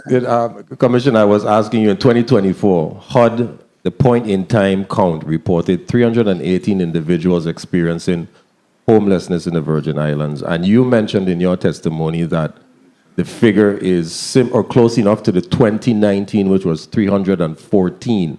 So I was asking, what is the department doing to try to shave away or cut back or bring down that number that seems to be on par every single year? What are we doing to reduce that number? And let me make the correction. That was 2023, and my testimony has 2024, but that is 2023. Okay. We're trying to look at our processes and see where we can help individuals find housing. Some people might be capable of getting housing based on availability by VIHA Housing Authority, but we've been trying to look at our processes, see how we can change our projection in regards to who really needs the housing, who has the capability of affording housing, and go from that angle. Okay, thank you so much. I would like to switch over to Catholic Charities, and good afternoon. You mentioned that the COC is not in compliance with HUD's coordinated entry system in your testimony, the requirements for limited funding opportunities. Is that correct? Is that a question to Dan Derima, chair of the COC. Currently, that is the case. Okay, and why is there a delay, or what can we do to try to retain compliance? The compliance is actually with developing the coordinated entry system, and we are in process. We have a CES subcommittee reestablishing that and getting that together. And are there any specific barriers that are holding you back, whether they're fiscal barriers or individuals to process the paperwork? What's holding you back, or are you on target? 30 seconds. I think we're on target. You're on target? Okay. We are on target on developing that system, especially with the appropriated funding to develop that CES system. Okay, very well, very well. And Mr. Chair, if I might have one last question. Thank you, Mr. Chair. The point-in-time count shows 92 beds across the entire territory. I think this was more suited for Department of Human Services. Time. And the homeless population is at 252. And given that severe shortage in what would be considered point-in-time count beds, are we working with new nonprofit organizations, not that we don't have great ones already, but trying to solicit new nonprofit organizations that are operating in this area to try to come up with what would be considered more beds for these individuals, whether it's emergency or other types of care? Department of Human Services. Yes, we are. We have been reaching out to see if there's any other nonprofits that has the capability of assisting and meet the requirements that we need to provide those services. Yeah, I mean, it's obvious that while we have great nonprofit profit organizations that are doing the job now, it is clear that we still need more of them to operate to help sustain this issue before us. So I thank you for your responses and thank you for the time, Mr. Chair. Thank you so much, Senator Boquist. Commissioner George, let me ask you, in respect to the point in time count, was there one done this year in 2024? No, not yet, Senator. We're still working on it. Will it be done before the end of the year? And what time of the year is it usually done? I will hope so. The time of the year is usually done. I'm not knowledgeable about. I know that we're working on it, so I'll provide that at a later time for you, Senator. Very well. Let me ask you, Ms. Shillingford, in respect to the point in time count. Usually, when is that done? Andrea Shillingford, Executive Director, Catholic Charities of the Virgin Islands, past chair of the COC. Ms. Shillingford, speak into the mic. You're cutting off. The point-in-time count is usually done every 2 years. For the unsheltered count, it's done at the end of January. So the next one is scheduled for the end of January 2025. Okay. The last Saturday in January, to be more specific. And in respect to the count, are we prepared? Yes, we are. We usually are, and Mr. Derima is sitting here with me. The lead agencies for the count are usually Catholic Charities and MTOs. And what the importance of the count in respect to funding, etc.? The count determines the HUD funding, the level of funding that we receive from HUD. Our last two counts were not adequate, did not give a true reflection of homelessness in the Virgin Islands because of the timing, and for the last two counts, we did not have as many volunteers as we needed, so we were not able to do an adequate count. Hopefully for the count in 2025, we will have more volunteers come out. It's just one day, and we need the volunteers to be there to assist us because we have to count the homeless on the 3 islands in every nook and cranny that they are. And how will you prepare for the upcoming one in January in terms of assuring that you have enough volunteers, in terms of outreach, advertisement? How do you plan on doing that based on the importance of such a count? We have not had our first planning meeting yet. It will hopefully be done through the COC in the month of October. Very well, and I will ask my colleagues and staff to assist because it really will help the territory and help our budget in terms of funding, because the higher the numbers, the more funding they will receive. So that's my pitch. Senator Fonseca, you recognize for your 6 minutes. Yes, thank you so kindly, Mr. Chair, and a pleasant good afternoon to our distinguished panel of testifiers. Ms. Shillingford and Dan, I participated in the count a few years ago. Ms. Peterson was heading up MTOC, Louise Peterson. It was kind of surprising, some of the real living conditions you see when you're doing that count, Commissioner George, thank you very much for appearing in person today, and that's a sign of how much importance you give to these issues. Real quickly, Dan, you said that, Mr. Derima, there was about 40 participants in the COC meetings, right? And is there anyone from mental health there at those meetings, those participants, someone from mental health? Good afternoon, Suzanne McGrath, Secretary of the Continuum of Care. We have Mr. Renan Steele, who participates from the Department of Health, who's responsible for mental health services from a broad perspective. But Okay. we do have No, that's other just a yes or providers. no. I don't want all the details, please. Is there anyone from OMB and finance at the meetings? We do not have representation from OMB or finance.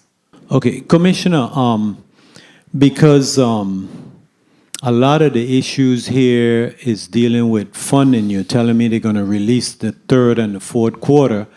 Well, guess what, Popa? We finished the fourth quarter tonight. So that means that this is something that should have been addressed. You have your staff there, but they have to input with finance. Do you think it would be a good idea for OMB or finance to attend these meetings, Commissioner? I don't see an issue with having someone from OMB or Finance to discuss the grant processes to the nonprofits to make sure that they understand what the grant process is, as well as finance to be there to be able to provide updates on release of payments.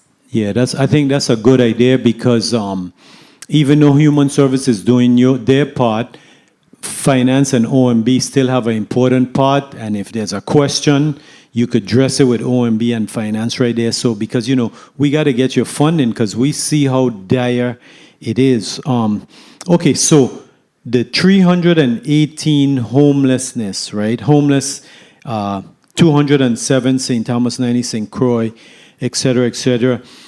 You made a good point in that even though our population has decreased, our homeless population has increased. That's the testimony you're giving, right?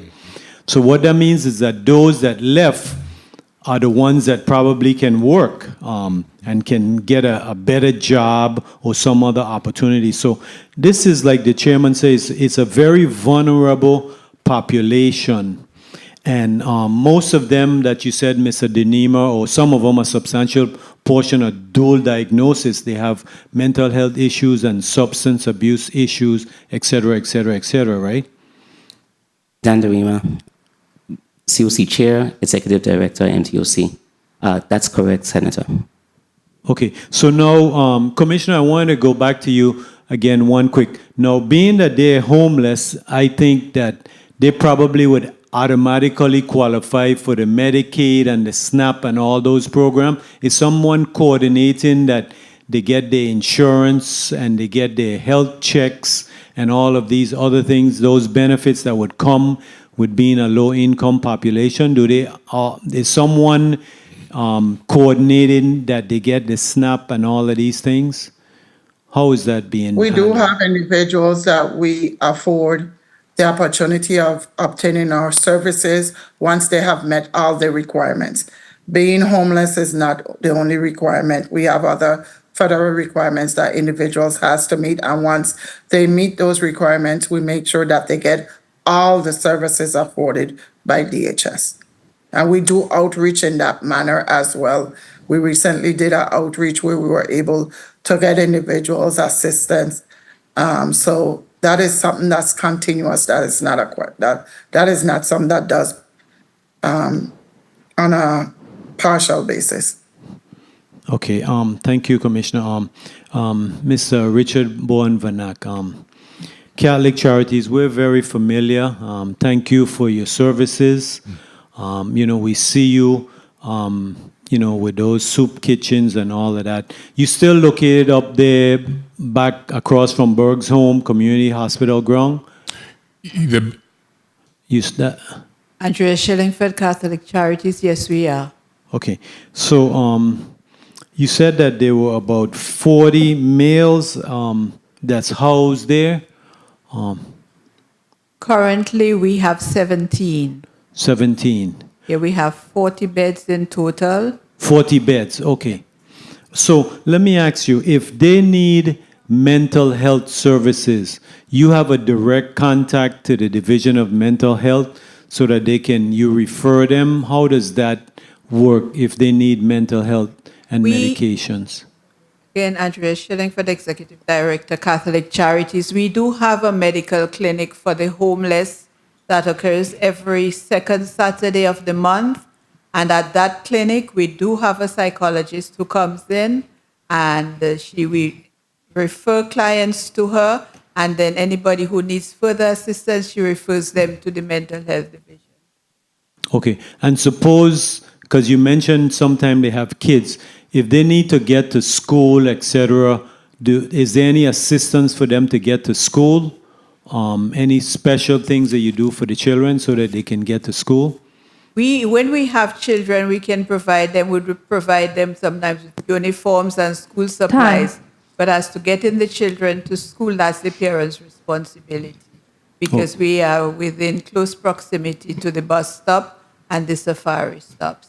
Okay, and I'd like to thank the chairman for having this meeting because, normally as a senator, we have the government agencies coming before us and the non-profits, which are very, very important. You provide extremely important supported services, especially to the Department of Human Service. So it's good to hear the testimony, even it's not a bright picture. At least we know the real data and that there's stuff that we need to work on. One quick question, if I can wrap up. So let me ask you, Commissioner, I know we had discussed this.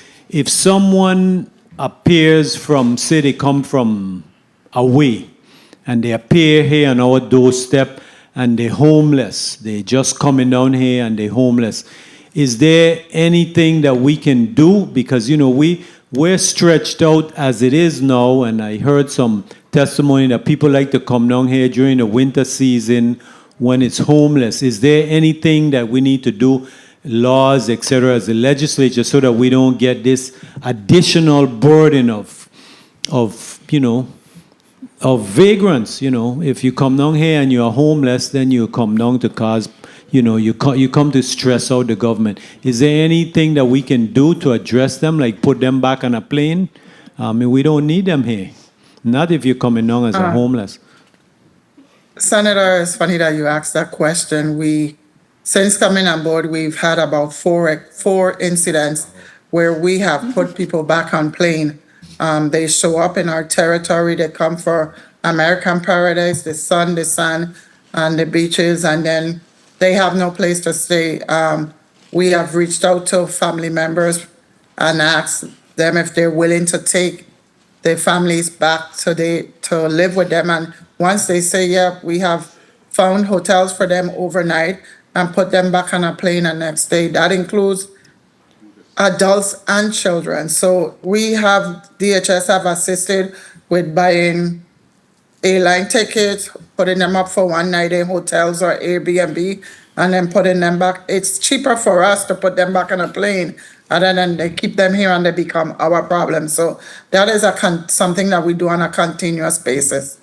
Thank you, Mr. Chair, for the time. Thank you, Senator Fonseca. And I'm going to piggyback off of what you stated with having OMB and finance on the council, because I know in Commissioner George's testimony, she mentioned the council having 15 members.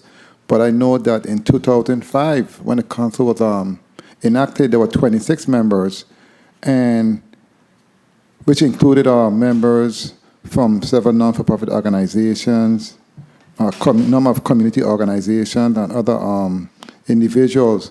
But also, part of that membership of the Interagency Council was described in Title 29, Section 202 of the Virgin Islands Code, thereby limiting the governor's ability to change that membership. So I was wondering when that membership was changed, number one, and number two, along those lines, the president also was on the council, and have the president of the legislature, the president of the legislature was also part of that council. So have the president of the legislature ever been invited to those meetings of the regenerated council? Can anyone tell me? At the moment. Suzanne McGrath, Secretary of the Continuum of Care Council on Homelessness. We have not yet invited the president of the legislature, but we will certainly do so. We do have excellent representation from the Office of the Governor who comes on to our calls. Very well. And Commissioner George, can anyone tell me when the number was changed from 26 to 15? Does anyone know? because I do not recall seeing any type of legislation that changed the number to 15 from 26. Can anyone tell me that? Speak to that? I don't know. Nobody. I have the information for you. Hold 1 second. Okay, very well. We just had the reconstitute the Virgin Islands Interagency Council on Homelessness, and that was Executive Order number 538/2024, which will be coming down. So it was just changed. Oh, when was the date? When was it this done? Do you have a date? I'm finding the date for you. The 27th of September. Oh, That executive order was just changed. Oh, because It was just signed. Okay, I didn't see it on the website. That's why. And I appreciate it. Thank you so much. You're welcome. Let me go to the next senator. Senator Maurice James, you're recognized for your 6 minutes. Thank you. Thank you, Mr. Chair. Good afternoon to the testifiers in this block. We are dancing around as senators a statement that was made by Attorney Bourne Vanek that he had not received all the funds due him. And then the commissioner responded by saying that certain documentation may be the reason why funds have not been received. So I'm going to go straight to Catholic Charities and ask you if you have provided all the necessary documents needed so that you can be funded adequately before the end of the fiscal year, because this statement that the legislature, there was a really deep statement that you made, which is that check in with us to see if we are actually getting the assistance what you thought you were providing through the budget. That's a heavily loaded. And you continue and you said the help we need, the help you approve should be real and not a mirage. So is there any fault on the part of, straight up, of your organization as to why you have not received the funds? Andrea Shillingford, Executive Director, Catholic Charities. I can respond by saying that we have provided all documentation necessary for us to receive the fundings, and we do follow up with the Department of Human Services regularly. Thank you for that answer and for honesty. Honesty should be prevailing today in the legislature, because if you've provided everything, then Commissioner, why have they not received the funds? Do you know? Are you aware of then why? Now what we know, they've done all that was necessary and on their part to get the funds. I will start by saying my statement. Good afternoon, Commissioner Avril George, Department of Human Services. When my statement was made that we have nonprofits that we requested documents for, I did not direct it towards Catholic Charities. They have been very good in submitting all the necessary documentation to get their funding. When the funding was released from OMB, DHS did what was necessary to process their payment. Their payments are sitting in finance, first and second quarter and third and fourth quarter for some of the appropriations that were made. So it's just. Do you know Well, and that's the thing about giving real vague and ambiguous answers, because then it's easy to say, I wasn't referring to them. But the bottom line is they still have not received their payment. That's the bottom line. And so what is your agency, your department doing to ensure that they have the money to serve the homeless that we all in the Virgin Islands would lament and cry about, but then they don't have the money to do what's necessary? So what has your agency done to make sure that they've gotten the money that they need so that they can provide the services that our people need? That's the bottom line. And our agency has processed all the documentations received to make sure that payments go through DHS system and be sent to finance. Once the OMB had released the grant award, everything from majority, the latest thing that we're working on for them is their truck, which we are gonna be issuing a notice of grant reward for the truck they are waiting. The payment, we have been in constant communication with finance in regards to the status of releasing their funding, but DHS has done everything possible on our end to make sure that the documentations received was processed so the payment can be in good standing to be released by DOF. We will continue to follow up, but. Okay, I'm going to move on and say this. First, publicly, I want to acknowledge that I can't remember whether it was November or December, that Seja Farms, on their own, handed out hygiene kits to homeless in our community. And so I want to acknowledge that, because all of us as community members, it's good when someone just volunteers and does what is 30 needed. seconds. I do want to point out to you, though, that in your testimony, you talked about the outreach program, 10,000 helpers. Are you aware that they're no longer in existence? Yes, Senator, we were notified, and this testimony had already went down, so that was a correction. Thank you. Do you know when they went out of existence? No, I don't. Time. I'm going to, one more, Mr. Chair, one more question.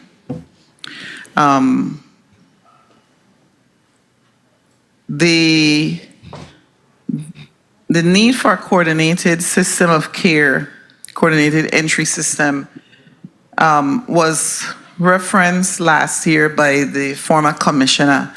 I'm just wondering, do you know who would be responsible for establishing the coordinated entry system? I don't know the answer to this. This is really a question where, because it was mentioned last year, but if we are going to do it and no I does it, sometimes people know there are times when the we just really just blurs and says, okay, we're responsible, then no one does it. Who would it be a government agency that would have to establish this, or would it be a nonprofit? If you know, because I don't know, but I saw that last year in the previous commissioner's testimony, and I see it again. So it's been a year, more than a year actually. Who would be responsible? And thank you, Mr. Chair, for your leniency. I appreciate it. Thank you, Senator Maurice James. Senator DeGraff, you're recognized for your 6 minutes. She asked a question. Excuse me? Who would be responsible? Good afternoon, Suzanne McGrath, Secretary of the Continuum of Care Council on Homelessness. According to HUD mandates, the Continuum of Care would be responsible for implementing the coordinated entry system. Working here locally, that would be in collaboration with the Interagency Council on Homelessness. Correct. Thank you so much for putting that on the record. Senator DeGraff, you recognize for your 6 minutes. Thank you, Mr. Chair. Good afternoon, colleagues. Good afternoon, testifiers, all viewing, listening, and present. When I came, I saw a group of people in the back in white T-shirt, look like all high school students. And the people behind the scenes is what make these things happen. First of all, thank you very much. I mean, on behalf of a grateful community, thank you. And I say that because homelessness is, how they say, it's a step away from where all of us are right now. You know, and the services that you provide, priceless. Do we have problems? We have problems. But again, thank you. And that even goes to Human Services. Thank you, Commissioner, because we helping, when you think of somebody, some of the healthy people I've seen who are homeless walking the streets, you know, it makes you wonder, what are we doing as a society? And when I mentioned about the high school students in the white shirts, your staff, Catholic Charity, how many staff members do you have? Currently 23. 23. And how are they funded? How are they paid? Through the legislative funding and other grant funding. Okay, so we definitely need to work and get that money. MTOC, how much employees do you have? I have Dan Derima, Executive Director of MTOC. I have a fantastic team of 10. And how are they paid? They are paid through federal grant funds. Okay, and all those grant funds are up to par? Correct. They're all renewed currently, and we're all up to date. And the COC, the Continuum of Care, is another entity. How many employees do you have? The COC is, the COC doesn't have any employees. We are a nonprofit organization, a collaboration of nonprofit organizations. So how many homeless persons do we have in the territory? Documented homeless persons. Based on the HMS data uploaded from HUD, Dan Derima, Executive Director, MTOC, the last point in time count, the data submitted to HUD from the HMIS system through MTOC puts us at 2023, 252. Okay, so, and then Catholic Charity, you have the same amount? It would be the same. Andrea Schillingford, Executive Director, Catholic Charities. It would be the same amount because there's only one point in time count for the territory. Okay, because, you know, I could count about 500. I mean, there's so many people, and maybe I'm wrong and I don't want to sound, you know, improper, but there are a lot of homeless people in the territory. Yes, sir. Richard Bornvanek for Catholic Charities. Senator, you're absolutely right. Part of this is because of the mechanics by which the data is obtained. The point-in-time count requires volunteers who are motivated and willing to go where the homeless are, okay? They don't all gather in one spot to be counted. Right. You've got to go where they are, and you've got to have the heart and the belief in your soul that this is important to you, to go to people and approach them. And, you know, people have to have their dignity, and so you have to approach that in that spirit of dignity. It's not like you're going around like a sergeant counting people in a room. You're reaching out to people, and not everybody is prepared to put the time into doing that. You can't just send young children or high school students because some of these people are grown, many are grown adults. Right. There's also safety issues. So you've got to work with your volunteers. Ms. Schillingford and her staff and others, they spend a lot of time working with the volunteers before the count to get them to know what to go, to try to train them a little bit in the type of dialogue which you can utilize to get the information you want, to help people and to treat them the way they deserve to be treated. Right, and I think then we need to develop our own statistics here in the territory, more accurate, if so be it, for us to actually get a better count so we could know the exact extreme that we're dealing with. And, you know, in closing, Mr. Chair, I'd just like them to turn the camera up. You have a couple of people in white shirt back there, them teenagers. who, and I'm saying that I'm not trying to be funny. You know, the funniest thing is when you think on people who dedicate their, yes, that's good. That's a good picture. 30 seconds. People who dedicate their lives to help the homeless people. You're thinking a lot older people. You know, but when you see young people dedicate themselves, they making no great salaries themselves, but in the fight, in the pain, dealing with the people who the average person don't want to have to deal with every day. You know, don't want to have to deal with the panhandling and the so-called harassment. But when you realize somebody is hungry and they're agitated because they want to eat and they come at you aggressive and you take attitude versus saying, hey, let me find something for you to eat. You know, so our society, to see the young generation, I think is a big plus.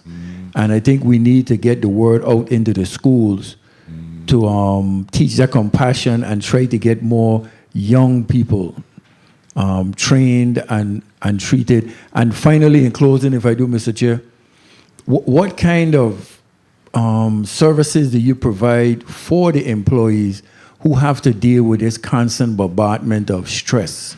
Every day you're seeing these type of situations, and every day I'm coming into work, and every day I'm putting on a smile because I believe if I could help one person, what services do you provide for your own employees and yourselves in addressing these people of the territory? Actually, we do, Andrea Shillingford, Executive Director, Catholic Charities. Actually, we do not provide any direct services to our employees. What we do, sometimes not as often as we used to, because sometimes time just doesn't permit us to do it.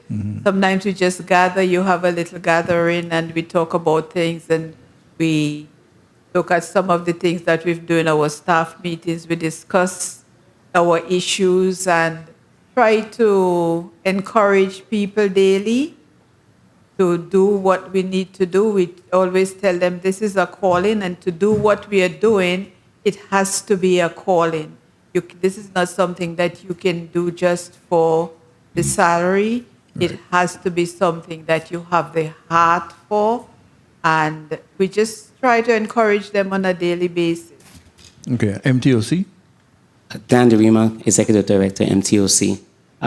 I personally have an open door policy with the team, both here and there's some young people in St. Croix also at the legislature from my office. Personal mental health is something that we discuss often, and whenever they have a challenge, I always encourage them, actually the team and I encourage discussion if they need a way to unplug and find that respite to get away and regroup to attack it again. Because the work is never ending and is most of the time unrewarding. Because as you've indicated, people those homeless persons are not, in a good space. When they're hungry or when they need services done, it's not really a pleasant thing. So they just want to get it when they want it. So, but the team is there, and they're very willing and able. And I thank them every day possible. Okay, and that final question to our Commissioner, so you could just answer in the chair's time. Thank you for the time, Mr. Chair. Thank you, Senator DeGraff. Commissioner George? Can you repeat your question, Senator DeGraff? Yes, Commissioner. Again, thank you to you and your team and the services that your staff provide. What services do you have to assist them, if anything, counseling or anything that because of the stress that they're under, trying to address these needs of the persons they're helping? Our social service workers assist on a regular basis, and we partnership with Department of Health in regards to additional counseling needed. So in collaboration with Department of Health, who we always call when we need assistance with individuals that has behavior issues or just need counseling. That's who we collaborate with. Thank you, Mr. Chair. Thank you so much, Commissioner. And Senator, as I started off this meeting saying, today's National Love People Day, and it's about the love. They do it for the love of the people, and they don't concern themselves with, particularly with salary, but they do it because they care. You understand? And that's very important, especially in this field. So I just wanted to mention that. Senator Joseph, you recognize for your 6 minutes. And thank you so much, Mr. Chairman. A pleasant good afternoon to the testifiers. I know the work that you do is very critical to our community, and I want to thank all of you for the work you do. I've had an occasion to be part of the count, the homeless count. I actually used to manage a program for young people. And so, Attorney Bonvanek, I kind of differ with you relative to those young people being included and participating in the count, because at that time they did a really good job, and we just had them in groups, not by themselves, but with an adult, you know, to just make sure we're eyeballing everyone. So one of the issues I know is getting sufficient support, human bodies, to actually support it. And the JROTC, if I can offer, the JROTC, those are typically young people who are very disciplined. If they're not, they're going to be very disciplined and precise in how they function, and can assist and support in carrying out the homeless count. I don't know if you've explored that before in the past, but I think if you have not, it definitely would be worthy for you to explore. I remember we have JROTC programs in both community. And again, one of the things I want to stress why you want to get the young people involved is because then they would also see the supports that needed for maybe family members who they know or students who they grew up to know, so that they can, you know, tell them about these are the supports, and that they may not fall into some of the bad habits that result in a person who becomes homeless, whether it is substance abuse or the like. So it really helps to build their character and also give them a sense and expose them to persons who may not be as privileged as they are living with their parents, but help them grow in a level of sensitivity. That's what I'm getting at, that level of sensitivity for fellow human beings. And so that they are just not caught up with what is happening on social media. And so they become now more empathetic and compassionate to fellow human beings and the like. So I would encourage you to look at that as an opportunity and an avenue. Now, I had some questions regarding the COCC. Mr. Chairman, Mr. Derima, I noted that you indicated that the legislature, which we did, appropriate, and the chairman was really at the helm, appropriated some monies to the COCC. I wasn't quite sure, I didn't read it here, and I was fast reading. So did you receive all of the funding that we appropriated? Dan Derima, MTOC Executive Director, Board Chairman, COC. I will defer that question to Board Secretary, Dr. McGrath. Good afternoon, Suzanne McGrath, COC Secretary. So we have not yet been able to access the funds, and it's a $185,000 appropriation. It was allocated to the Department of Human Services to support the COC because we do not currently, or not currently incorporated as a nonprofit. So we're in the final stages of that process. That should be done within a month, if not sooner.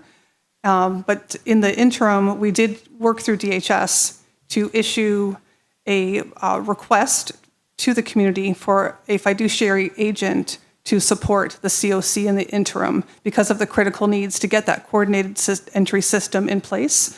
So that notification went out. We had one agency that responded, And we're currently in negotiations with that agency to set up that fiduciary relationship. And who is the agency? That's the Community Foundation of the Virgin Islands. Okay. And so you haven't received that award, and we will have to check to see, because today is the last day of the fiscal year. So I'm not sure if that funding is going to be available after 12 p.m. this evening.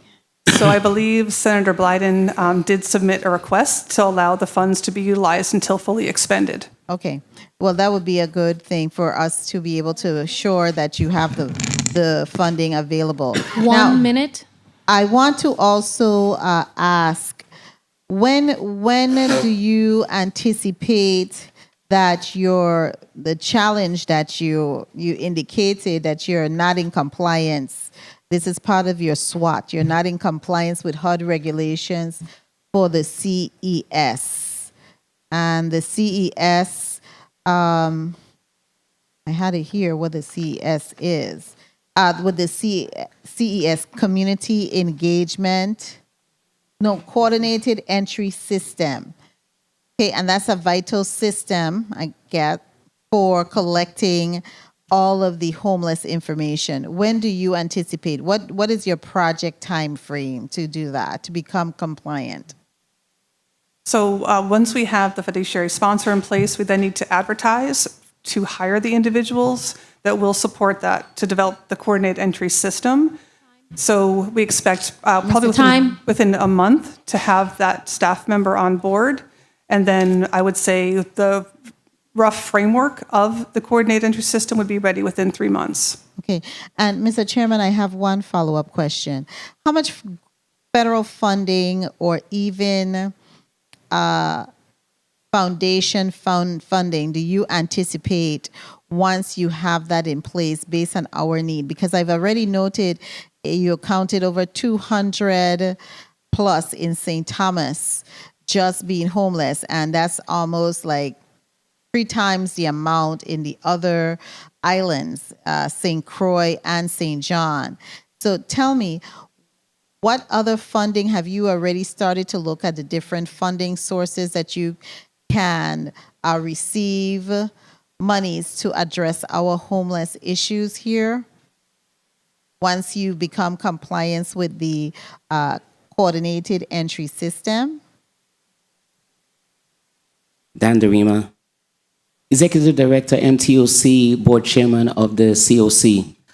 Currently, we are working with our collaborative applicant, the Virgin Islands Housing Finance Authority, Federal Grants Division, to look for that availability of extra funds. Now, that would be more than likely under permanent supportive housing. If we can get more funding for that, we would be able to seek private landlords to put more of those critically designated persons into homes. Okay. All right. Thank you so much for your answers. We are very supportive, this body. We made it a point to definitely support organizations such as Catholic Charities time and time again. I normally send some young people there during the summer to really get a really good experience and to support all of the work that the organizations do, in fact, to feed our homeless population. So I really want to just commend all of you for all the work that you do and to press on regardless. Thank you so much, Mr. Chairman, for the leeway. Thank you, Senator Joseph. Before I go to Senator Capehart, Ms. Shellingford, let me ask you in respect to Catholic Charities and or in particular Bethlehem House, emergency housing, and individual with mental challenges. What the policy in terms of those type of individuals? Because I know it based on the testimony, it's basically stating you don't really deal with them, but what can be done in that respect to assist those individuals with mental challenges? Andrea Shillingford, Catholic Executive Director, Catholic Charities of the Virgin Islands. I do believe Senator Blyden. One moment. Senator Capehart, please. You turn off your mic. We're hearing you. Media, I'm sorry. Media, please turn off the senator's mic. Thank you. I do believe that the solution to assisting people with, especially those with severe mental issues, is the establishment of a facility just to house these people that they would be placed in that facility and they would be assisted by trained and professional mental health personnel. We at Catholic Charities, we do take them in sometimes and it causes problems for us because we are not a mental health facility. We do not have the trained staff to deal with people who suffer from severe mental health issues. So I think the solution to this is for the Virgin Islands to establish mental health facility. And Board Chair Vanek? Richard Bourne-Vanek on behalf of Catholic Charities. Yes, Senator, just to follow up on that, we have also safety concerns because our shelters are mixed communities and women, children, and single men. And so we have to be, and they are by definition places where people can congregate and there's, picnic tables and areas to be around. And so there's a concern that you don't have inappropriate situations developing. We don't have internal security, if you will. Our security is focused upon people coming from the outside, of course. But some of those challenges regrettably make us unable to provide assistance, even in situations where your heart goes out and you want to be helpful, but you realize you can't. Thank you for putting that on the record, but I'll also put on the record that especially in the 25 budget, we have actually addressed many of the need when it comes to mental challenges, behavioral health issues, and we have appropriated funds to address certain facilities to include Shelterburn and one in St. Croix also. So I just wanted to put it on the record also. Senator Capehart, you recognize now for your 6 minutes. Thank you, Mr. Chair. I'd like to say good afternoon again. But first, I just want to say thank you to all the nonprofit agencies who are out there helping in this community on the little that you have. I want to say thank you to Ms. Shillingford and your team. Special shout out to Brenda, who is always out there hitting the pavement. I want to say thank you to the Methodist Training Outreach staff. If media, you could point the camera at them here on St. Croix. I want to say thank you to you. Homelessness is not a choice. I have so many stories. I even have a family member who's trying to identify under a bridge in the US where she and her family would live because time's hard. Can't even afford to come home. I understand. I understand that young man who I talked to Brenda the other day to try to get a home because he's talking about killing himself, having suicidal thoughts. Family member kicked him out. They beat him up. He's on the road. He has health problems. I understand. So when, Mr. Chair, that you bring these nonprofits before us today to understand the challenges, I have goosebumps on my skin. To places like Bethlehem House, St. Croix, 10,000 Helpers, Liberty Place, Eagle's Nest, Lighthouse Mission, My Brother's Table, to all who existed and now still in existence, I thank you.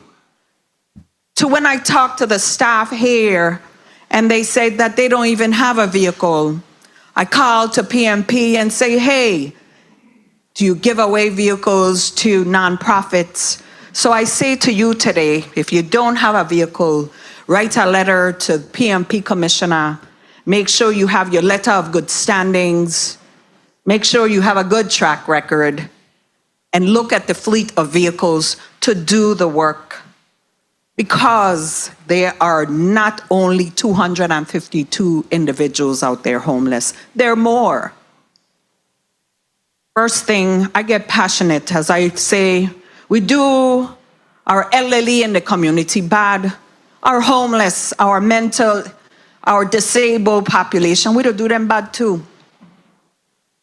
So Commissioner, I beg you please work with these nonprofits to get their monies. Because if we didn't have these nonprofits, what would happen? What would happen in this community? It's not for a lack of trying, they're trying. So Catholic Charities, Ms. Shillingford, do you have a grant writer on your staff? We, Andrea Shillingford Catholic Charities of the Virgin Islands, we do not have a grant writer on our staff. We prepare our grants ourselves between the assistant to the executive director, Sandra Thomas Mason, and myself, and our financial officer. We prepare all our grants ourselves. So you are existing based on federal grants? Is this federal grants that you apply for on your own? Andrea Shillingford, Catholic, Executive Director, Catholic Charities. Yes, Senator. VI Consortium Care Council on Homelessness. Do you have a grant writer? Good afternoon, Suzanne McGrath, COC Secretary. We do not currently have a grant writer that we've employed, but we do have several grant writers with expertise on the team, with myself being one of those individuals. So that means you do receive federal grants and local funding, correct? Right now, we do not, because we're still in the process of establishing ourselves as a nonprofit. Okay. How many employees do you have and volunteers? For the continuum of care, we currently have no employees. That's what we're working on in working with the fiduciary agent to get that established. We do have probably around 60 total members of the Continuum of Care Council that join our meetings on a regular basis. We usually have around between 30 and 40 people who attend regularly across all government agencies and nonprofits, although today we've certainly heard some different gaps where we need to engage additional leaders in the territory as well as our youth. Catholic Charities, thank you. Catholic Charities, how many employees do you have and volunteers? Andrea Shillingford, Executive Director, Catholic Charities. We 30 seconds. We currently have 23 full-time employees and 7 volunteers. And 7 volunteers? Yes. Well, I've heard the stories. I have my stories. I recently even played with the assistance of housing to help a man and his other half to find housing, public housing, because they were living in deplorable conditions, getting bit by insects and everything. So they have a home. But it's hard when I even call to ask for this same gentleman that's living on the streets, under the steps of the Avis, any place that he can find, and he has no hope for tomorrow. And when I call and ask for housing, there's none. So I don't even know what to say other than they need help. These nonprofits need their monies to continue doing what they do. Mr. Chair, thank you for having this meeting today. Thank you so much, Senator Capehart. Let me ask you, Ms. Shillingford, in respect to training at Catholic Charities at a shelter, because I know I send many individuals there on a regular basis in order to assist them further with the housing authority, because documentation is critical. And many times they say that they cannot get nothing stating that there's no room in the end, it's full. Staff need to understand the importance of documentation. when folks come there that's sleeping in cars, couch surfing, etc. And I send them to the shelter. If they need to go to the shelter, there's a process. They need a documentation. So please, moving forward, it's very important that that they understand the importance of providing such information to individuals in order for them to get assistance with public housing. Secondly, let me ask you and note to you that in respect to folks with mental challenges, mental challenges, there is a non-for-profit organization, Sinclair Institute, that provides free services to individuals. So if you encounter anyone like that, you can probably refer them to her, because that's why she's there, and we also fund that organization. And I just want a next plug I want to give you in terms of a next tool in your toolbox to assist you and your workers at the shelter. And finally, I had one more question, I had one more question for you before I take a 30-minute break. Oh, well, I'll get back to it. But I believe that the non-for-profit organizations really make a big difference in our community when it comes to services and when it comes to a gap in government services. They fill the gap, and it's critical that we do support and provide the funding for these organizations. It makes everyone's lives easier, and also it addresses many, many needs within this community. But I want to thank you again for what you do. I want to thank you for providing a service that's needed. And also I want to thank you for your testimonies and your responses. I really appreciate the work you do on a daily basis and your passion and your love for the people here in the territory. I'm going to give each of you 30 seconds to do a closing statement. I'm going to start with Commissioner George. Good afternoon, Senator Blyden and the team. I'd like to thank the nonprofits and Catholic charities for their testimony today. I know that DHS is going to do what is needed to make sure that you get your payment that you are awaiting and to make sure that you continue to provide critical services to the people of this community. Thanks to you and your entire volunteers as well as your staff for all that you continuously do for the people of the Virgin Islands, and I look forward to continued collaboration in solving some of these issues. And I will make sure that we do what's needed on our end to work with OMB and DOF to make sure that your funding is awarded to you in a more timely manner going forward. Thank you. Thank you, Senator Biden and the team, for affording us this opportunity. And thank you, Commissioner George.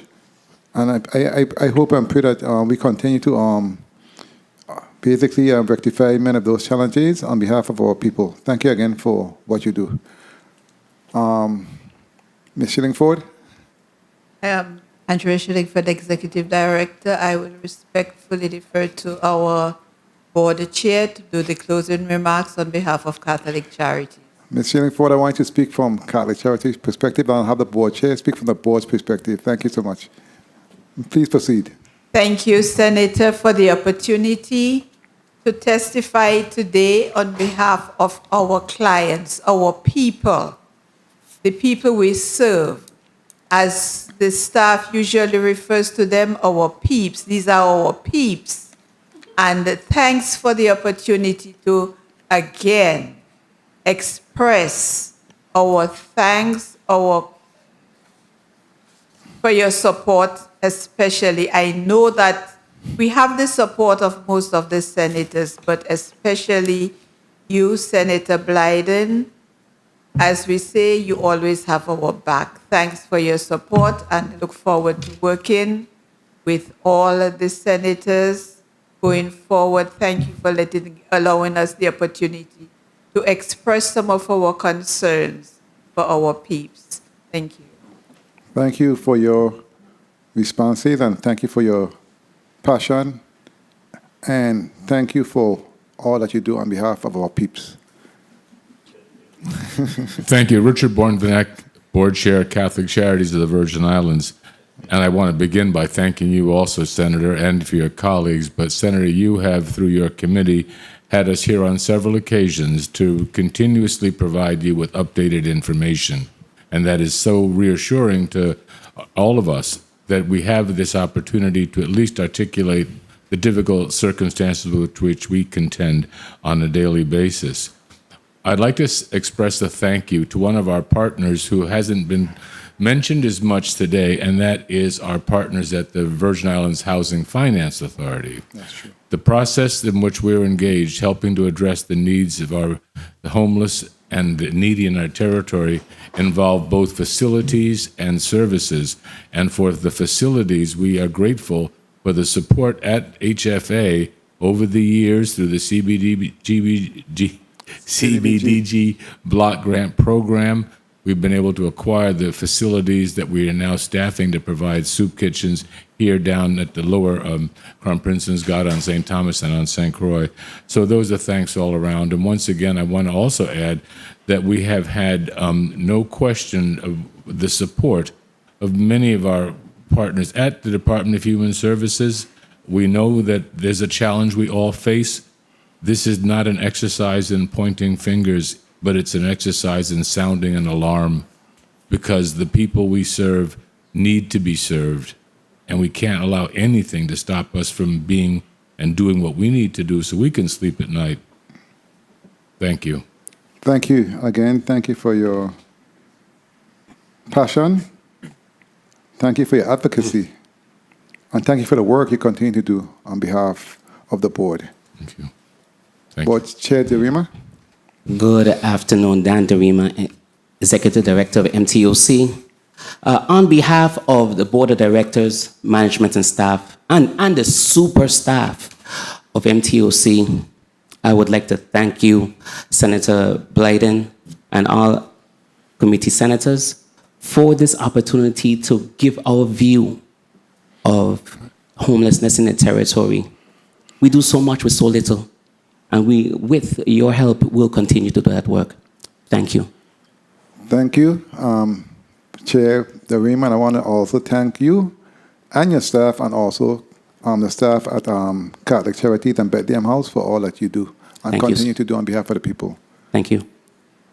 Good afternoon, Suzanne McGrath, Secretary, Continuum of Care Council on Homelessness. On behalf of all the members of the Virgin Islands Continuum of Care, I would like to thank you for the opportunity to be heard. The members of the COC do so much with so little, and with more resources, we can help to ensure that the assistance reaches those that are in crisis and direct them to housing stability. I want to especially thank you, Senator Blyden, Mr. Krieger, Ms. Shinnery, and all the committee members for all of your support and advocacy. Today's COC testimony was comprehensive for a reason. I think together we all have a lot to learn about how the system functions and how we can come into compliance with HUD, and we have a lot of work to do collaboratively. But I'm hopeful that we are on the right path to get our coordinated entry system in place, and together we can accomplish great things for the people of the Virgin Islands. Thank you. Thank you, and I believe we are on the right path, and I look forward to continue support and look forward to us coming into compliance. The Committee on Housing, Transportation, and Telecommunications stands in recess for 20 minutes.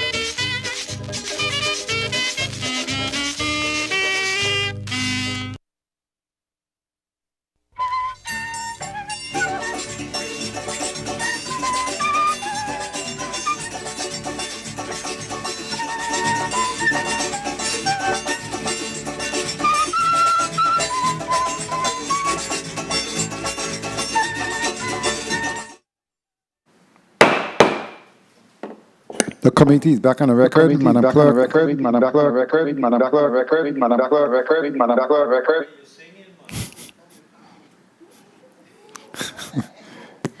The committee is back on the record. Madam Clerk, can you please read Block 3 into today's? Block 3, update on the status of the property insurance market, as well as any recommendations to mitigate the situation as we continue to examine issues of affordable housing and homeownership. Invited testifiers: the Honorable Tregenza Roach, Lieutenant Governor of the Virgin Islands, Lieutenant Governor's Office. Ms. Sandra Hardy, President, VI Insurance Association. Mr. Chair, this concludes the reading of this block. Thank you so much, Madam Clerk. Madam Clerk, do we have any correspondence to be read into the record in this block? No, we do not. Okay, very well, thank you.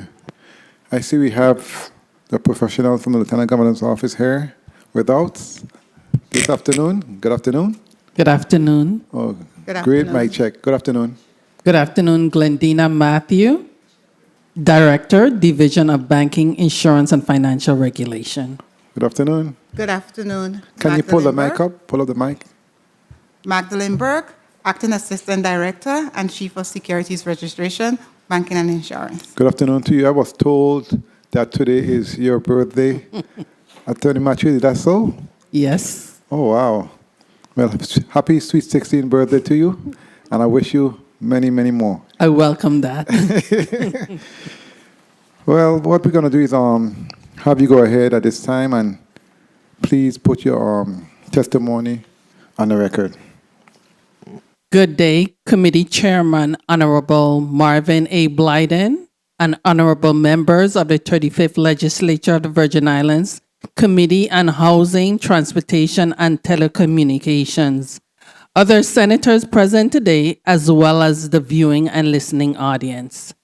I am Attorney Glendina Matthew, Director of the Division of Banking, Insurance, and Financial Regulation, thereafter the Division, within the Office of the Lieutenant Governor, the Acting Assistant Director and Chief of Securities Registration, Magdalene Burke, today accompany me. I most respectfully appear before you today in response to your invitation to provide an update on the status of the property insurance market, as well as any recommendations to mitigate the situation as we continue to examine issues of affordable housing and homeownership. In 2019, the insurance industry experienced a hard market across most lines of insurance business. The last hard market that affected the insurance industry was in year 2001 to 2004. For persons not familiar with the term hard market, a hard market typically occurs in response to a major external event such as natural disasters that increase the insurer's risk exposure and reduce their reserve. During a hard market, certain corrective actions are put in place by insurers to increase their reserve to account for potential future payout of policyholders' claim arising from an event, thereby decreasing the probability of an insurer's insolvency. Unfortunately, the property and casualty insurance industry is cyclical. The market goes up and down. The cyclical nature of the insurance industry is characterized by periods of soft market conditions in which premium rates are stable and falling, and insurance is readily available, and by periods of hard market condition where rates rise, coverage may be more difficult to find, and insurers' reserve increase. Increased solvency margins, increased reinsurance costs, less competition, poor investment returns, inflation, the economy, inconsistent underwriting profits, and most importantly, increase in frequency and severity of claims resulting in catastrophic losses all contribute to a hard market. Natural catastrophes such as hurricanes, flood, wildfires, and earthquakes have all led to increased losses and decreased reserves by insurers and reinsurers. Climate change and global warming continue to have a significant impact on our weather, particularly as it relates to the frequency and intensity of catastrophic events. National Oceanic and Atmospheric Administration, NOAA, National Centers for Environmental Information, reported US billion-dollar weather and climate disasters for 9-year period from 1980 to 2024. Years 1980 to 1989 reported the least billion-dollar losses totaling $218.9 billion. However, in contrast, the period of 2010 to 2019 reported the largest billion-dollar losses totaling $993.4 billion. To put things in perspective, Hurricane Irma, which devastated U.S. Virgin Islands and Florida and caused severe storm surge damage in other states, total cost was $64 billion. Hurricane Maria, which also devastated the U.S. Virgin Islands 12 days after Hurricane Irma and devastated Puerto Rico and other states, had a total cost of $115.2 billion. These two events cost the insurance industry $179 billion. Most recently, in late June, Hurricane Beryl became the earliest forming Category 5 hurricane on record, and it is estimated to cost $6 billion. And as we know, we're dealing with Hurricane Helene, who we haven't gotten the numbers yet for. As a result of catastrophic events such as Hurricane Irma and Maria and other weather-related activities, reinsurers have been declining and limiting the amount and type of risk they will undertake, which in turn has limited insurers' ability to write new and renewal coverage. Do note, the issue of lack of capacity is not only detrimental to consumers, but also insurers writing in the Virgin Islands due to insurers' dependency on reinsurance coverage. Like consumers, insurers also purchase insurance treaties from reinsurers to cover their risk, which becomes more expensive and limited during a hard market. The Virgin Islands, because of the insolvency suffered after Hurricane Marilyn, also implemented a 30% probable maximum loss requirement, which mandates that all admitted property and casualty insurers maintain reinsurance on at least 30% of coverage written in the territory in the event of a catastrophic event to pay claims. This is a consumer protection measure put in place to reduce insolvencies during a catastrophic event. However, at a time when capacity is limited and the cost of reinsurance is increasing, for many insurers, maintaining reinsurance at a certain level may be a challenge. Like other states and territories, we too felt the pressures of the hard market, particularly in the homeowners market. In late 2021 and early 2022, we began experiencing premium increases on availability of insurance and limitation on insurance coverage. The instability of the insurance market globally became more apparent and a major concern since the Virgin Islands has a small property and casualty insurance market, 98 licensed property and casualty insurers. Initially, we witnessed the insurance crisis unfold in bigger markets like the state of Florida first and then California.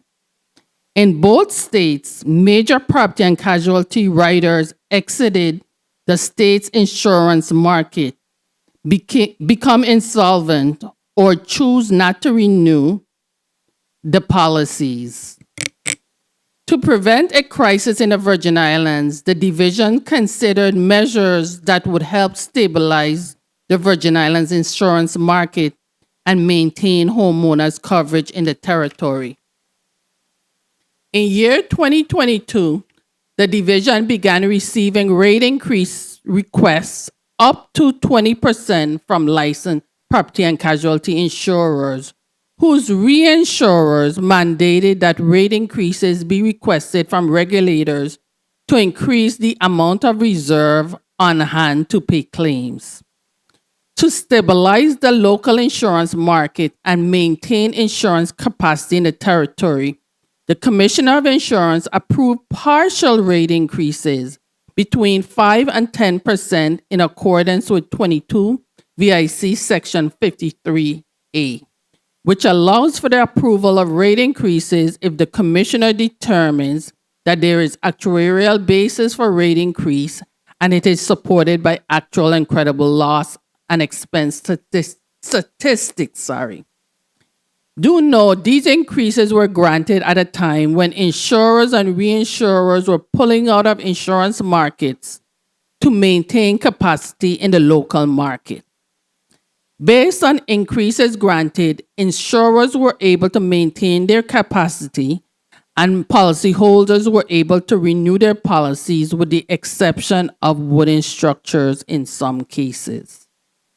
To alert the public of the changes in the insurance market, the Lieutenant Governor and Commissioner of Insurance, Tregenza A. Roach Esquire, issued Bulletin Number 2023-02 and subsequently a press release which addressed the issue of availability and increased cost of windstorm insurance coverage for homes in the United States Virgin Islands.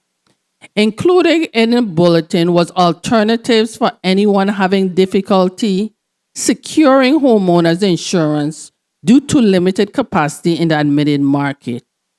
You should seek coverage through a licensed surplus line market in the surplus line. You should seek coverage through a licensed surplus line broker in the surplus line market. Surplus line insurance protects against financial risks that an admitted insurance company will not accept or is unavailable in the admitted market. Where are we now? The local industry is still in a delicate position as we are now in the peak of the hurricane season and NOAA has predicted an above normal season. Nevertheless, we have seen optimism, some strengthening, and stabilization of the insurance market. In a recent article for Fitch Wire, it was reported Fitch Rating has revised its global reinsurance sector outlook to neutral from improving as the pricing cycle has most likely passed its peak. Meaning, as regulators, we should be seeing a softening of the market and a reduction in rate requests. We currently have only one property and casualty rate increase request pending before the Commissioner of Insurance. In our annual hurricane preparedness meetings with the Virgin Islands top property and casualty insurers licensed in the territory, we have heard great optimism from our industry leaders, as a few insurers indicated their company had received additional capacity to write new business in their new reinsurance agreement. Thus, absent a catastrophe impacting the territory, new homeowners in the territory with standard construction should be able to obtain insurance coverage. Homeowners seeking new coverage for wooden structures may still be limited as many insurers have restrictions in their reinsurance agreements. Overall, based on what we're hearing in the insurance industry, including the reduction in insurance rates by the Federal Reserve, the market should continue to soften, which will result in rates flattening or decreasing and insurance coverage becoming readily available. Do remember, despite industry predictions, the weather condition will play a major part on what happens next. Chairman Blyden, members of the 35th Legislature of the Virgin Islands, Committee on Housing, Transportation, and Telecommunications, other senators present today, and the listening and viewing audience, I would like to thank you for convening this meeting on this important topic and allowing the Office of Lieutenant Governor to appear before you to provide an update on the status of the property insurance market. I must also express my continued appreciation to the division's hardworking staff, who again will be seeking reaccreditation for another 5-year period with the National Association of Insurance Commissioners in the next few days. The staff continues to carry out our dual purpose of regulating the insurance industry and protecting the Virgin Island consumers' interests. This concludes the division testimony, and we are prepared to respond to your question. Thank you. Thank you, Attorney Matthews. What I will do, colleague, is for the next testimony provided by the Virgin Islands Insurance Association, I'll let that testimony be read into the record.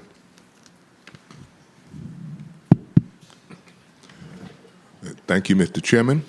Let me proceed, Mr. Chair. Mr. Clerk. Thank you, Mr. Chairman.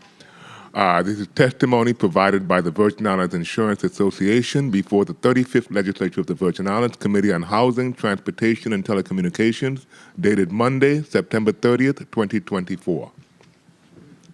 A pleasant good afternoon, Committee Chairman Honorable Marvin A. Blyden and honorable members of the 35th Legislature of the Virgin Islands Committee on Housing, Transportation, and Telecommunications, the rest of the Senate body.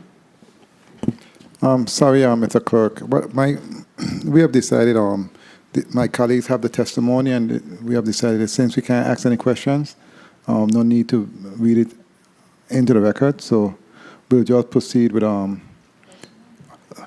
line of questioning and vetting from the Lieutenant Governor's office. Very well, Mr. Chair. I appreciate it. Thank you so much. You're welcome, Mr. Chair.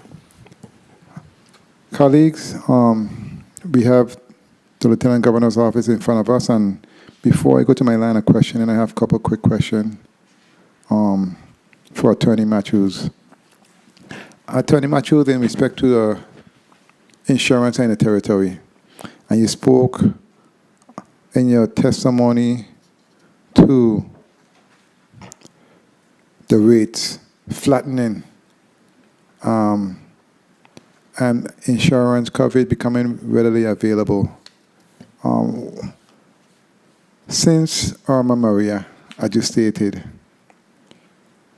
and based on, as you said, the outlook of what's happening in the space when it comes to weather, and we see that what just happened in the United States, what would you say in respect to your testimony when it comes to the Division of Banking and Insurance and our space softening? What does that look like? So, as I indicated in my testimony, we are seeing some softening in the market because, as I indicated, we met with our top insurers within the last two weeks or so. And one of the issues we had prior to the market starting to soften was that there wasn't any capacity available. If you had insurance, you had to maintain insurance. There wasn't any ability to move from one insurance to another. Based on the information we've received, we're getting additional capacity. There is even a new company that just became licensed who also will be adding to the capacity. Now, as it relates to the catastrophe, that is some of the issues that have led to the hardening of the market. So we would have to just watch the market and see what happens in terms of the catastrophes and the cost of the catastrophes and how it affects the reinsurance market. And in terms of core cost, for instance, you said most insurance company does not cover wooden structures, correct? Correct. There are some companies who, if you had insurance already, they allow you to renew. But in terms of getting new coverage, that's where the problem lies. And in respect to cost, for instance, if I have a wooden structure, I don't have a masonry structure, what percentage more you will most likely be paying in terms of percentage? The normal percentage about maybe, I would say over at least 2.2 rate. Generally, the market is between 1.8, 2.3, someplace around there. But when you start to talk about wooden structures, you're going to be seeing a higher rate. No matter what the code, because I've known many wooden structures that have withstand every hurricane I've passed through here thus far, and if there's documentation or historical data to show that it would not make a difference from you guys' perspective. Not necessarily, because when it comes to insurance, especially in the reinsurance market, they determine in the agreements what the insurance company are required to maintain to keep that capacity. So let's say they may say they don't want any wooden structures, they don't want any mixed frame, they don't want certain substandard housing, because keep in mind, even if you have a concrete house, it may be considered substandard if it's not maintained. So you have to keep that in mind, not because you have a concrete house, that means that it's not required to be maintained also. What specifically the surplus line broker, what's their role? What did they do and how does it assist the insurer? So the code requires that all surplus line carriers in our territory, it must be done through a licensed surplus line broker. A surplus line carrier is usually the carriers that take on the risk that admitted carriers would not want to take on. And by admitted carriers mean like the licensed carriers. You're talking about the Guardian General, Nemuel, Island Heritage. These are admitted carriers. So generally, it's unique risk or risk that's unavailable in the insurance market that the surplus line companies would take on. And how much do they usually charge our people here in the territory? Surplus line companies charge plus a 5% tax. That's based on the code. So the code actually says whatever their rate is plus 5% tax. That's paid to our office. Good, thank you for that. Senator Boquez, you're recognized for your point of information. Senator Joseph. Thank you so much, Mr. Chairman. Mr. Chairman, I wanted to ask a very quick question because you mentioned it in your line of questioning regarding the type of structures that insurance companies are insuring. We have on a new market, a new paradigm of structure that is being built, and I'm speaking specifically of containers. Do the insurance company, are they looking at insuring those type of containers like what you use like for small houses and the like? We have some houses that are being built with using containers. Mm-hmm. And have you experienced any type of pushback from insurance company to insure those type of structures? I haven't, but I can look into it to see what, if any, restrictions they have in their reinsurance agreement regarding those structures. And if you could send that information through the chair, because we just passed a rezoning recently for a structure to be constructed in St. John using containers. Shipping containers specifically, and it would be helpful, for us to be able to investigate that, knowing how costly it is to actually construct here in the Virgin Islands. Thank you so kindly, Mr. Chairman. Thank you, Madam. Thank you, Senator Joseph. Thank you, Senator Joseph. Before I go to you, Senator, let me piggyback off of what the Senator just said. She talked about container homes. What about prefab homes? I can verify. Okay, very well. Thank you so much. You recognize for your 6 minutes, Senator Bopers. Thank you, Mr. Chair. Good afternoon, Mr. Chair. Good afternoon, colleagues, and good afternoon to the listening and viewing audience and our testifying panel here this afternoon. Good afternoon. Good afternoon. I wanted to ask, do you collaborate with the Economic Development Authority? Yes, Okay. but in terms of what particular? I'll get there.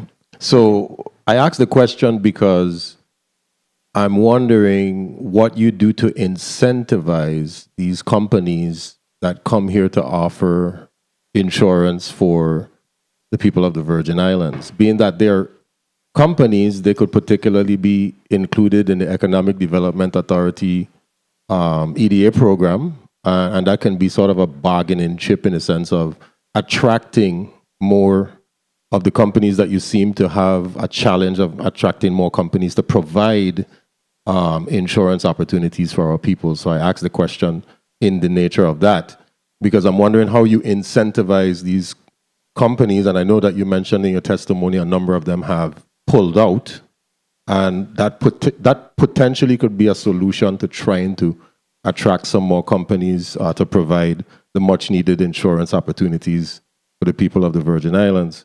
And I wanted to know the first time home buyers, particularly those in lower income brackets, what options are available to ensure that they can secure affordable insurance and be eligible for those home loans? In terms of availability, as I indicated, in speaking to many of the companies, the availability is going to be there. What is going to be a problem may be affordability. We recognize insurance is high. I'm not going to even pretend it's not high. It is high. But the issue at this point, it's a global issue. It's not just an issue specific to the Virgin Islands. Some of the states are having 40-something% increases, even other Caribbean islands. We are in a situation where our premiums were relatively high in the beginning. So we limit any increases that we give to insurers. As you can see, even though many insurers had requested like 20% increase, we said, no, we're not giving you more than 5 or 10% based on the circumstances, because we recognize we want to make sure that persons are able to afford, because if you have capacity and the persons can't afford to purchase it, then it doesn't serve any purpose to us in the territory. Okay, noted. And of the insurance companies that still are here in the Virgin Islands with us, do any of them receive any tax incentives from the EDA? No.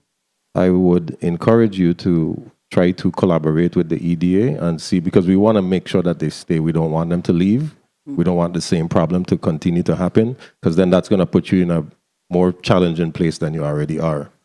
How are you collaborating with federal agencies or even other territories that might have similar insurance challenges like we do here in the Virgin Islands to develop a long-term solution for the insurance market?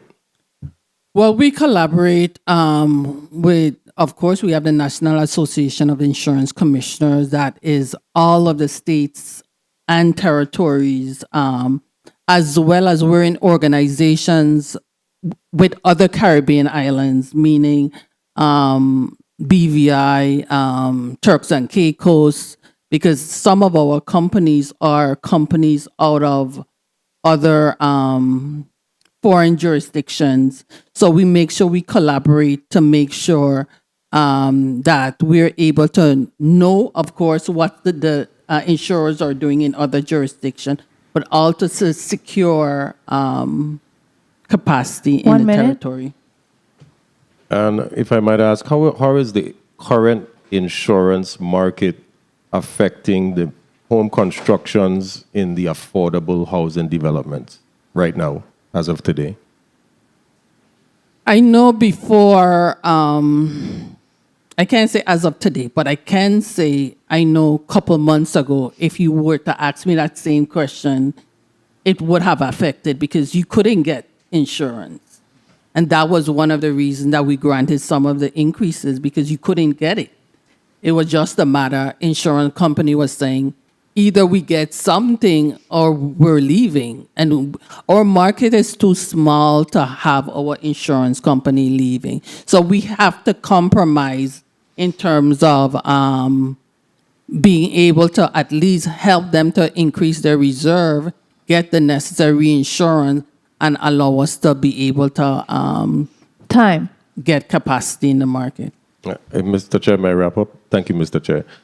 It's important because the legislature of the Virgin Islands, along with Housing Finance Authority, Virgin Islands Housing Authority, to include a number of individuals who have come to this body for rezoning to build affordable housing, they're going to be affected by that, most definitely. And we want to make sure that everything is being done to be able to bring down those rates to something that's reasonable. But as you mentioned in your testimony, I know like the importation of materials and, it costs. But we just got to try to attract more insurance companies so that we have a more of a competitive playing field, one would say, so that we can try to bring those costs down.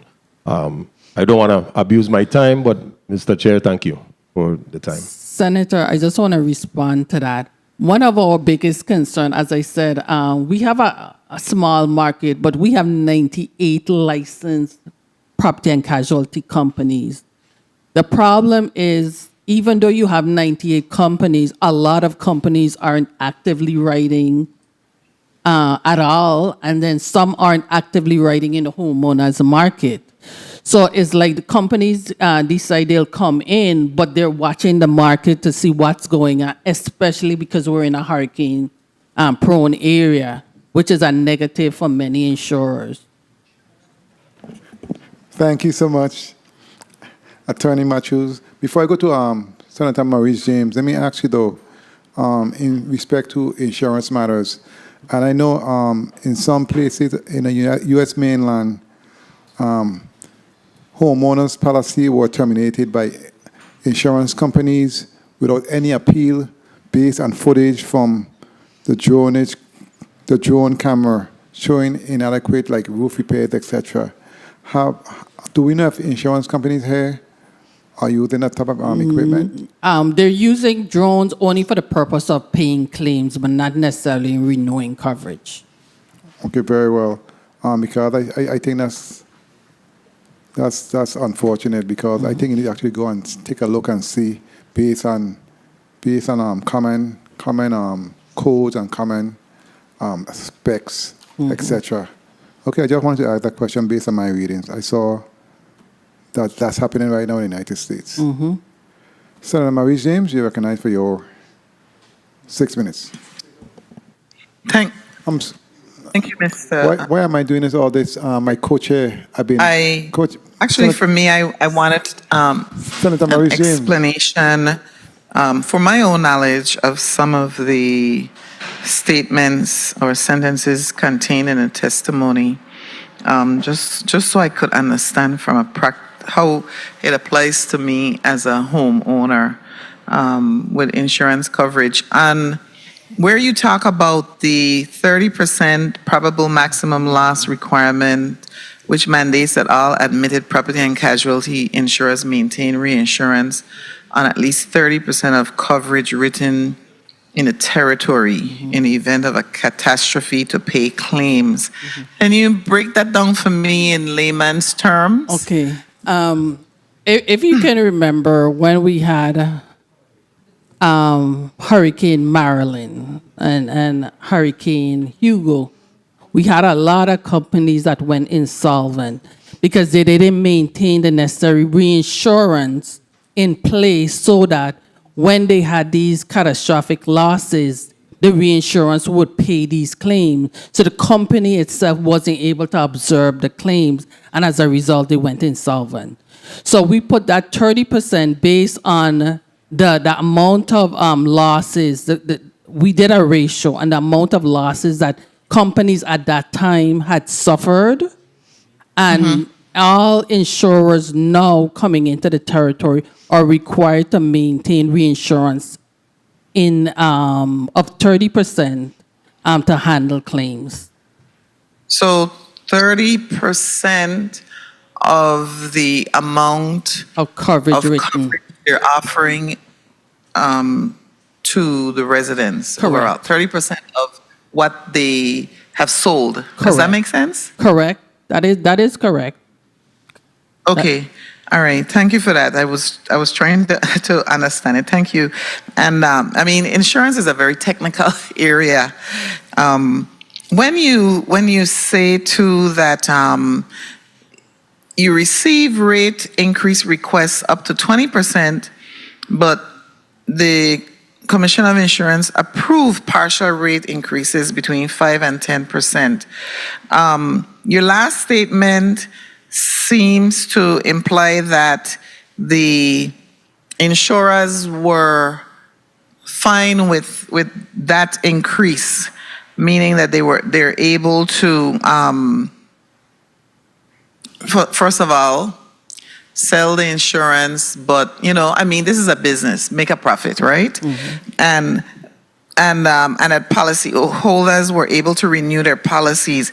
But is there an actual number that you could point to in terms of the individual policy holder? Was that an increase of hundreds or up to $1,000 increase in their premiums? Well, keep in mind, we said like 5 to 10%. So the maximum, let's say, if you were with one company, may have been 10%, another company may have been 7%, another company may have been 5%. So it just depends on which company you were with and what their reserve deficiency was, as well as the reinsurance, their reinsurance and the agreement. reinsurance factor too. Correct. Right. Okay. And then I just have one more. And just again to educate me, and I'm sure some others out there, when you stated that included in the bulletin were alternatives for anyone having difficulty securing homeowners insurance due to limited capacity in the admitted market, you should seek coverage through a licensed surplus lines broker in the surplus lines market. Yeah. Can you explain that to me too? I mean, where do you, would the company that let's say I received a notice that I no longer have coverage through the company, the insurer that I had, would I then, as the homeowner, have to go and seek the coverage through the licensed surplus lines broker, or would my insurance company, let's say Marshall and Sterling, because everybody and Syncro, they're familiar, would they assist me with getting that unexplained surplus lines market? But you understand where I'm going, because if I can't, because of limited capacity, what happens? So admitted market is, we talked about the 98 companies. Those are the companies in the admitted market. A surplus line market is a broader market. Usually it speaks to companies who may be licensed, unlicensed in the territory, but allowed to do business. For instance, the NEIC has a list of a lot of foreign and alien companies that are considered in the surplus line, as well as American companies that are considered surplus line market. So remember, my first definition was, it's usually a company that does certain risk that the average insurance company either doesn't want to undertake or is just unavailable in the market. So when it's unavailable, or the companies don't want to undertake those kind of risks, you go to the surplus line market. Time. Well, just one more question, Mr. Chair, if I may. So would the, for example, I know that a lot of condominiums were having difficulty getting insurance coverage. Is that, for example, where they would go? Correct. Or, I'm using them as an, okay. Correct. Thank you, I appreciate. And I know you asked the question about where do they go to the brokers? They would generally go to the agents, their agent, and their agent would reach out to the different brokers to see who has coverage available in the surplus line market to meet their needs. Thank you very much. I appreciate your answers. Thank you. Thank you. Thank you so much, Senator Maurice James. Senator Ray Fonseca, you recognize for your 6 minutes.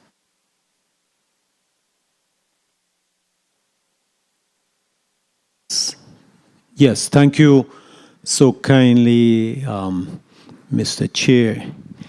Ladies and gentlemen of the Virgin Islands, pleasant good afternoon to Miss Attorney Glendina Matthew and Magdalene Burke.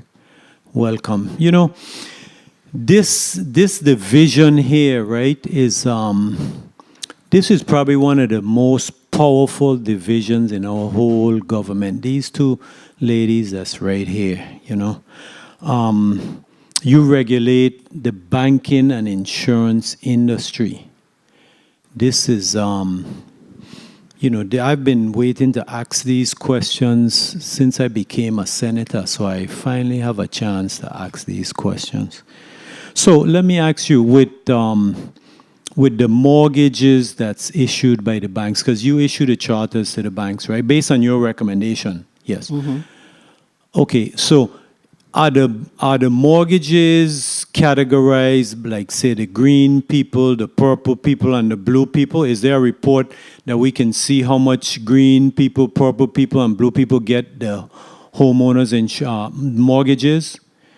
Well, there is a report that the bank provides that has different information about. I think that Okay. Well, through the chair, can you provide the committee with a copy of that report? I'd like to see that. Yeah, the quarterly report. But I'm thinking about like age, different information of that kind of. Yeah, sort. demographics. Demographics. Correct. Yes, through the chair. Thank you.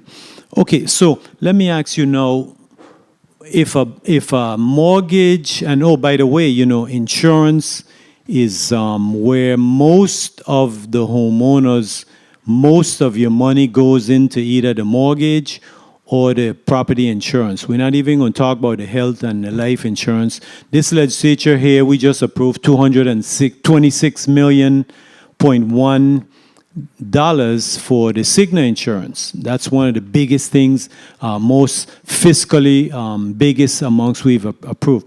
So let me ask you, the banks now, do you have a report that also shows the total loan value issued? In other words, have the bank's total loan value issued in the Virgin Islands 500 million, a billion? Do you have that number? Yeah, we should have that in the quarterly report. Do you know offhand, do you know what that number is? No, I don't know that offhand. It's more than $1 billion? You don't know? No, I would have to get back to you on that. So let me ask you, the gross receipt taxes for the banks, is it calculated based on the gross receipt? And if they issue a mortgage for, say, $100, is that $100 calculated as part of the bank's gross receipts, or is some other way that's included? Do you know? I'm not sure. Okay, I'm going to call you. I got so much questions. Okay, let me go here. You're talking about the reinsurance on at least 30% of coverage. That's a new requirement you put in. What was it before?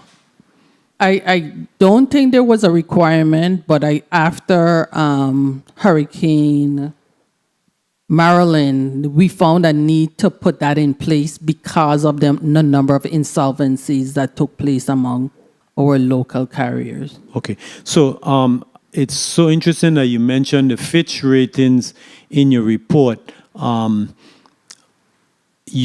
you're making a recommendation for a bank, you go by their ratings. How do you come to a positive recommendation? Yes, there's definitely ratings for insurance company as well as banks. Banks have ratings on the federal level as well as the CRA report ratings. So there are different ratings that.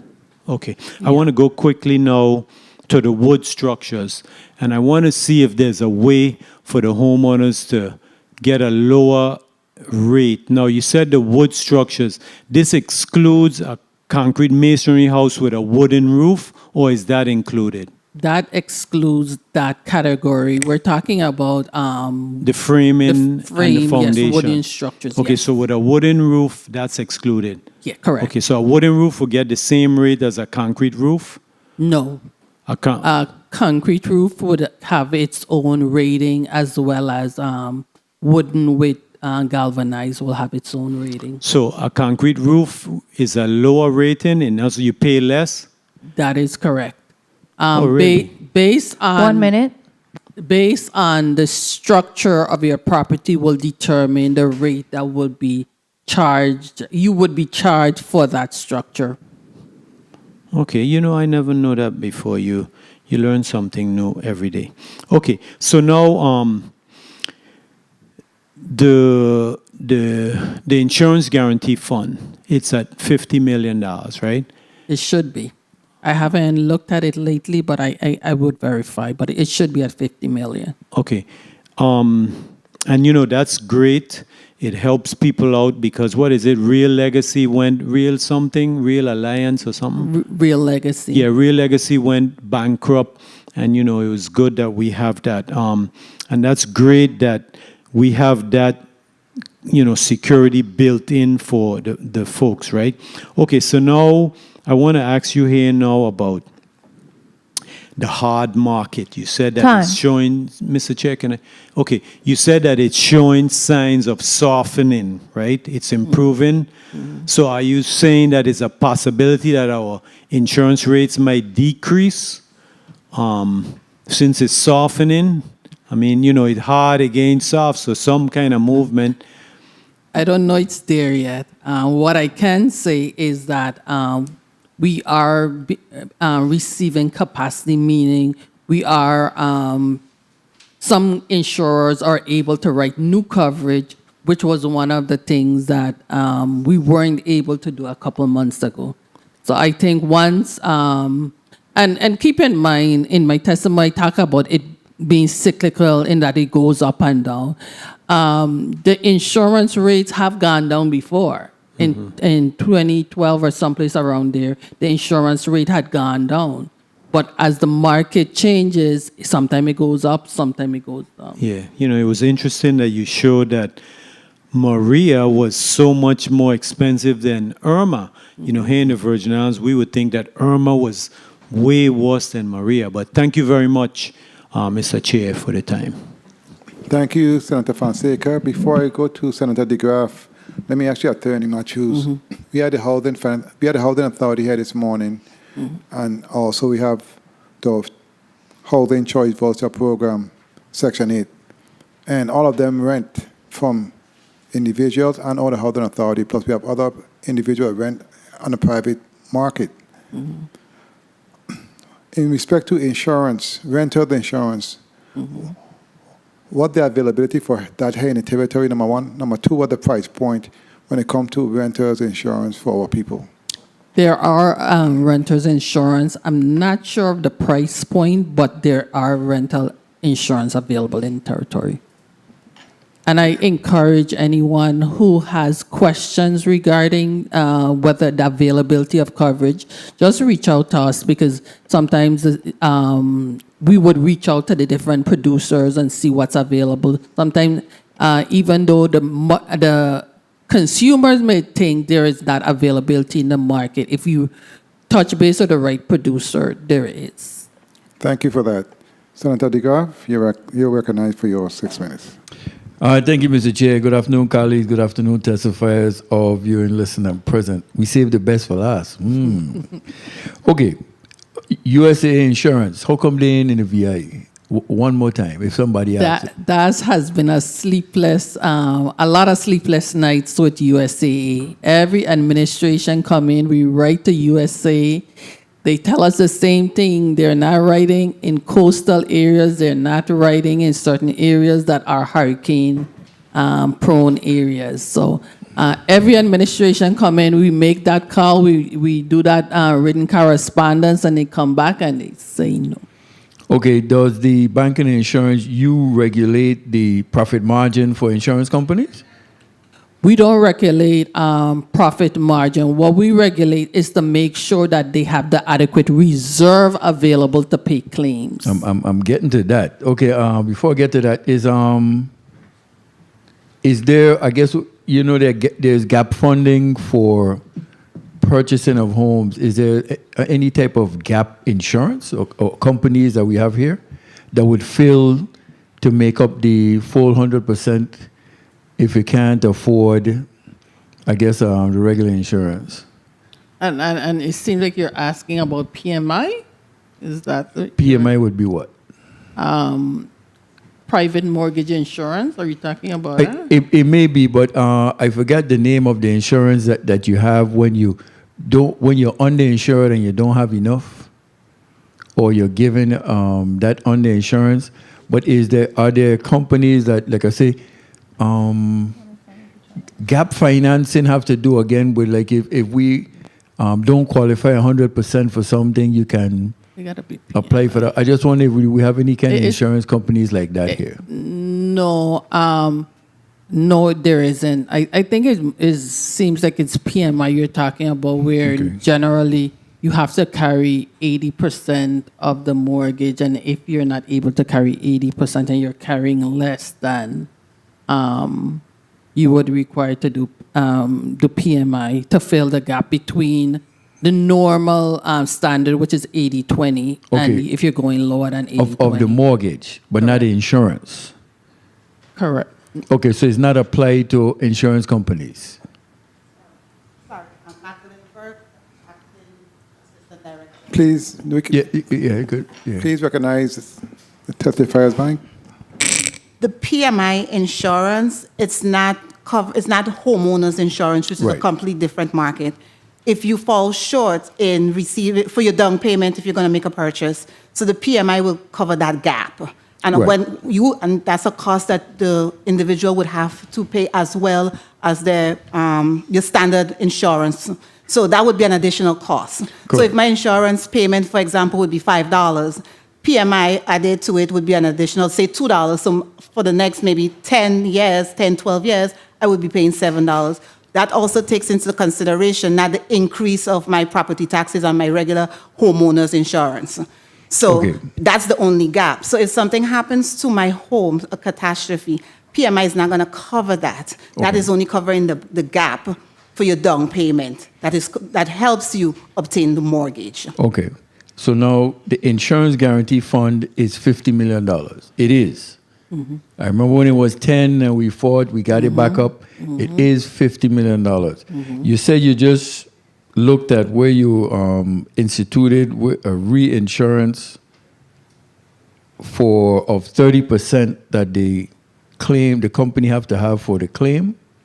That has been in effect since 2015, 16, someplace around there. That has been in place after Marilyn. Okay, so if that's the case, then what was the correlation with having the $50 million for homeowners insurance in the insurance guarantee fund? The idea of this is that you wanna make sure your insurance company are solvent before you go to the insurance guarantee fund. In reality, the guarantee fund pays $49,950. If you have a total loss, you can have a total loss of $200 and something thousand. The guarantee fund is only going to cover $49,950. So our objective is to keep the company solvent, and only in cases where they become insolvent will you have to utilize the guarantee fund. Because again, it just sounds like the government is taking over.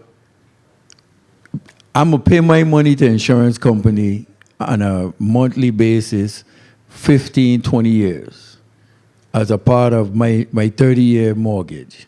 I'm paying diligently. But if a hurricane happened, I could go insolvent, walk away with my pocket full, and then the government can only give me $49,950.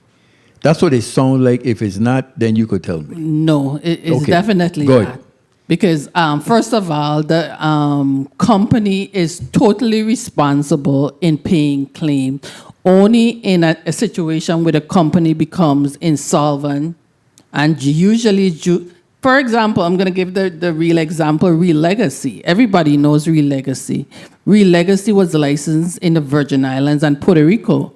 Real Legacy would have been fine had we not had Maria. Time. But once we had Maria, that's what caused the insolvency. And at that point, once the company became insolvent, then you go to the guarantee fund. But the objective is not for a company to use the guarantee fund as a crutch. And keep in mind, the 5% that goes to the guarantee fund come from the insurance companies. No, and that's what I was saying, because I was along, if I may wrap up, Mr. Chair, along the same lines of 5% comes from the insurance companies. Again, Real Legacy, I paid 15, 20 years, you pay to Real Legacy. Hurricane comes along, my house gets damaged. And when I say I just speaking in general. My house gets damaged. Because of the amount of claims I paid, I can't pay no more. The government end up filling the gap for that entity that went insolvent. So then is there something we should look at in terms of insurance companies, because of the 30% that they have to maintain for claims, should they pay more toward the insurance guarantee fund? It's basically the question I want to ask, but in setting it up that way, because that's a reality as to what happened with Real Legacy. And should more be paid, because we have to pay more to the insurance companies, we the people. So I'm just wondering, should they have a little more stake in it to maintain that 30%? Keep in mind that 30% and the insurance guarantee fund is two separate issues. Correct. The 30% is a requirement that our office put in place, that insurance companies have to get reinsurance companies to cover 30%. So just like how you're purchasing insurance, insurance companies in a territory have to purchase 30% insurance to cover the policy portfolio in the Virgin Islands. Got it. And then now in terms of the 5%, in addition to that, they still have to pay 5% to the Guarantee Association. So these are two different pots of money that the insurance company are paying out. Right. It's just, in closing, Mr. Chair, it's just like I say, I'm paying that 30% that I have to maintain. My insurance goes up. I'm paid because I want to have my property covered. Hurricanes came. Irma and Maria came. Insurance companies go insolvent. The person who paid for all those years, the lose. You see, and that's what I'm saying. So then we only subject to only 49.9. So I'm just saying we are in a hurricane belt, all the things that are tangible. But when they come in and we say, hey, we have a new insurance company here, come to me, then when you raise up me, the resident, ends up paying more, and then at the tail end, when I need it, I get less. So that's what I was saying. I think should be a focus of the insurance division to look at, to probably try balance out. Not to say, hey, you got to charge this or whatever, but I think to balance out a little more for the people of the territory as a whole. Keep in mind, we're only talking about one insurance company. You had $2 billion losses. Irma, and you had Maria. Remember, I gave you that figure. And you're talking about one insurance company of all the many insurance companies that does business in the Virgin Islands. Look at the statistic from Puerto Rico as to the number of companies went insolvent after Irma and Maria, compared to the Virgin Islands. I fully understand what you're saying, and like I say, but the bottom line is, if you happen to be a member of that one insurance company that went insolvent, then you'll understand the whole conversation. So that's basically what I'm saying. But thank you, and thank you for what you do. Thank you for the time, Mr. Chair. Thank you so much, Senator DeGraff. Attorney Matthews, when you spoke to USAA, based on the senator line of questioning, you said every administration reaches out. Every administration, and we get the same response. Which was every administration, including this administration, they only provide coverage for like rentals insurance, but not homeowners. Wow. Rental auto, no homeowners. Wow, I didn't know that because honestly, I wrote them a long letter on the 12th of this month, and they responded on the 13th and told me they're going to respond back to me in the future based on my letter. So hopefully something changed. I don't know. Well, I'm keeping my fingers crossed. I'll pray on it. But I didn't know that. Yeah. Thank you for that. Senator Joseph, you recognize for your 6 minutes. Oh, you Dominic? Thank you so kindly, Mr. Chairman. I really want to say a good afternoon once again to the hardworking men and women. We've seen two women here in front of us from the Division of Banking and Insurance. I really want to commend you and congratulate you, Ms. Matthew, on becoming director. Remember, previously you were interim director, and of course, happy birthday to you. Thank you. I think you're doing a great job. I think it was about last year or so. We passed a very critical bill here. It's an act amending Title 22 Virgin Islands Code relating to insurers becoming members of a federal home loan bank and matters relating to that. Can you tell us how that piece, because people will be thinking that we're not helping our people sometime, but we work collaboratively. I remember the hearings that we had here regarding that act. And now on that bill, which was bill number 35-0026. And let's have a discussion on how your division is starting to move that forward and what are you seeing as some positive outcomes. I'm hopeful. We already have one positive outcome. Our local insurance company, Guardian Insurance, is now a member. Wow. Of that entity. And the whole idea of that is that that's a line of credit that they can tap into if they have, let's say we talk about solvency. Let's say they have a situation of solvency, they can tap into that entity. So we are very pleased because every ability for an insurance to look at ways that are attractive. He talked about attractive. That's a way of, that's our attraction right there because you have another means of getting funding if you need to. And so that reduces their risk of insolvency. Correct. And so with that level of reduction of risk of insolvency, then it allows other insurance company to feel invited into the Virgin Islands, even though we're a small population, to do business with us. Are we seeing any correlation between that type of migration now that we're looking at into reducing the insurance costs to the policyholders as well? Because that's a major thing. A lot of our policyholders, you know, they are no longer, some of them weren't insured. After the hurricane, before the hurricanes in 2017.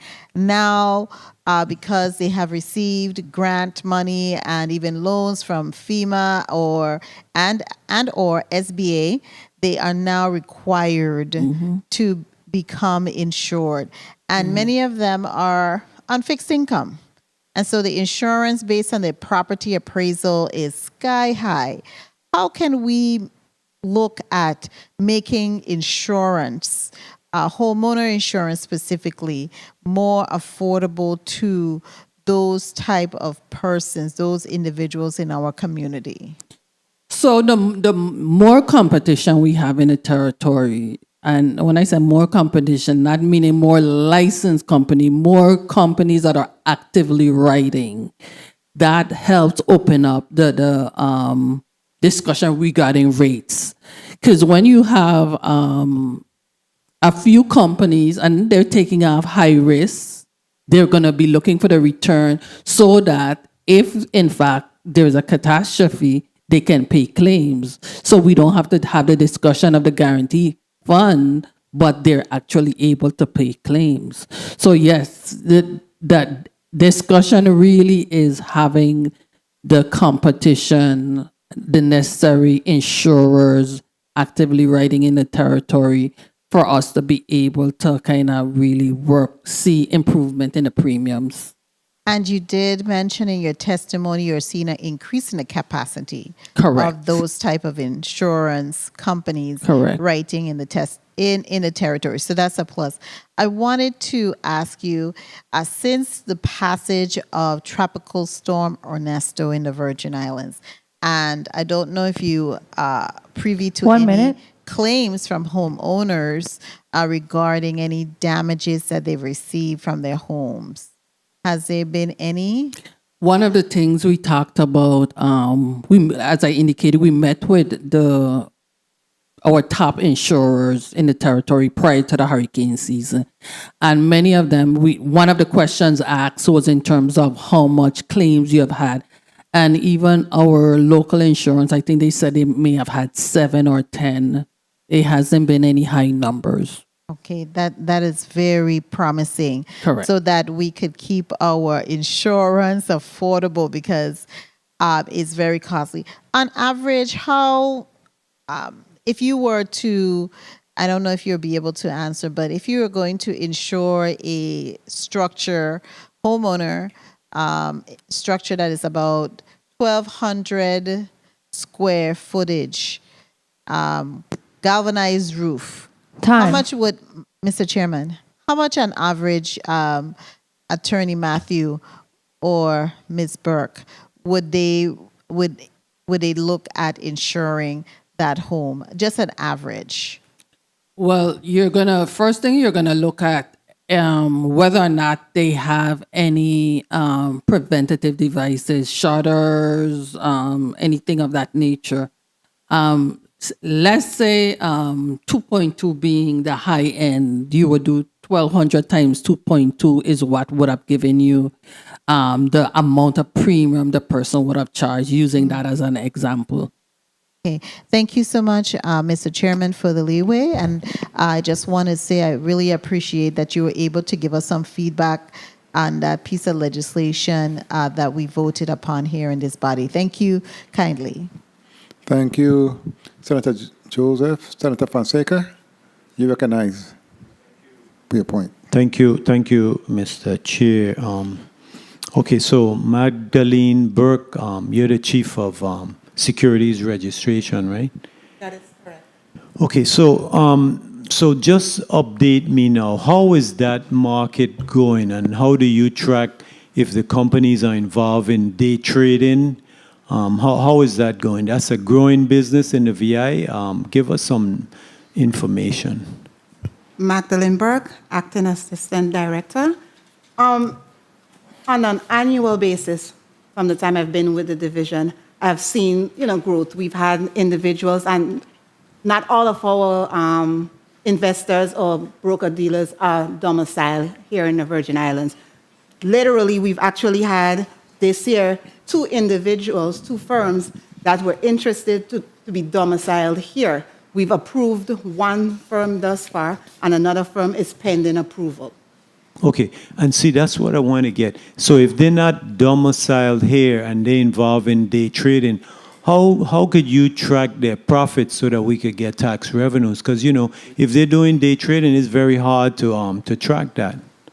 Profits are based on certain disclosures, agreements, because that they would have with their clients. We do not track profits.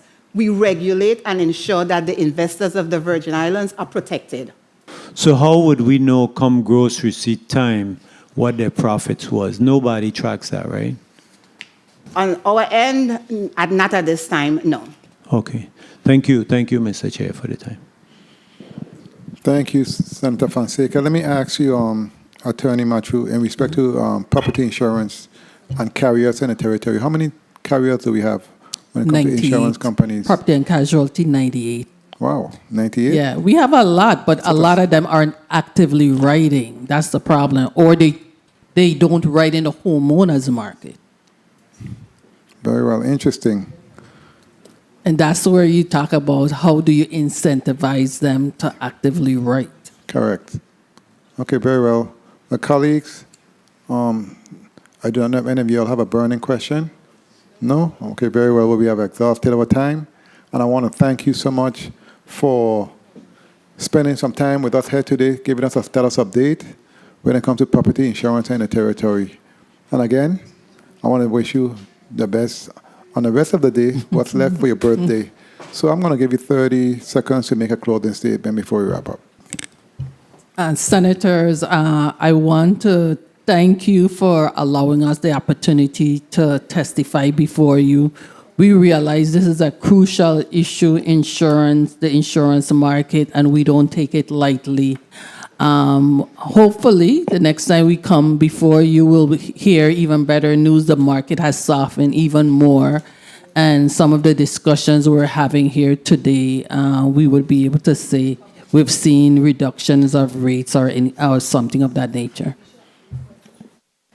Well, again, thank you. And I must say, it was a pretty productive day, in my opinion. We had an update from the Virgin Islands Housing Authority in respect to the status of public housing. We also had an update in Block 2, the non-for-profit organization that deals with housing stability, and also we had an update from you when it comes to the insurance market in the territory. Let me say thank you to my staff, central staff, media, the stenographers, and my colleagues for spending the day here with us, and the Committee on Housing, Transportation, and Telecommunication is hereby adjourned.